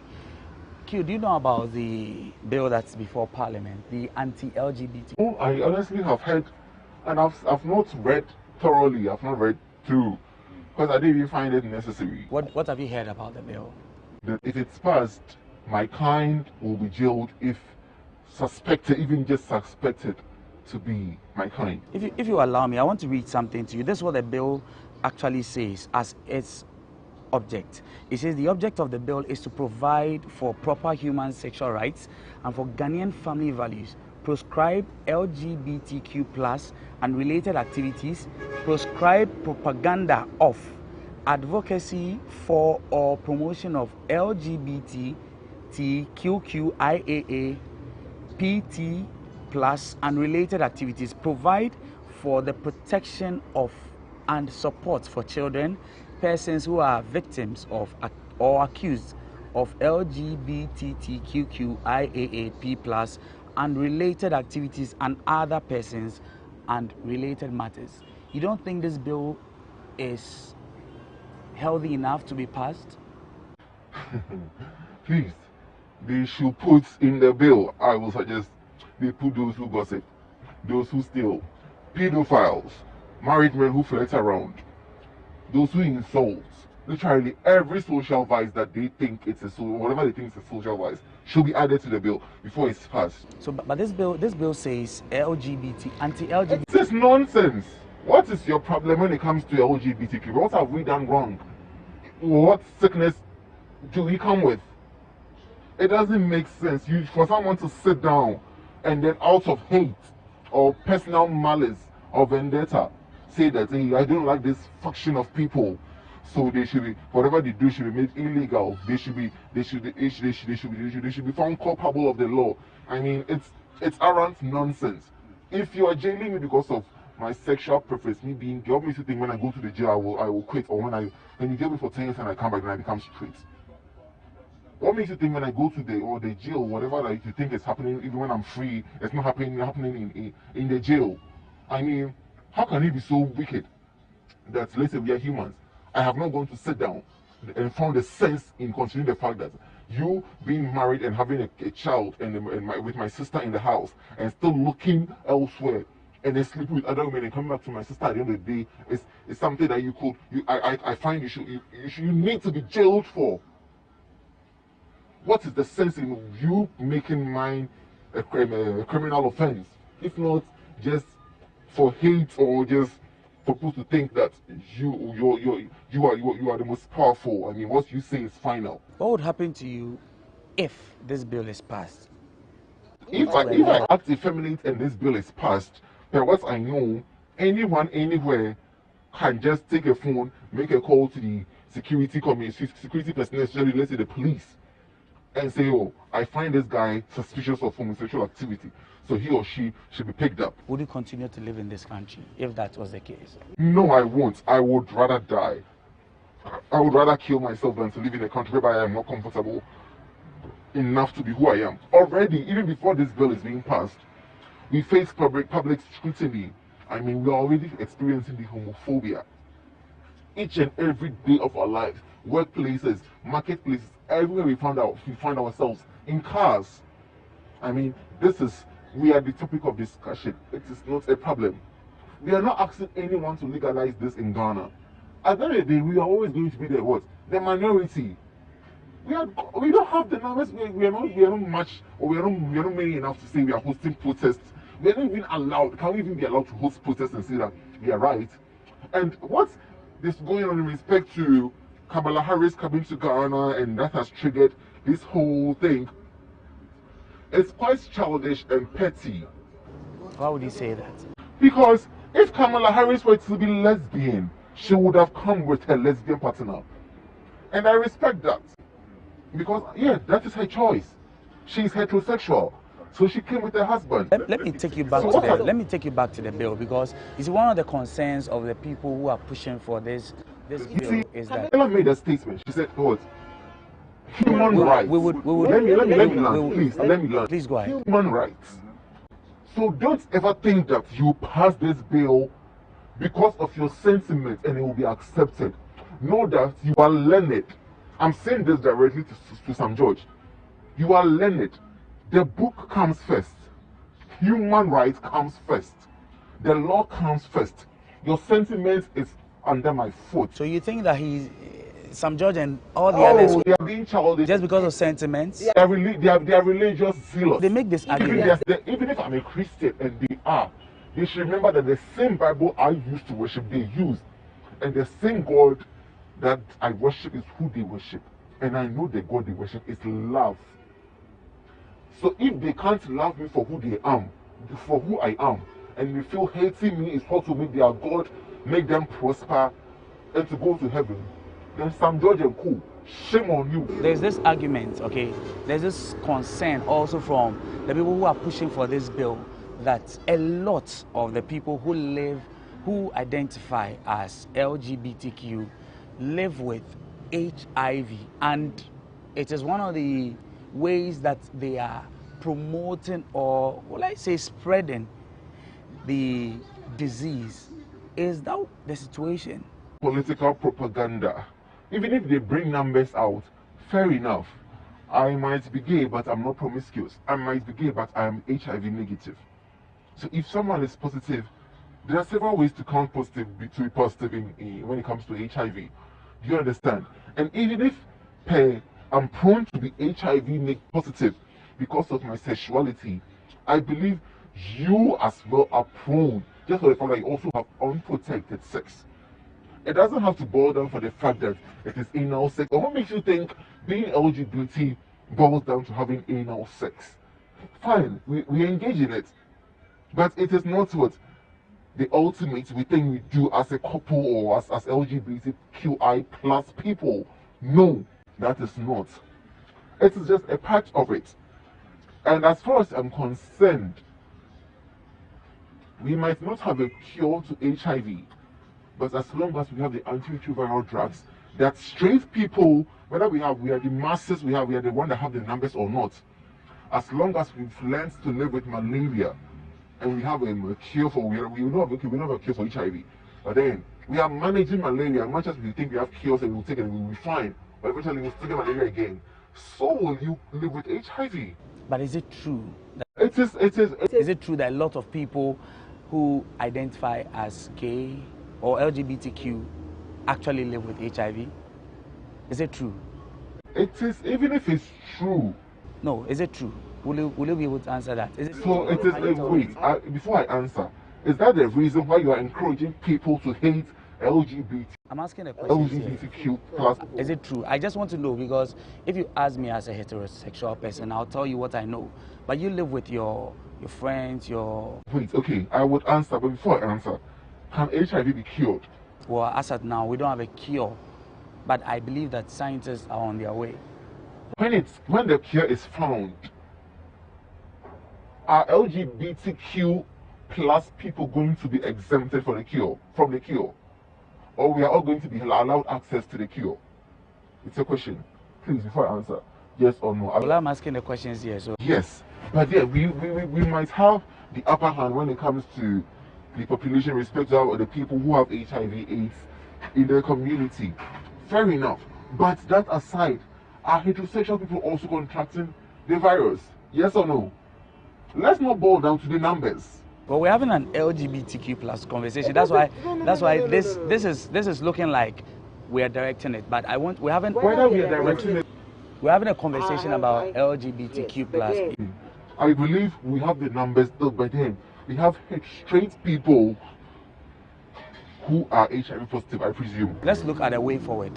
What do you think should be done? We are a society that is, like I mentioned earlier, that actually subscribes to certain types of practices, cultures, and traditions.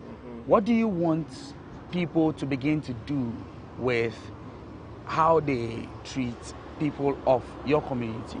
You know, the way I see this world is different from how you see this entire world. Personally, when it comes to this whole illegalize this LGBTQ thing or whatever, I feel it is not necessary. Ask me why. Each and every day, we live. You live your life, I live mine. There are several social vices going on under our noses that needs to be addressed. You continue to mention social vices, and I want to just be clear about this. I don't know how this... Is it because there are social vices that there is a need for... Stop making LGBTQI or whatever a social vice, because it is not. Do people say it is a social vice? Yes, that is how Sam George and Co have made people to believe that aside you being straight, any other thing is evil. It has to be illegal, or it needs to be made illegal. That is how they have pointed, or they have painted us in particular. Which, I mean, Sam George shouldn't think, or he and his cohorts shouldn't think they don't have LGBTQI plus friends or family members. They do. But they are just not bold enough to come out and say, hey, you're my friend, and much as you hate us, but I know you and we relate. So they should not. What do you think that should be, what do you want to be done for your community? Yes. What are you expecting? Ghana might not legalize this whole LGBTQ thing, but we must learn to live with it like we are living with malaria. Yes. It will be with us forever and ever, from generation to generation, whether they like it or not. And even if you criminalize it, what makes you think I wouldn't still have sex? What makes you think out of fear, unless I'm caught? What makes you think the next child that's being born is not going to be gay? You are wasting your time. It's just like fighting apartheid. You are wasting your time. We might not get our freedom, but we will learn to live with it. Yes, so they should learn to live with us, just like we are learning to live with them. Life is simple. The principle of life, to me, is what? Live and let live. Just think about you as a human. Don't think about my sexual part and think it's what you can detect for me how I live my sexual life. No, I mean, like, does it make sense to you? I don't wake up one day and then sit down and say, hey, Eche is married to a woman, he's having vaginal sex, and it's an offense. I hate it, so I should make it an offense. What do you mean? Is it my penis? Is it my vagina? Is it my anus? No, it is not. It is theirs. It adds no value to my life. Even if Eche is gay and Eche is having anal sex and Eche is HIV positive, if Eche dies, the best I can do is cry. It doesn't even have to boil down to because he died of HIV. No, it's a cycle of life. We will die generations upon generations will come after us. All right. So what is your problem? And let me finish with this by saying, and this whole procreation thing. You don't. Why are you trying to say you don't have an uncle who died without giving birth? You don't have an auntie who is barren or died without having kids? Did life stop from there? Or did the family name vanish? What is your problem? Live your life, let me live my life. Shame on you if I find yours acceptable and you don't find mine. And if you don't find mine acceptable. Don't sit down and think what you feel is right should be right for everyone. No. Eat your jollof, let me eat my fufu. That is your favorite. This is mine. All right. Thank you very much, Q. And thank you for agreeing to speak with us.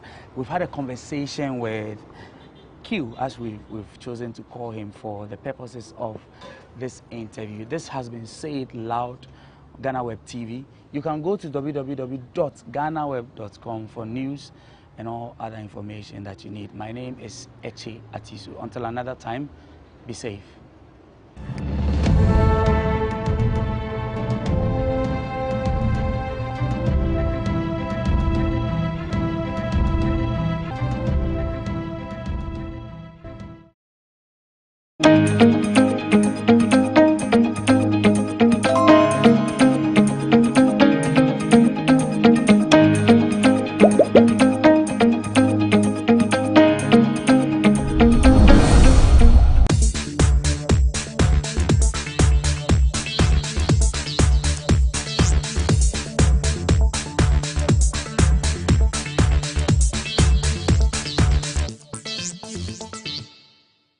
Beyond the Easter festivities this past weekend, the MP for Abetifi, Brian Echampon, has also been in the news. This is because he made some comments which triggered the NDC and some Ghanaians. In his words, the NPP are not willing to hand over power to the NDC. He added that the NPP would do anything possible to win the 2024 elections. What are Ghanaians' thoughts about Brian's comments? Join me as I find out. So, that means you have the power. Say there will be no voting or there will be no democracy or whatever. So, can say 1 for 2 minutes will be that means the 2 minutes and the Kutano. Rose, I mean, I am penny for no. I'm a young boy. Me kasa for MPP and also MDC. Leaders, no me kasa for the leaders. Leaders no moye. Moye because e bia to me bia. Omakoti Jeffrey be omodi abepe candifo wa hanti no. They get power to talk whatever they want to talk. You yati. So say 2 minutes and inside us 1 for 2 minutes mo bia. Any won't travel voting. Any won't try about to no for say 2 minutes or no. If I may do a man so until time or no be free assassination. No carry your hand work, your can in Casasa. O call you be a combrempa at him as I Casasa. Say, Yenny at Tiswa. It's young Mamma Metnaswa. Oh, the Casasa, you have 2 abandoned Lucius from. I just say, it's 100 one Cassa ye. You see, can have a phone and umbrella been turning who you bear. I just said, or also a citizen to me a day at Chernadrin. But as to say, obey hand the power and I say on hand the power there, I think say about 1 the bed a battery. It is a Ghana for episode retain or more. Well, less in a battery. Say, I don't think say be at 12 baby now will lose obey why we say by force. Because on our power, you know, I say day, oh, Tanaso, there be another any sounds or any day, any because democracy in a day, you're practicing. You know, say, I don't know the reason why I mean, him go now soon on swear day, or the cancer, maybe also is standing on something, until on to me a cancer, but I think say in a nutshell, no, say, you're too about, I think say, Omulusua, I think they will go. Ah, some guys over Kunipa. Or see Chinchina trying, yeah, Banyan at this one. And I go Kunipa. Yango Kunipa. And I it doesn't be any. I see, and I at where I said MPP, Yan Yako. What I say, Ubiabwa, Kai Munango, I drove your car. Oh, me, who say a threat because this is not the first time such comment about limelight. Yet, but your TM say you take any serious thing about ABA the ma search comment no. TM say no na akoswa ma bibia no politicians no ema sa comments no but me dem hu ni say any threat. Me dey say me imagine cha minimum ni say I don't see it say waka be bonny or no say by hook or crook on bet na so inti bi omo homework omo be ye say dey be ya e beto abanama omo sa na omo be ye ni ato ama omo say to mo na omo wi ni omo wi ni ntimi yi ni free so wanka so obekun obi wanka so ode ntokwa be ba inti we dey omo in case and this for omo ni. The conversation is getting heated. Some are saying the comments Brian Champon made were necessary, while others still think he shouldn't have made such comments. I am Diaba Eugenia reporting for GhanaWeb TV.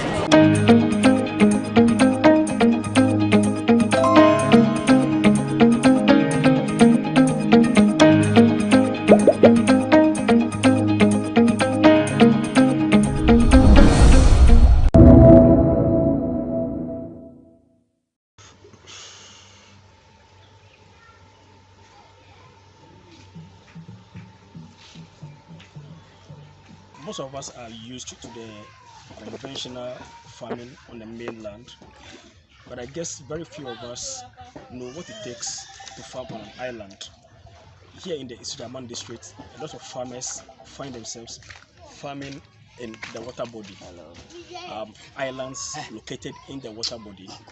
So we are going to speak to some farmers who are practicing their trade on the water body. And some farmers will be telling us about the differences between mainland farming and farming on an island. And we also get to know some of the challenges and the interesting things that you and I may not even know about farming on an island. We have 7 days in the week here, so we use 5 days to visit our farm all the time. At times when rain started to fall, you see there is challenges. So if you see rain is coming, unless you find yourself at some place before the rain passes, then you cross and come back to your home. It costs. When you get your own boat like this, it's good. Or if you have your own money, you can use this in Abomoto. That one it depends on you. So if it comes to us, then we manage to take the number of the products, and we the farmers to about 2 or 3 people. So because of the challenges on the river, so all the time you have to take care of yourself. Okay.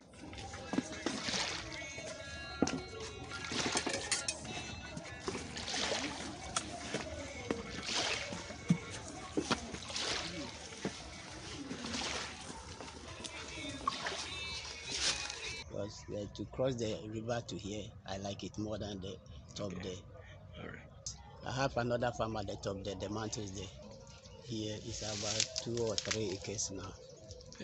The whole land is about 35 to 34 acres. So any type of crop, especially cassava, corn, and then plantain, and then this thing to what they call mango. Any type of crop is good for this land. Here at times when you started early, it will make good for you. And the top one too, when you don't, if you didn't start early, you fail. Sending produce from here to the community, how do you manage? How do you produce? How do you ferry them across? It's easy to me to bring all the foodstuffs from the farm to the house, and then when coming here to bring the fertilizer also, it's the same thing. It's easy for me. The canoe normally we used to take about 3 or 4 people. So anytime you have to take care of yourself because of any incidents.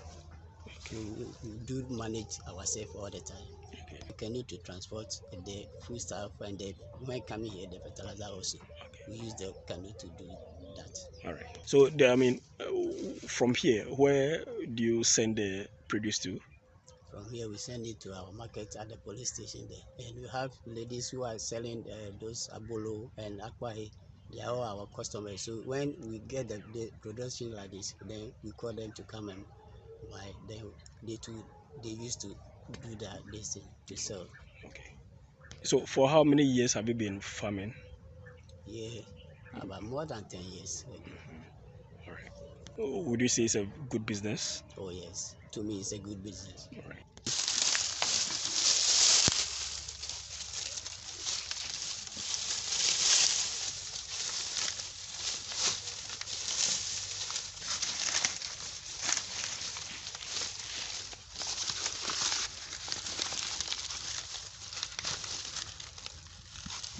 We have a pumping machine.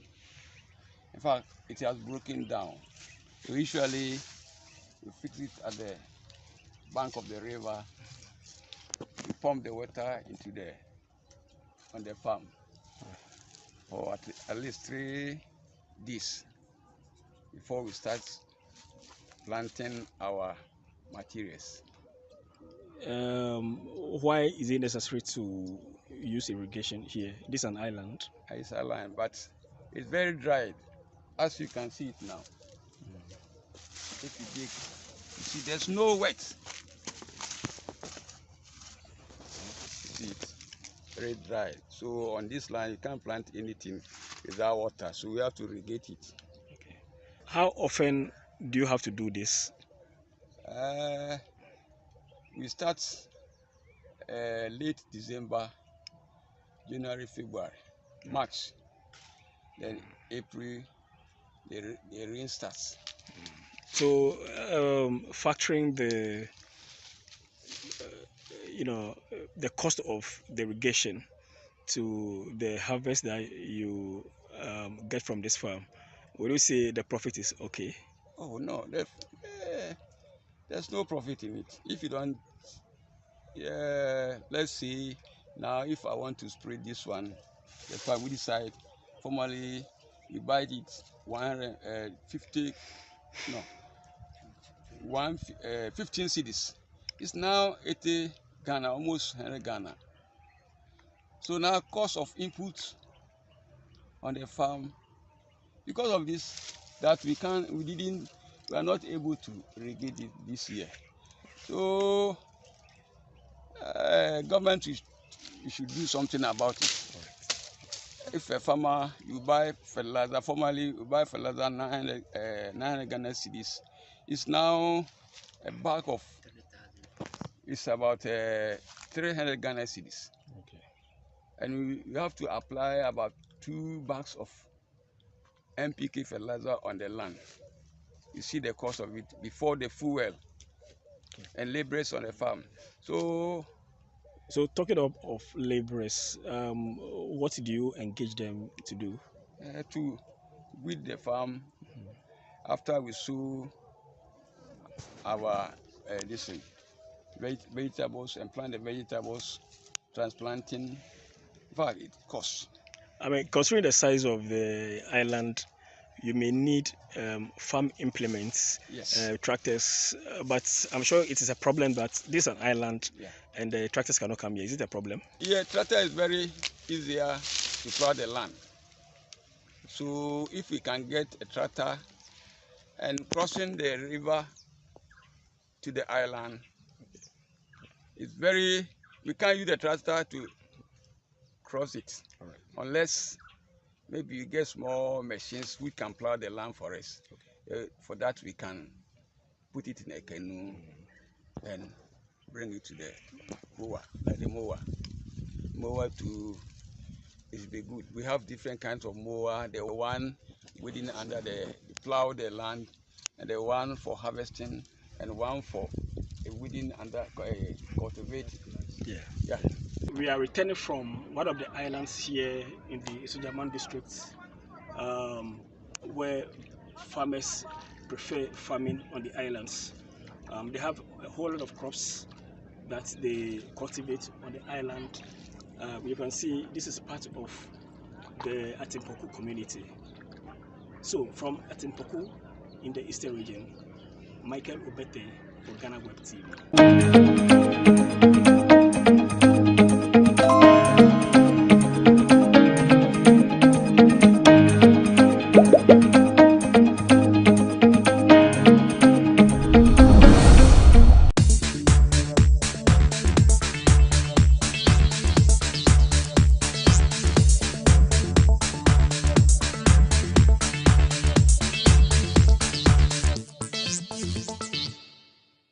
I'm at the Labadi Beach and my oh my, the traffic. I can't wait to get inside and experience the fun everyone is watching in for. Now, join us find out what Easter also means to them. Everything was good. We thank God. Yeah, it was great. But their food is so expensive. I'm trying to buy it. I am catching to so my gate when you see there, I'm saying buy it. Gate when you go back on 50 cedis. So tell them to reduce everything. Now Easter, what does Easter mean to you? How do you understand Easter? Is it the resurrection of Jesus? So personally to you, how do you understand it? Easter is to celebrate God's resurrection and have fun. So that if he dies again, we shall bury him together. Yes. Okay, so have you made any resolutions from this Easter celebration? Dabi. You haven't? No. It's going well. It's going well. I just came, so I'm now coming to start to do something. It's only about the gate fee. Because it's a lot, that's why. So what do you plan on doing here today? Have a little swim with my friends. We have our small banku and chitobi. Then we just Okay. So when we say Easter, what does it mean to you? How do you understand Easter? It's all about church. It's all about Jesus Christ. The death and the how do you call it? The rising of Christ. And that's what I mean. Were you in church yesterday? Yeah. Okay, so from what you heard at church, or from what you heard so far, what are you taking from Jesus' death? I need to stay focused in my life. I need to know how to move, to do my things. Because Christ will be coming back. That's the whole issue about this Easter. And yes, baby, I did. I'm a moody and convinced it's who are Ubema winning. I had the ping pong because so because if you there and then you want to consume. The boss, good Easter. What's it? Good Easter. Easter. Oh, media Easter dear. Media baby. Okay, so he is saying that there's hardship everywhere. So whether business is good or not, they'll just continue going on and keeping on and believing that things will get better. He also doesn't celebrate Easter. I've never seen a beach quite this busy before, but I'm excited to be here on the holiday. Okay, so do you celebrate Easter?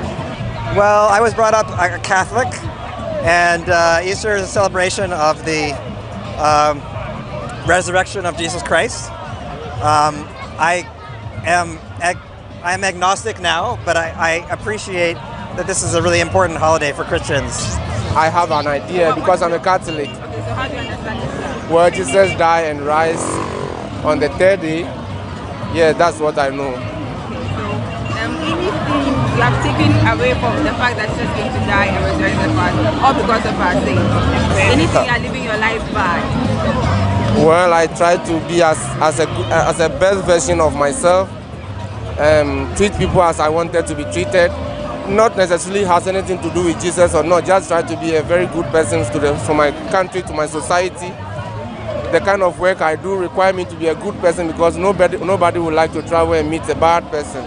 So yeah, something like that. How are you celebrating the holiday today? I'm doing well. How are you? I'm doing very well. Good. Then how do you understand Easter? Oh, Easter means it's. I'm not that much into the religious belief, but it's a good gathering day with family and friends. Okay, so what do you plan to do today? What do you plan on doing today? We're on a tour today with Kasami Tours, and we're doing Jamestown, we're doing the marketplace, we're doing all sorts of tour events, including here. Okay, so I believe you're enjoying yourself in Ghana. Oh yes, this is a week ago today I landed here, and I'll be going home tomorrow, but I'll probably be coming back during the rainy season. Okay, yeah. Enjoy the rest of your stay. Thank you, appreciate it. Have a good day. It's a celebration there, and you say, use no be we and yes, was sorry. Internet. And that's your holiday. They know say Pierre cry. You should be one my to your bassy about Jenny Cacra. To me, no, my understanding is say, wow, we pay a bonnet and a name and name by Bintino. To pay a bonnet, my until as time goes on, we change from a name by an year and now you continue with a good life. Like Yajankwa, every wood, Yajankwa, every pay a bonnet, as why a bonnet. And I chum like that was on that was what Damien San is on. Was a barbecue like The two gentlemen believe that Easter is all about the crucifixion and the resurrection of Christ, and it's all about the forgiveness Christ had for us and the love he had for us. So they are going to live lives that are worthy of the crucifixion of Jesus Christ. You've heard it all and seen it all. Revelers are happy and celebrating Jesus Christ for sacrificing his life for the sins of mankind. Now, what does Easter mean to you too? Let us know in the comment section. My name is Abigail Johnson Boache, reporting for GhanaWeb.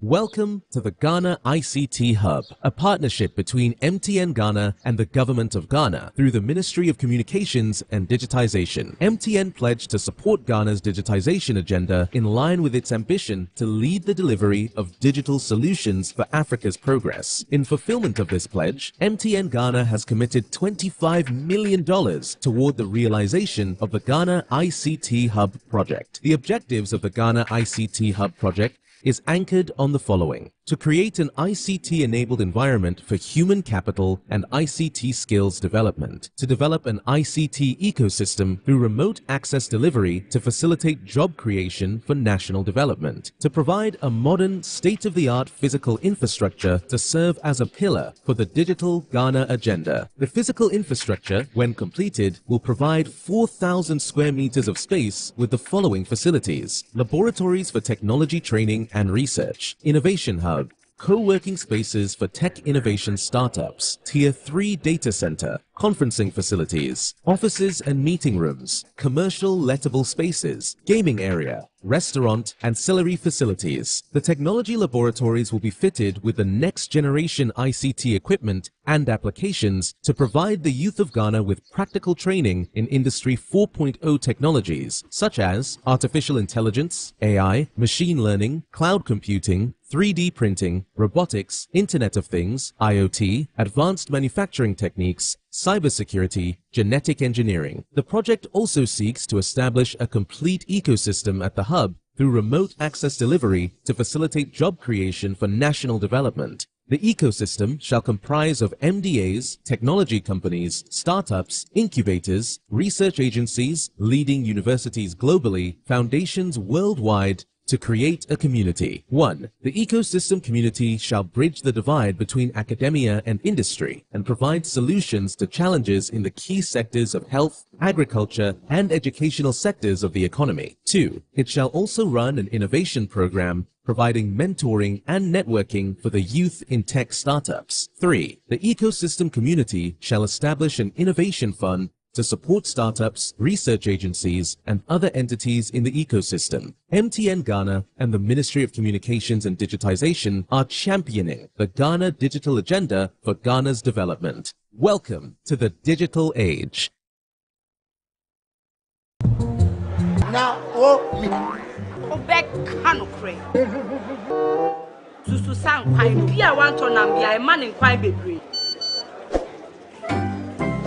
Mommy, you first can see about Kotoso. Pepoga, send me sick from Lemonade Finance. While Brian did the shit and let me £2. Lemonade Finance. Say they're sending money back home from UK, Canada, and now US. I accepted a instant charges.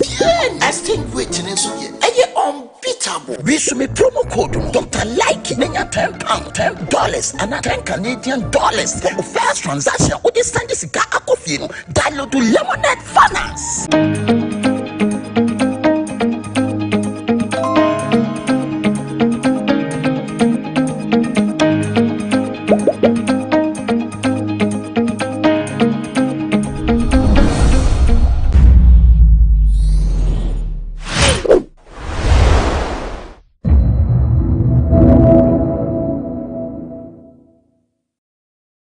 Prior to having our wedding, we discussed how long it would take for us to introduce a third person into the family. I like that.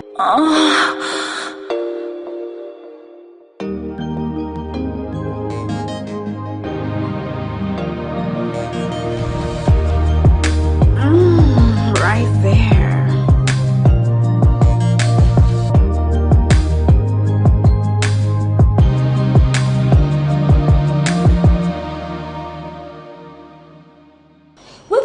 lot of marriages collapse because of childlessness. Husbands, wives, mocked for what they term as their inability to have children.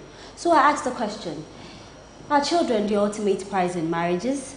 So here on Moons and Cuddles, we discuss how to handle childlessness, and also in the cases where you find yourself in what they term as an unplanned pregnancy, how best do you handle the situation? And I have here with me the right guest to do the discussion.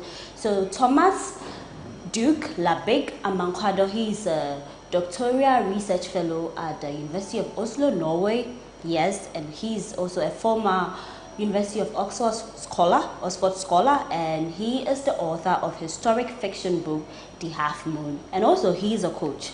Thomas, you're welcome. Thank you very much, Paula. It's a pleasure to have you here.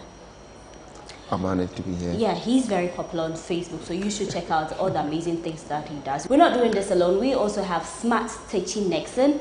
He's an author, a broadcast journalist, a public relations officer. So when we talk, event hosting, when you're looking for someone to train you in public speaking, when we talk about creative writing and anything that has got to do with stage play production, we say Smart Techi Nixon.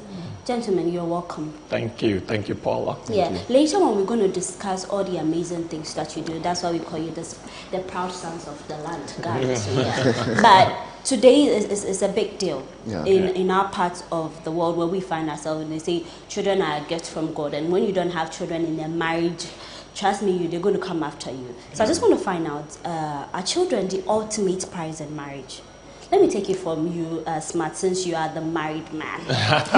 Yeah. Nice way to cut Duke some slack on this one. But interestingly, I think that one of the fascinating things that I've heard about marriage is a marriage without a child is still a marriage. And so if you're a couple and you're going into marriage, it is one of the things that you should have at the back of your mind, that a marriage without a child is still a marriage. It doesn't nullify the status of the marriage. Okay, and that is one of the things that people do not come to accept. Because if you take a look at our part of the world, and I'm quite glad that you mentioned our part of the world, when you marry an individual, you are marrying a family. You are not marrying just a person. So at the weddings, you see it manifest. You see expectations of people being projected on you. And after the marriage as well, you would hear these expectations. Because sometimes you would go and visit your in-laws, and some of them will pass very funny comments.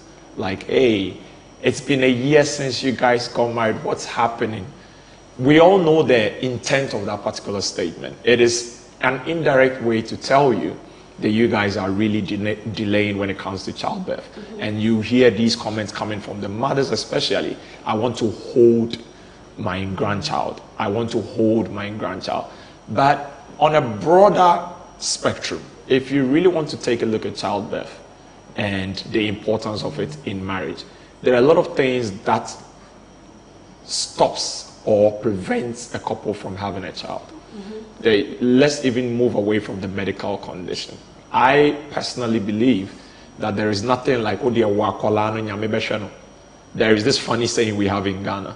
People tell you, oh, you just give birth, God will take care of it. But I don't know how much baby food, pampers, diapers, all those things cost. They have no idea. Precisely. But Smart, I'll come to you.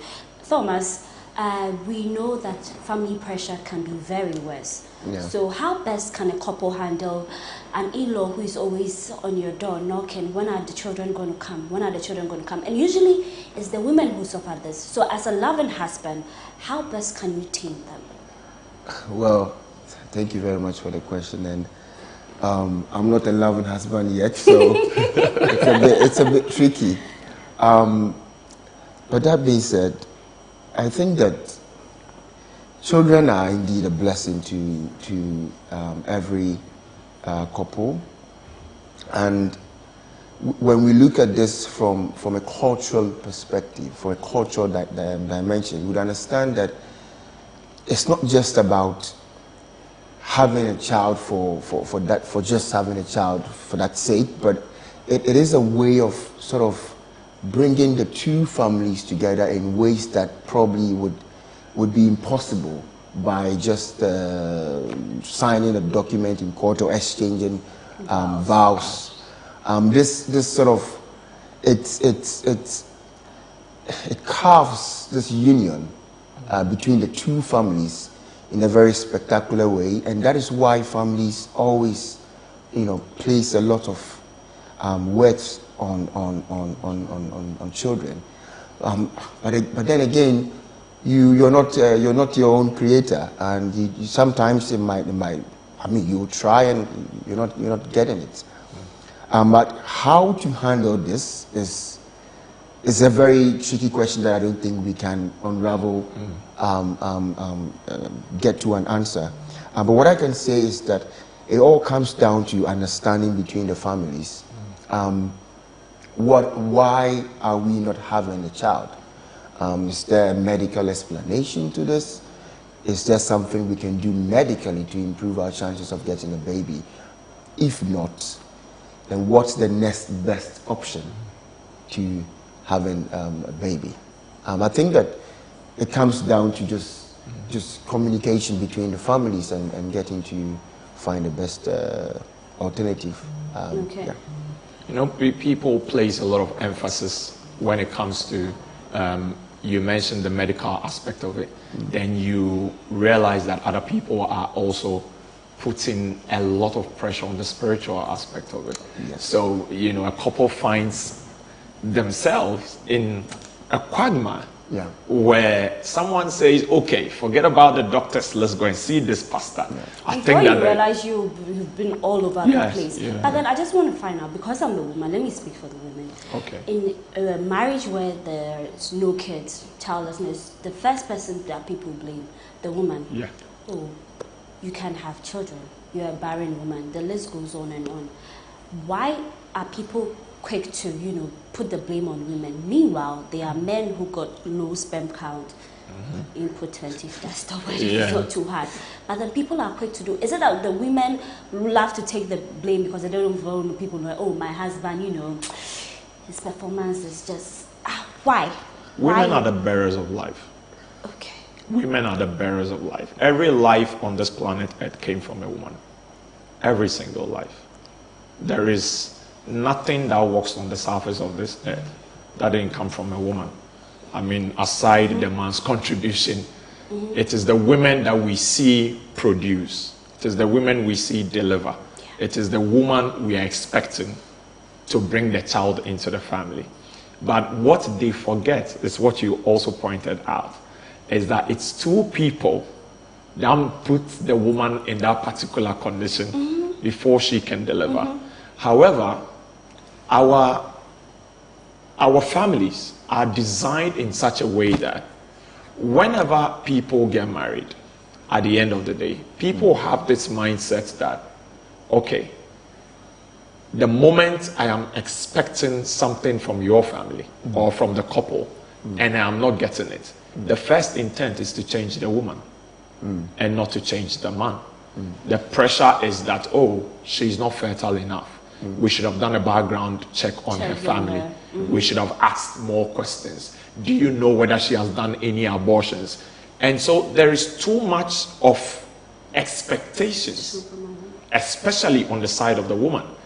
And I've always maintained this position that it takes a man of strong mind to stand and tell his own parents in the face that stop the noise. Stop putting the woman through that pressure. Because there are things in life you just cannot control. And it's also one of the hardest truths that people can accept. There are things you can control. There are couples today, there is nothing medically wrong with them. Exactly. There is nothing spiritually wrong with them. It is not coming. So I would borrow the words of Duke. It comes down to understanding. Do you even understand? These people are in a space where they are doing everything for the first time. The marriage is their first marriage. They are even finding ways of navigating it. And you are here putting pressure of childbirth on them. And so you must have a man. If the man weakens in his mind to kowtow to, let's say, whatever family is saying, that is where the woman feels a lot of pressure on herself because she feels like she doesn't have anybody to lean on. Exactly. But if you are the man and you step forward, stand up for her, and you are able to tell even your own parents, not just the lady's parents, your own parents that, hey, because we say you are the, you are the head of the house. Act and you are as the such. neck. Exactly. The woman is the neck. So you tell them, this is my home, this is how things are going to be run. But then, Duke, in our part of the world, because we prioritize children a lot. Yeah. In the cases when they are not coming, people want to try everything possible. They want to know that they've exhausted all means possible. But one thing that people don't love to go for is surrogacy or adoption. Yeah. Why is it a big this is a very tricky question, you know. It comes down to Ghana's social structure, our cultural social structure. We, the smallest unit in the Ghanaian society is the family, right? Yeah. And until recently, it was the extended family. And this is a very close-knit blood relation, right? And Ghanaians, it's hard sometimes to admit this, but we are very tribalistic. Highly. We're very, ethnocentric to that extent. And so, you want, people just can't understand why they should just go and take someone they don't share this blood relation with, and then all of a sudden treat that person as if that person was his family. Yeah. And this is the reason why adoption is very, very, very difficult. But then again, this is a country where we are also quite funny because we also love to bring people that we're not blood related to into our homes, and then also treat them as if they were family. We have so many people living with their aunties and uncles and great uncles and great aunties and distant relatives and all that. But I think when it comes down to childlessness and adoption, it also sort of sends a signal that you have conceded defeat. As soon as you go in for an adoption, then you send a signal to the church members and in Meko that you don't trust you don't trust God anymore, and you've taken the matters into your own hands. So in a case where we're getting married, maybe I'm a career woman, this is the time where I'm at my peak, so I just want to give myself some time, and then the family people come in and all that. People will even think like, okay, of course you can't have children, but meanwhile at that time I'm just taking my time. You're married, smart. So how best can a couple inform the family that, okay, we are giving ourselves some time? So for us, I think my wife and I, we made a lot of things clear to both parents. We have visited my parents and they've passed the comment and shut them up. We visited her parents. They've made a comment and she shut them up. Because prior to even our wedding, we discussed how long it would take for us to introduce a third person into the family. I like that. You understand? Yeah.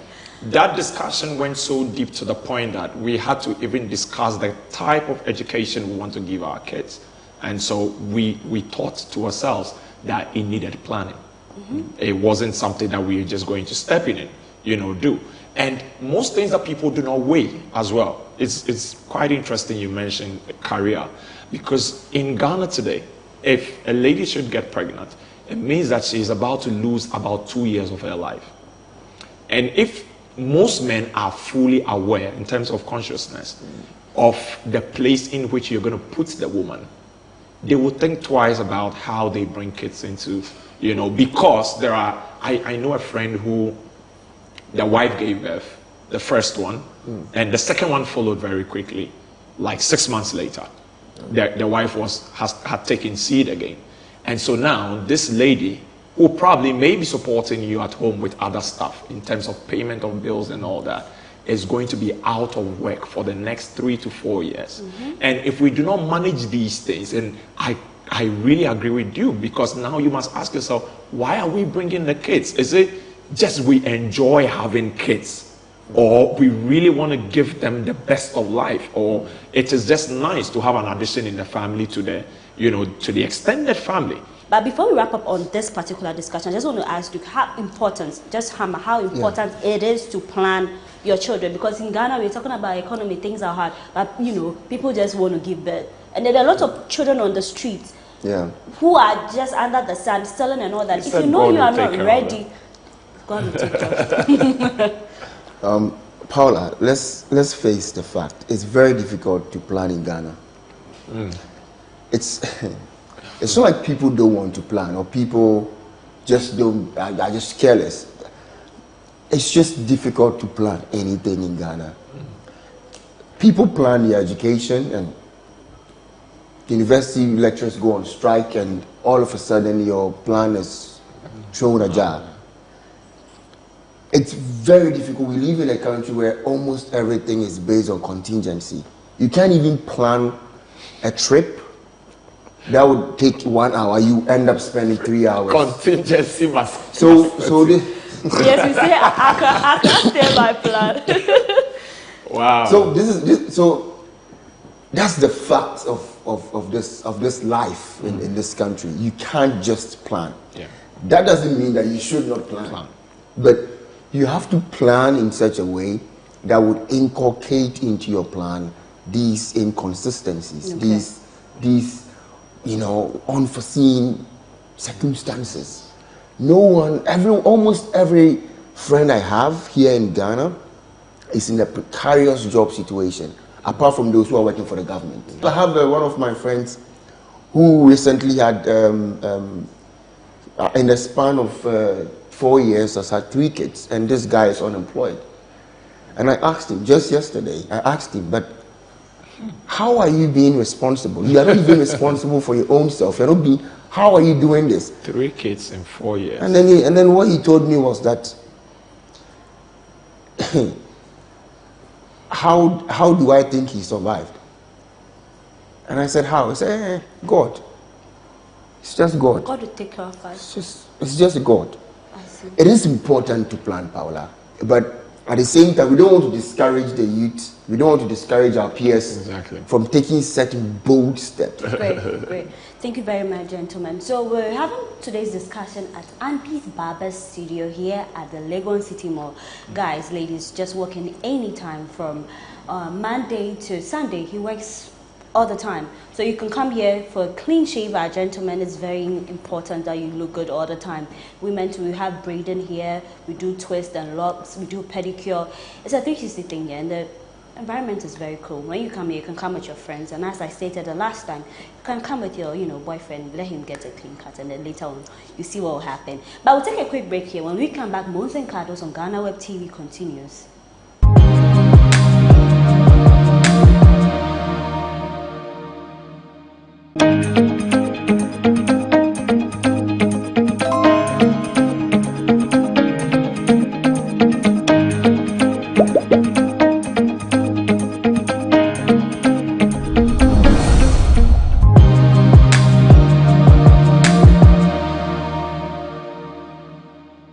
Welcome back. This is Mons and Cardos on GhanaWeb TV. I am Paula Amabruni. Now for the second part, we're doing something interesting.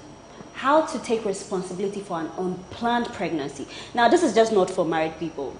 Before the marriage, when you're there with your girlfriend, with your a woman that you're seeing, and maybe if it's just a one-night thing and she comes back to say, I'm pregnant, how do you handle it? Do you say, oh please, this is not what I bargained for, go do the abortion, or you take responsibility? Because at the end of the day, men are taking responsibility for pregnancies.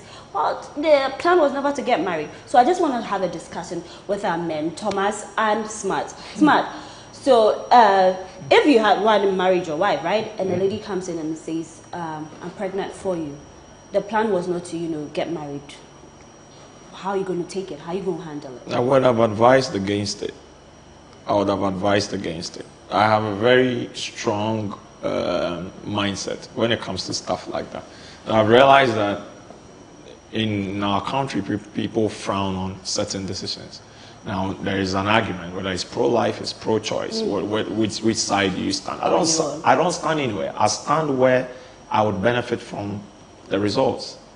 Okay? Because a lot of things truncate. A lot of things truncate the moment you take that decision. And this is something I tell people. You are free to choose. You are never free from the consequences of your choice. Because the moment something just happens, everything about your life changes. A lady comes to you, she tells you, probably someone you've been dating for a year or two, she tells you, I'm pregnant. What's going to happen now? That means you are going to assume a particular role. Daddy. A daddy role. And a daddy role comes with a lot of, responsibilities. And probably, like Duke was saying, you are not even fully in that space, or you don't even have the potential to take care of yourself. You cannot tell us that you are not ready. Exactly. So that is where the choice comes in, like I mentioned. What do you want? What do you have with your partners? Or you mentioned even one night stand and stuff like that. People do it once, and I'm pregnant. The funny part is the bad boys do it consistently, and one good boy tries it one time, then everything is... That is so painful. So, in as much as it is very difficult for you to decide, the two of you must sit down. The two of you must sit down and ask yourself, do we need this? Okay. Can we handle this? Because what we normally say is, maybe if we take this away, we might not get one anymore. Do you know how many women are stuck in the hospital because their men or boyfriends or husbands cannot pay for them to be discharged? It's just there, numerous of them. So you ask yourself, you can't even pay for your partner to be discharged. What will you feed the children with? What will you? So planning is key. All right. And communication is also key because you must talk about I want to do a quick one. Okay. Thomas, as a woman, I want to understand, why do some men, emphasis on some men, switch up? We're having a loving relationship. The moment the lady says, I'm pregnant, then you switch up. Then you are showing us your true colors. Why do you do that? It's because, if you, let's face the fact, some people have sex for recreational purposes and not for family making purposes. It was nothing serious. So assuming you go into some sort of a social contract, right? That you're having sex and you're very much aware that, as we say, a friendly match, right? It's for recreational purposes. Then the lady turns up and says, well, there is a lifelong commitment that has been, as a result of of course, you would flip. I will flip. I would. If I'm being honest, because that wasn't the point. That wasn't the social contract. That wasn't unless, of course, there was some sort of consensus that if this, results in pregnancy, we could consider it, right? But if there isn't anything of that sort, then I think that... Thomas, a man can talk about, we're going to have a happy kids and stuff like that. So some men actually talk about having kids until you tell them there's a kid on the way. But then you talk about a man having to flip because that was not part of his plan. Would you say that it's the woman's responsibility to be on a long-term contraceptive while you are not so certain if the man is going to, accept responsibility in that case? Paula, should we take the decision of, being in control? Because when it turns out, it always comes back to us. As a man sitting where I'm sitting now, first of all, I can't dictate or even suggest what kind of contraceptive you should put into your body, because these things come with their own side effects, right? But what I can advise my friends is that you should understand that once you get pregnant, even if the man is going to be responsible, you are going to be the one carrying the baby for 9 months. You are going to be the one whose career might be affected by this baby, right? So even though it appears to be a 50% responsibility going into this, it isn't.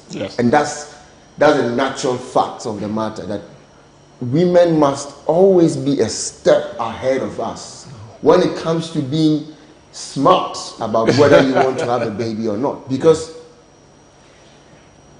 once you get pregnant, whether it was for recreational purpose or whatever, as soon as the lady becomes pregnant, in my humble opinion, the choice of whether to keep the baby or not is almost solely the woman's responsibility. If the woman says no, I can't because of my career or even because of my body, that's her choice. That's her body, that's her choice. Exactly. Likewise, if she says, well, I think I'm 29 and my mom is, and so I want to have it, then you, the guy, you are in big trouble. You can't force the woman to get an abortion, right? True. So if this is, based on what I've painted here right now, women should always understand that even though it's a 50-50 sort of affair, it's your responsibility to protect yourself and protect your career and protect your health. And don't get pregnant for men who can't afford to bail you out of men, let me put it that way.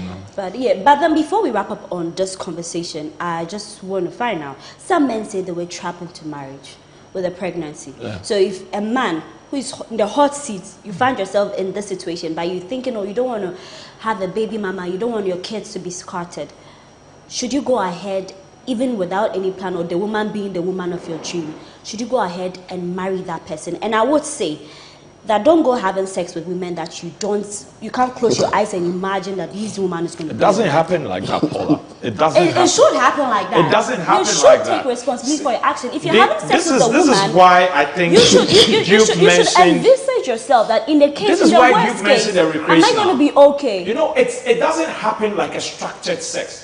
Sex is not always structured and planned. See, those who go for the recreational sex, they know their game. They're always on the contraceptive. And sometimes, but these women who are tripped, sometimes they are the ones that come back with the issues. No, see, dude. They are the ones that come back with the issues. We're discussing this because we want people to understand something. You can find somebody and have a very good vibe with the person on the first day you meet the person. A very good vibe, you can swear you've never had that vibe with anybody before. And that vibe will lead to sex. And 3 weeks later, the lady will give you a call and tell you something you are not ready to. So, yes, the conversation circles around that. But then, it's very long. There's a long decision as to that. Personally, this is something I tell myself. I'll tell you a story. I made a promise to myself that I wouldn't want a lady to have a child for me that I am in no way in the life of the child. Let's say if the relationship doesn't go well. So that is where your point comes in. If I'm about to do something with someone, think about it. I must sit and ask myself, can this woman be my wife? Can I show her off to my parents and my friends? Will I be proud to hold her and not suck her around 4 a.m. and get her? Smart, you know? Smart. You haven't had some vodka. Yes, that's what I'm saying. Most of them are not planned.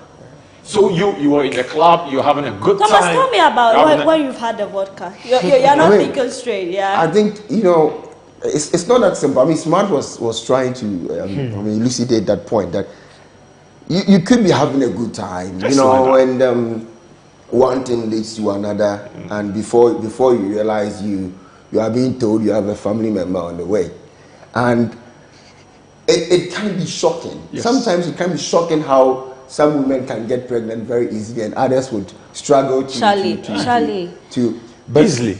Paula, the thing is that we have to understand that in our society, I personally think that having a baby or getting someone pregnant is very different from getting married to someone. You can't as well get married to someone without really thinking that I want to have a baby with this person, because the marriage is between the two of you. The baby is the product of your love, right? That product might come along the way, it might never come along the way. It's about the two people in love and the two people trying to build a life together. That life might include a baby, right? Or it might include adopting a baby. So it's not that black and white that as soon as someone gets pregnant for you, you should marry that person. However, in our Ghanaian society, like we said before, the baby is something that brings two families together in a way that goes even beyond marriage, right? So it's like marrying is one step of bringing two families together, but once you get someone's daughter pregnant, the families become automatically united in that sense, in the cultural sense. I don't remember the last time a friend of mine had vodka in a club, drinking whatever, and then saw a lady and started calculating, is this the woman I want to marry? Is this the woman I want to have? It won't drop. At that moment, you're very much in the moment of that moment. If you know what I mean. For recreational. You're very in the recreational, you know. Okay. So it's not that easy, but women must. And I'm a strong believer that it's fair that this government takes steps to make contraceptives very, very affordable and free for women. In most countries, we should have like some sort of like vending machine that brings people out don't know condoms. about it, but if you walk to government hospital, it's very cheap. Very cheap. Having to have the IUD, the implants, is very cheap. People don't know about it. It's even cheaper than the emergency contraceptive that you spend a lot of money on. But then, gentlemen, before we wrap up the show, I know that Smart, you've got, you know, stage play coming out. You want to tell us about it? Yes. I'm bringing out the wedding night. Last year we did When Will You Marry Me? And now everybody's beginning to think I'm putting my marriage out there, but that's the funny part. So the wedding night is clearly is about Jephthah and Freema expecting, you know, to have a very good time on their wedding night. They arrive in their bedroom, rose petals on the bed, and they meet a very big surprise, you know, from both parties. Very, very big surprise. We are waiting to see what happens eventually on the day. So the wedding night is showing on the 23rd of April, exactly about a month from now, is going on at the Perez Dome. But Duke, I also know that you've got amazing stuff going there, from the coaching thing to your novel. Is it available on the market? No, not yet. We're still working on some finishing touches on that book, and we're expecting it to be out by the close of this year, or probably sooner than that. Please do out and give it to us, we beg. Well, politicians, if I had interviewed a politician, I'm going to give us a timeline. It's in the pipeline. It's in the pipeline. It's actually in the pipeline. I mean, it's a historic fiction novel, and it's around 1390. So it's the late pre-colonial era. Okay. And it's briefly about religious imposition and how Islam was imposed on most of the northern Ghana tribe. The book itself is about the Songhai Empire, the old Songhai Empire, and in Ghana it encompasses the Gruma people, a bit of the Gomba people. The title again? The Half Moon. The Half Moon, great. Please, but how can we connect with you, Smart? Yes, Facebook as Smart Stitching Nixon. Okay. And almost all my social media channels, Smart Stitching Nixon. All right, Duke? Yes, it's Thomas Duke Labeka Mankwando on all my social media platforms. Okay, great. Thank you very much, gentlemen. I must say I love the conversation and all that. So, for my ladies who listen, you know, you should take a cue, especially the part where they're talking about the unplanned pregnancy. The vodka in the other time. Anyway, it's always a pleasure coming your way with Mons and Cuddles. And as I always say here, we find ways to spice up your relationship. So, whatever we put out here, you should, you know, take a cue and, you know, move forward with it. Thank you very much for watching. We'll be back with the next episode of Mons and Cuddles. I am Paula Amabreni.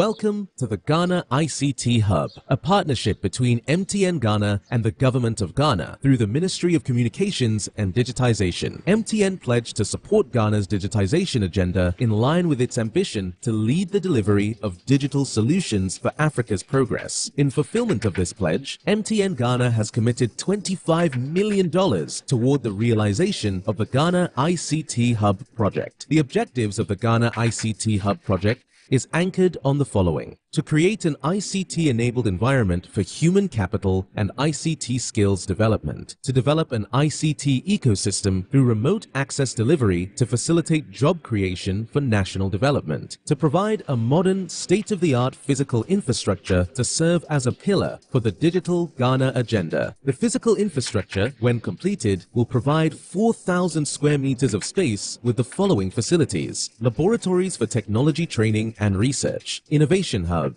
co-working spaces for tech innovation startups, Tier 3 data center, conferencing facilities, offices and meeting rooms, commercial lettable spaces, gaming area, restaurant, ancillary facilities. The technology laboratories will be fitted with the next generation ICT equipment and applications to provide the youth of Ghana with practical training in Industry 4.0 technologies such as artificial intelligence, AI, machine learning, cloud computing, 3D printing, robotics, Internet of Things, IoT, advanced manufacturing techniques, cybersecurity, genetic engineering. The project also seeks to establish a complete ecosystem at the hub through remote access delivery to facilitate job creation for national development. The ecosystem shall comprise of MDAs, technology companies, startups, incubators, research agencies, leading universities globally, foundations worldwide, to create a community. 1. The ecosystem community shall bridge the divide between academia and industry and provide solutions to challenges in the key sectors of health, agriculture, and educational sectors of the economy. 2. It shall also run an innovation program providing mentoring and networking for the youth in tech startups. 3. The ecosystem community shall establish an innovation fund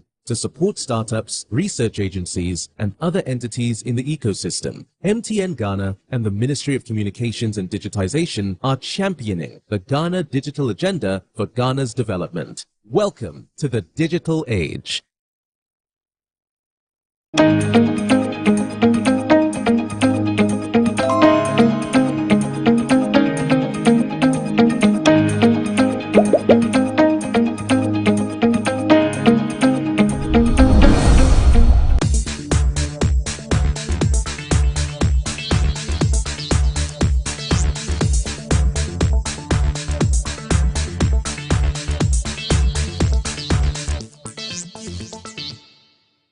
Beyond the Easter festivities this past weekend, the MP for Abetifi, Brian Echampon, has also been in the news. This is because he made some comments which triggered the NDC and some Ghanaians. In his words, the NPP are not willing to hand over power to the NDC. He added that the NPP will do anything possible to win the 2024 elections. What are Ghanaians' thoughts about Brian's comments? Join me as I find out. So, that means you have the power. Say there will be no voting or there will be no democracy or whatever. So can say 1 for 2 minutes that means the 2 minutes and the Rose, I mean, I am penny for no. I'm a young boy. Me casa for MPP and I say MDC. Leaders, no, me casa for the leaders. Leaders no more. Because they be a 2 million. Omakwati Jeffrey be a modi abepe candy for hands, you know. They get power to talk whatever they want to talk.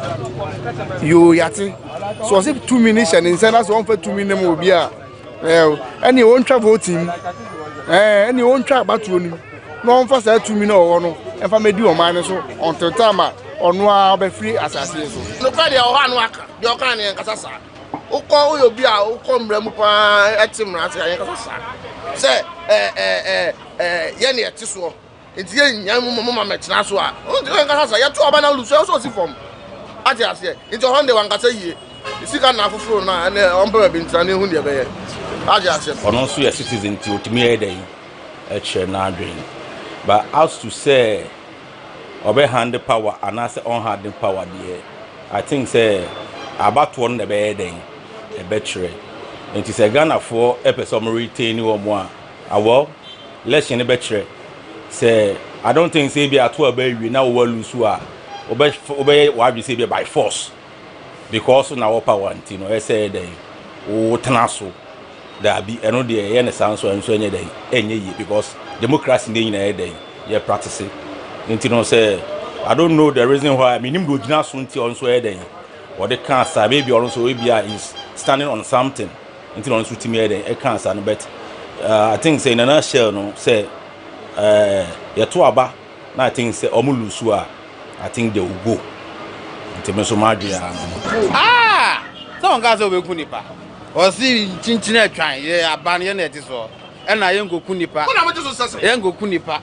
And I it doesn't be any. I see, and I it is where a better MPP, Yan Yako. What I say, Ubiabwa, Kai Munangua, oh,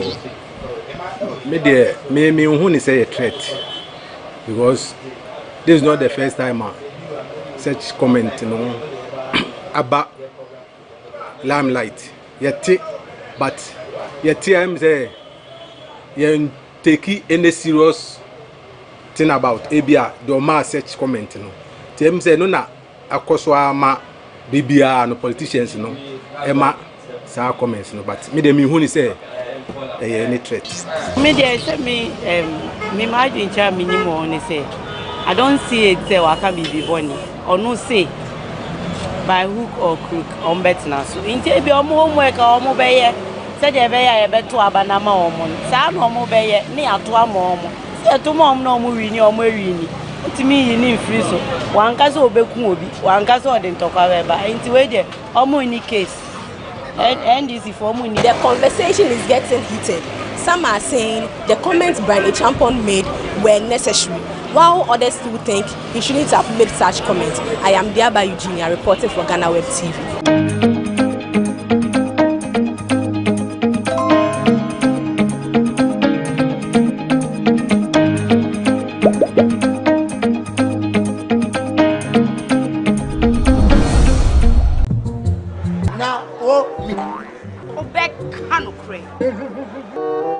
Susu sang kwai bia wan to nam bia e man kwai bebre. Mommy, you face can see about Kotoso. Bepoga, send me sika from Lemonade Finance. Wa Brian Tennessee. And let me £2. Lemonade Finance. Say they're sending money back home from UK, Canada, and now US. I accepted instant charges. Extinguishing in so unbeatable. We should make promo code Dr. Like Nanya £10, $10, and $10 Canadian for the first transaction. Would you send this guy a coffee? Download to Lemonade Finance.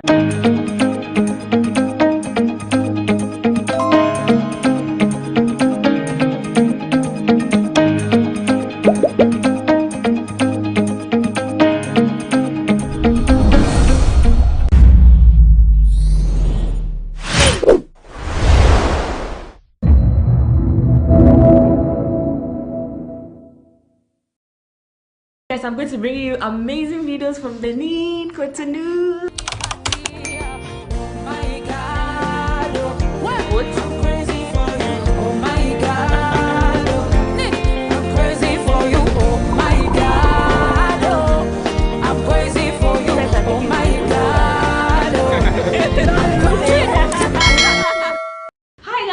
We are back again, Chale. I am right here in Cotonou. This is how I traveled 8 hours from Accra to Cotonou by road. Let's see how it all started. Good morning, fam. Good morning. It's about 5 a.m. here in Accra, and I'm already up, ready for the day. I'm leaving Accra to Benin by road, and this is going to be a budget trip. My budget is like 3K. I'm going with a friend. You'll soon see her. So yeah, it's been a while. I did a mini pack with me vlog. So I'm backpacking, and of course I'm already dressed. This is my outfit. This is my outfit. You soon see my full outfit. So yeah, pack with me, love. And my nightwear. And I'm done with the clothes. Ta-da! I got a drone for my friend. My drone is faulty. I don't have a drone, but my friend gave me hers, so I'm going to go with his, and I'm going to keep it safe for you. Thank you so much, Portia. The next is my toiletries and beauty products. I also have my toothbrush and my sponge here in this bag, so I'm going to keep them here. And I got some shito for my friend I'm going to meet in Benin. He said he wanted what's it called, shito, Ghana shito. I'm sure he has had a lot of Ghana shito and he really wants it, so I got him this. I hope it's safe. So the next is makeup and jewelry, a little earring just to look cute on the trip. But one important thing is sewing kits. So I have here a sewing kit and a little pin for just in case. I also like to travel with torchlights and a little knife. This is a very small handy knife. It usually goes into my handbag. It has knives, scissors, it's very sharp. The next is sunglasses, then power bank, my camera. The next thing is slippers, bathroom slippers, and a fancy slippers. A book, which I'm going to try and read, and a water bottle. My passports and money. I'm going to carry medication, my phone chargers, my camera, and yeah. This is just for headache or stomach ache, yeah.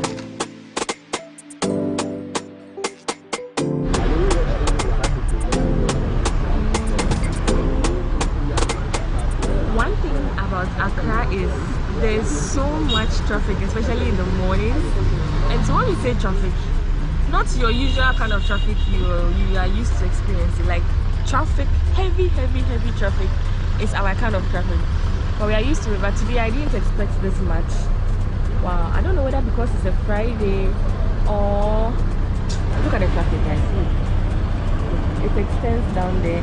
I'm currently at Circle, just about 5 minutes drive to Accra to get the vehicle. So yeah, let's go, guys. So guys, I'm currently at the STC yard. You say hi to Abigail. Hi.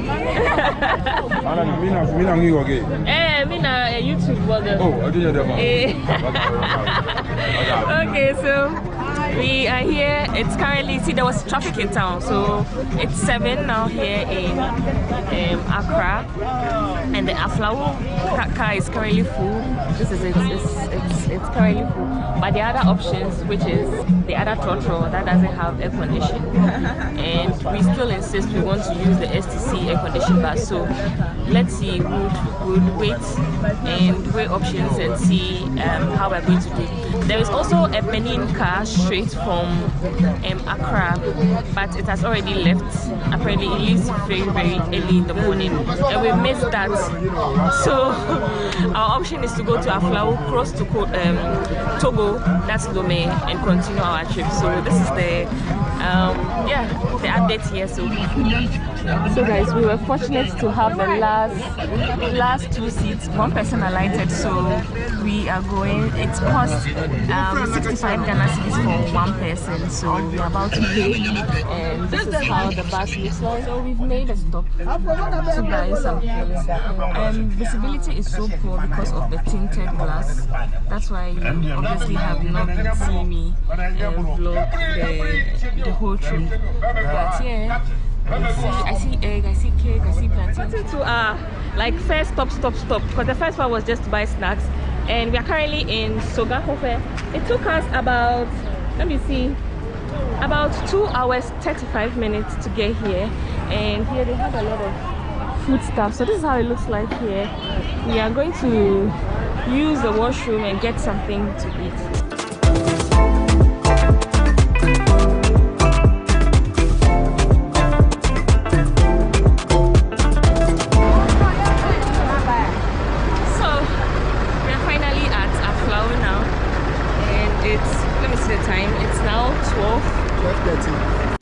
So we made some new friends in the bus and we are going to go. So I just changed $100 at the border and I got 62,000 sefa, 200. So yeah, this is how much I made out of it. We were able to cross the Togo border It cost us 25 Ghana cedis without a stamp on my passport. If I'd wanted to get my passport stamped, it's going to be a long process and it's going to cost more. So we are currently heading, we are leaving Lomé, Togo to Cotonou, and there are taxis very close to the border. So this is how it looks like from here, and this is how the taxis look like. Yeah. So yeah, we are leaving here to Cotonou, and it's going to cost 1,000 CFA. So yeah, and yeah, you need your passport. So. While on the trip from Lomé, Togo to Benin, we spotted beautiful beaches along the coast. I also saw vast farmlands. Let me know in the comment section if you think I should consider exploring Togo, even though I've made it to Togo 3 times. Let me know in the comment section. So we've entered Benin now from the Togo border. If you want your passport stamped, it's 1,000 CFA. But if your passport is a new passport, that is, you've not traveled before, it is 2,000 CFA. So yeah, we just crossed the border. This was very easy. While on the trip in Benin, I didn't spot any fuel station. Our driver made a stop to buy fuel, and this is how he did. We also got a SIM card for 1,000 CFA at the Benin border, so it was easy to find our location to our Airbnb.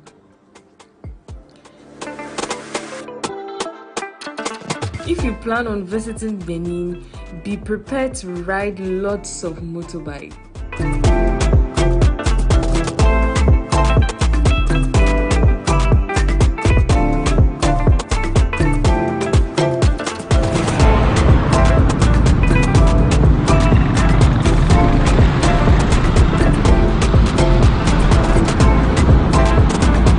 So guys, we finally settled in our Airbnb. This is how it looks like. Let me give you a short tour. This is the hall. It's a very cute space. And let's go to the bedroom. Abigail, you good? So this is how the bedroom looks like. And yeah, hi. Bathroom. The last place is the kitchen, so let's see the kitchen.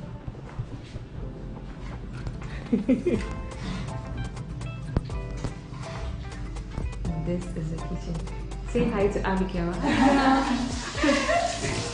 I'm tired, like super tired, but yeah. I know. So we are going to settle in, freshen up, and find something to eat. So yeah. So guys, yeah, this brings us to the end of this vlog. I hope you enjoyed watching this vlog as much as I enjoyed being here, as much as I enjoyed my entire trip, even though it was stressful, Abigail? Yes. It was stressful, but not as I expected based on the other videos I had seen earlier. So yeah, I hope you found this video helpful. Until next time, catch you guys. I'm going to bring you amazing videos from Benin, Cotonou. I'm going to explore a lot of towns here in Benin. So yeah, I'll keep you updated.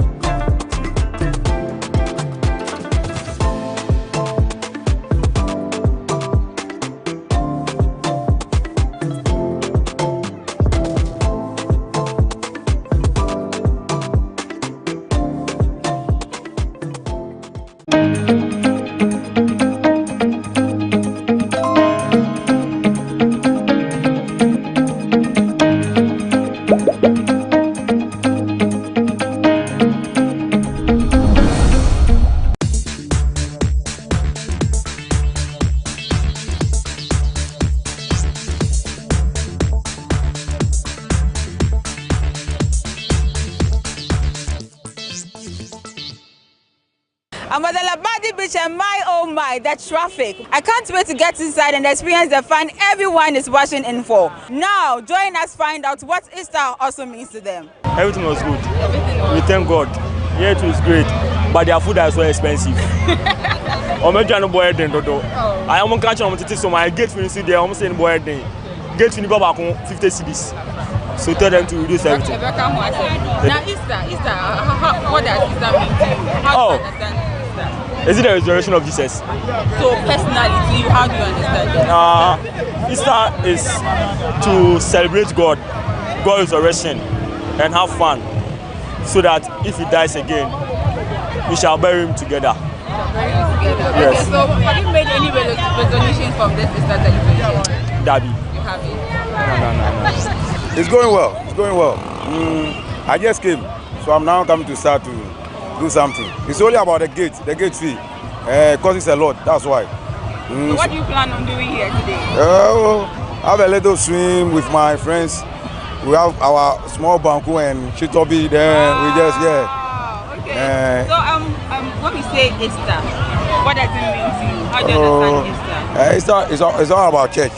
It's all about Jesus Christ. The death and the, how do you call it? The rising of Christ. And that's what I mean. Were you in church yesterday? Yeah. Okay, so from what you heard at church, or from what you heard so far, what are you taking from Jesus' death?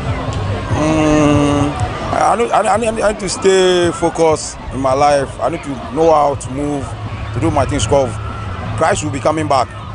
That's the whole issue about this Easter. And yes, baby, I did.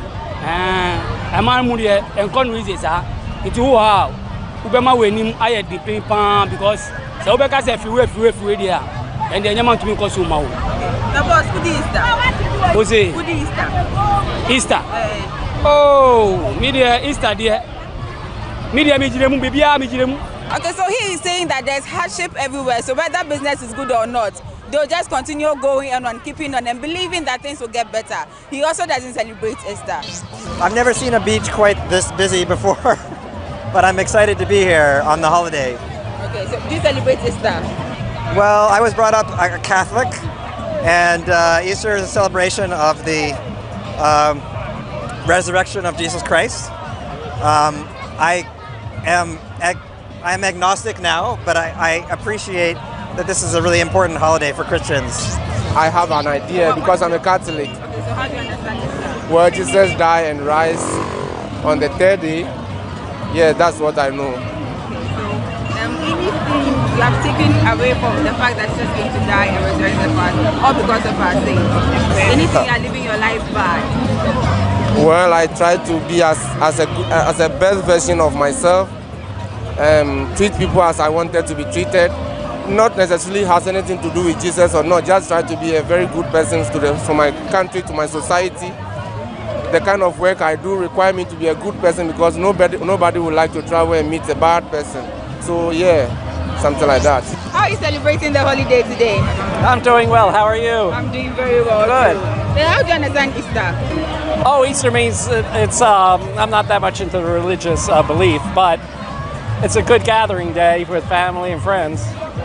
Okay, so what do you plan to do today? What do you plan on doing today? We're on a tour today with Kasami Tours, and we're doing Jamestown, we're doing the marketplace, we're doing all sorts of tour events, including here. Okay, so I believe you're enjoying yourself in Ghana. Oh yes, this is a week ago today I landed here, and I'll be going home tomorrow, but I'll probably be coming back during the rainy season. Okay, yeah. Enjoy the rest of your stay. Thank you, appreciate it. Have a good day.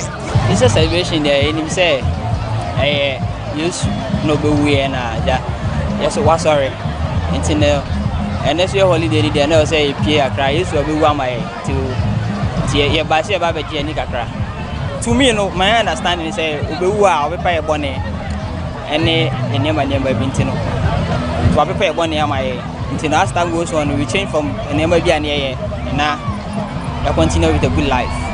Like Yajankwa, every wood, Yajankwa, every pie a bonnet, that's why a bonnet. And I chum like that was on that was what Damien Sanizon. What's a barbecue like a Bejanica? The two gentlemen believe that Easter is all about the crucifixion and the resurrection of Christ, and it's all about the forgiveness Christ had for us and the love he had for us. So they are going to live lives that are worthy of the crucifixion of Jesus Christ. You've heard it all and seen it all. Revelers are happy and celebrating Jesus Christ for sacrificing his life for the sins of mankind. Now, what does Easter mean to you too? Let us know in the comment section. My name is Abigail Johnson Boache, reporting for GhanaWeb.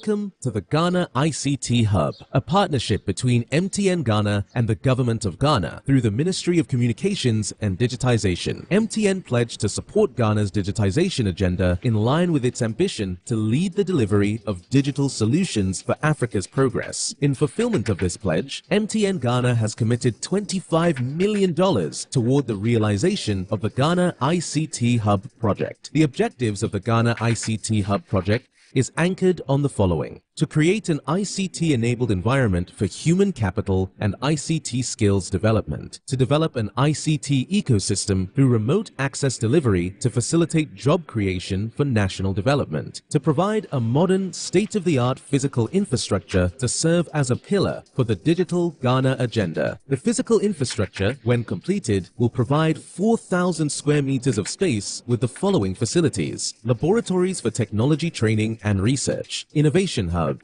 co-working spaces for tech innovation startups, Tier 3 data center, conferencing facilities, offices and meeting rooms, commercial lettable spaces, gaming area, restaurant, ancillary facilities. The technology laboratories will be fitted with the next generation ICT equipment and applications to provide the youth of Ghana with practical training in Industry 4.0 technologies such as artificial intelligence, AI, machine learning, cloud computing, 3D printing, robotics, Internet of Things, IoT, advanced manufacturing techniques, cybersecurity, genetic engineering. The project also seeks to establish a complete ecosystem at the hub through remote access delivery to facilitate job creation for national development. The ecosystem shall comprise of MDAs, technology companies, startups, incubators, research agencies, leading universities globally, foundations worldwide, to create a community. 1. The ecosystem community shall bridge the divide between academia and industry and provide solutions to challenges in the key sectors of health, agriculture, and educational sectors of the economy. 2. It shall also run an innovation program providing mentoring and networking for the youth in tech startups. 3. The ecosystem community shall establish an innovation fund to support startups, research agencies, and other entities in the ecosystem. MTN Ghana and the Ministry of Communications and Digitization are championing the Ghana digital agenda for Ghana's development. Welcome to the digital age. Now,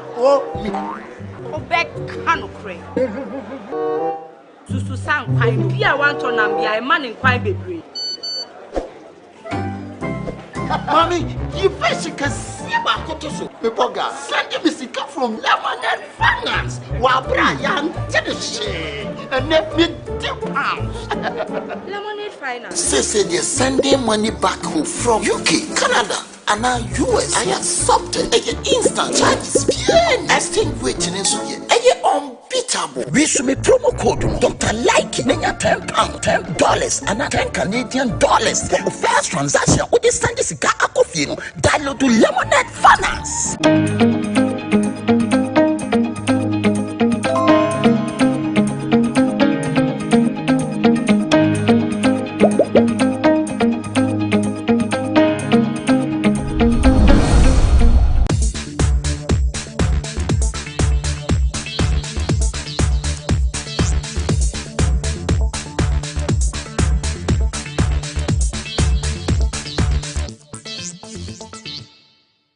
Beyond the Easter festivities this past weekend, the MP for Abetifi, Brian Echampon, has also been in the news. This is because he made some comments which triggered the NDC and some Ghanaians. In his words, the NPP are not willing to hand over power to the NDC. He added that the NPP will do anything possible to win the 2024 elections. What are Ghanaians' thoughts about Brian's comments? Join me as I find out. So, that means you have the power. Say there will be no voting or there will be no democracy or whatever. So can say 1 for 2 minutes will be that means the 2 minutes and the Kutano.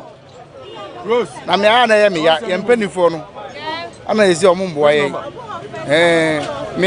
Menkasa for MPP and I say MDC. Leaders, no, me kasa for the leaders. Leaders no more. Because they be a 2 media. omakodi Jeffrey baby omodi abepe candifuo wa hands they get power to talk whatever they want to talk. You yati. So as if 2 minutes and inside us 1 for 2 minutes will be any one travel team. Any one track about you. No one for 2 minutes or no. If I may do a minus until time or no be free as I say so. No Friday or one work, your can and Casasa. Oko will be our come Remupa at Tim Rats and Casasa. Say, Yenny at Tiswa. It's young Mamma Metinaswa. Oh, the Casasa, you have 2 abandoned Lucio from. I just say, it's a Honda one Casa. You see, I'm not for now and Umber been turning Hundia Bay. I just said, or also a citizen to me a day at Chernadrin. But as to say, obey hand the power and I say on hand the power, dear. I think, say, about 1 the bed day, a betray. It is a Ghana for episode retain or more. Well, let's in a betray. Say, I don't think say be at 2 baby now well lose who are. Obey what you say by force because on our power, you know, I say, oh, Tanaso, there be another day, and a sound so and so any day, because democracy in the day, you're practicing. You know, say, I don't know the reason why I mean, him do not soon on so a day, or the cancer, maybe also is standing on something until on to me a cancer, but I think, say, in a nutshell, no, say, you're too about, I think, say, Omulusua. I think they will go. Ah! Some guys will be Kunipa. Or see Chinchina trying, yeah, abandon it is all. And I am go Kunipa. Yango Kunipa. And I it doesn't be any. I see, and I it is where a message MPP, Yan Yako. What I say, Ubiabwa, Kai Munangua, Oh, me only say a threat because this is not the first time such comment about limelight. But yet I'm say you take any serious thing about ABA the ma such comment no. Them say no na akoswa ma bibia no politicians no ema sa comments no but me dem who say any threat. Me dey say me imagine cha minimum ni say I don't see it say waka be bonny or no say by hook or crook on betina so inte bi omo homework omo be ye say dey be ye be to abanama omo sa no omo be ye ni ato ama omo say to mo omo no omo wi ni omo wi ni ntimi yi ni free so wanka so obeku obi wanka so ode ntokwa we ba nti we dey omo ni case and this for money. The conversation is getting heated. Some are saying the comments Brian Champon made were necessary, while others still think he shouldn't have made such comments. I am Diaba Eugenia reporting for GhanaWeb TV.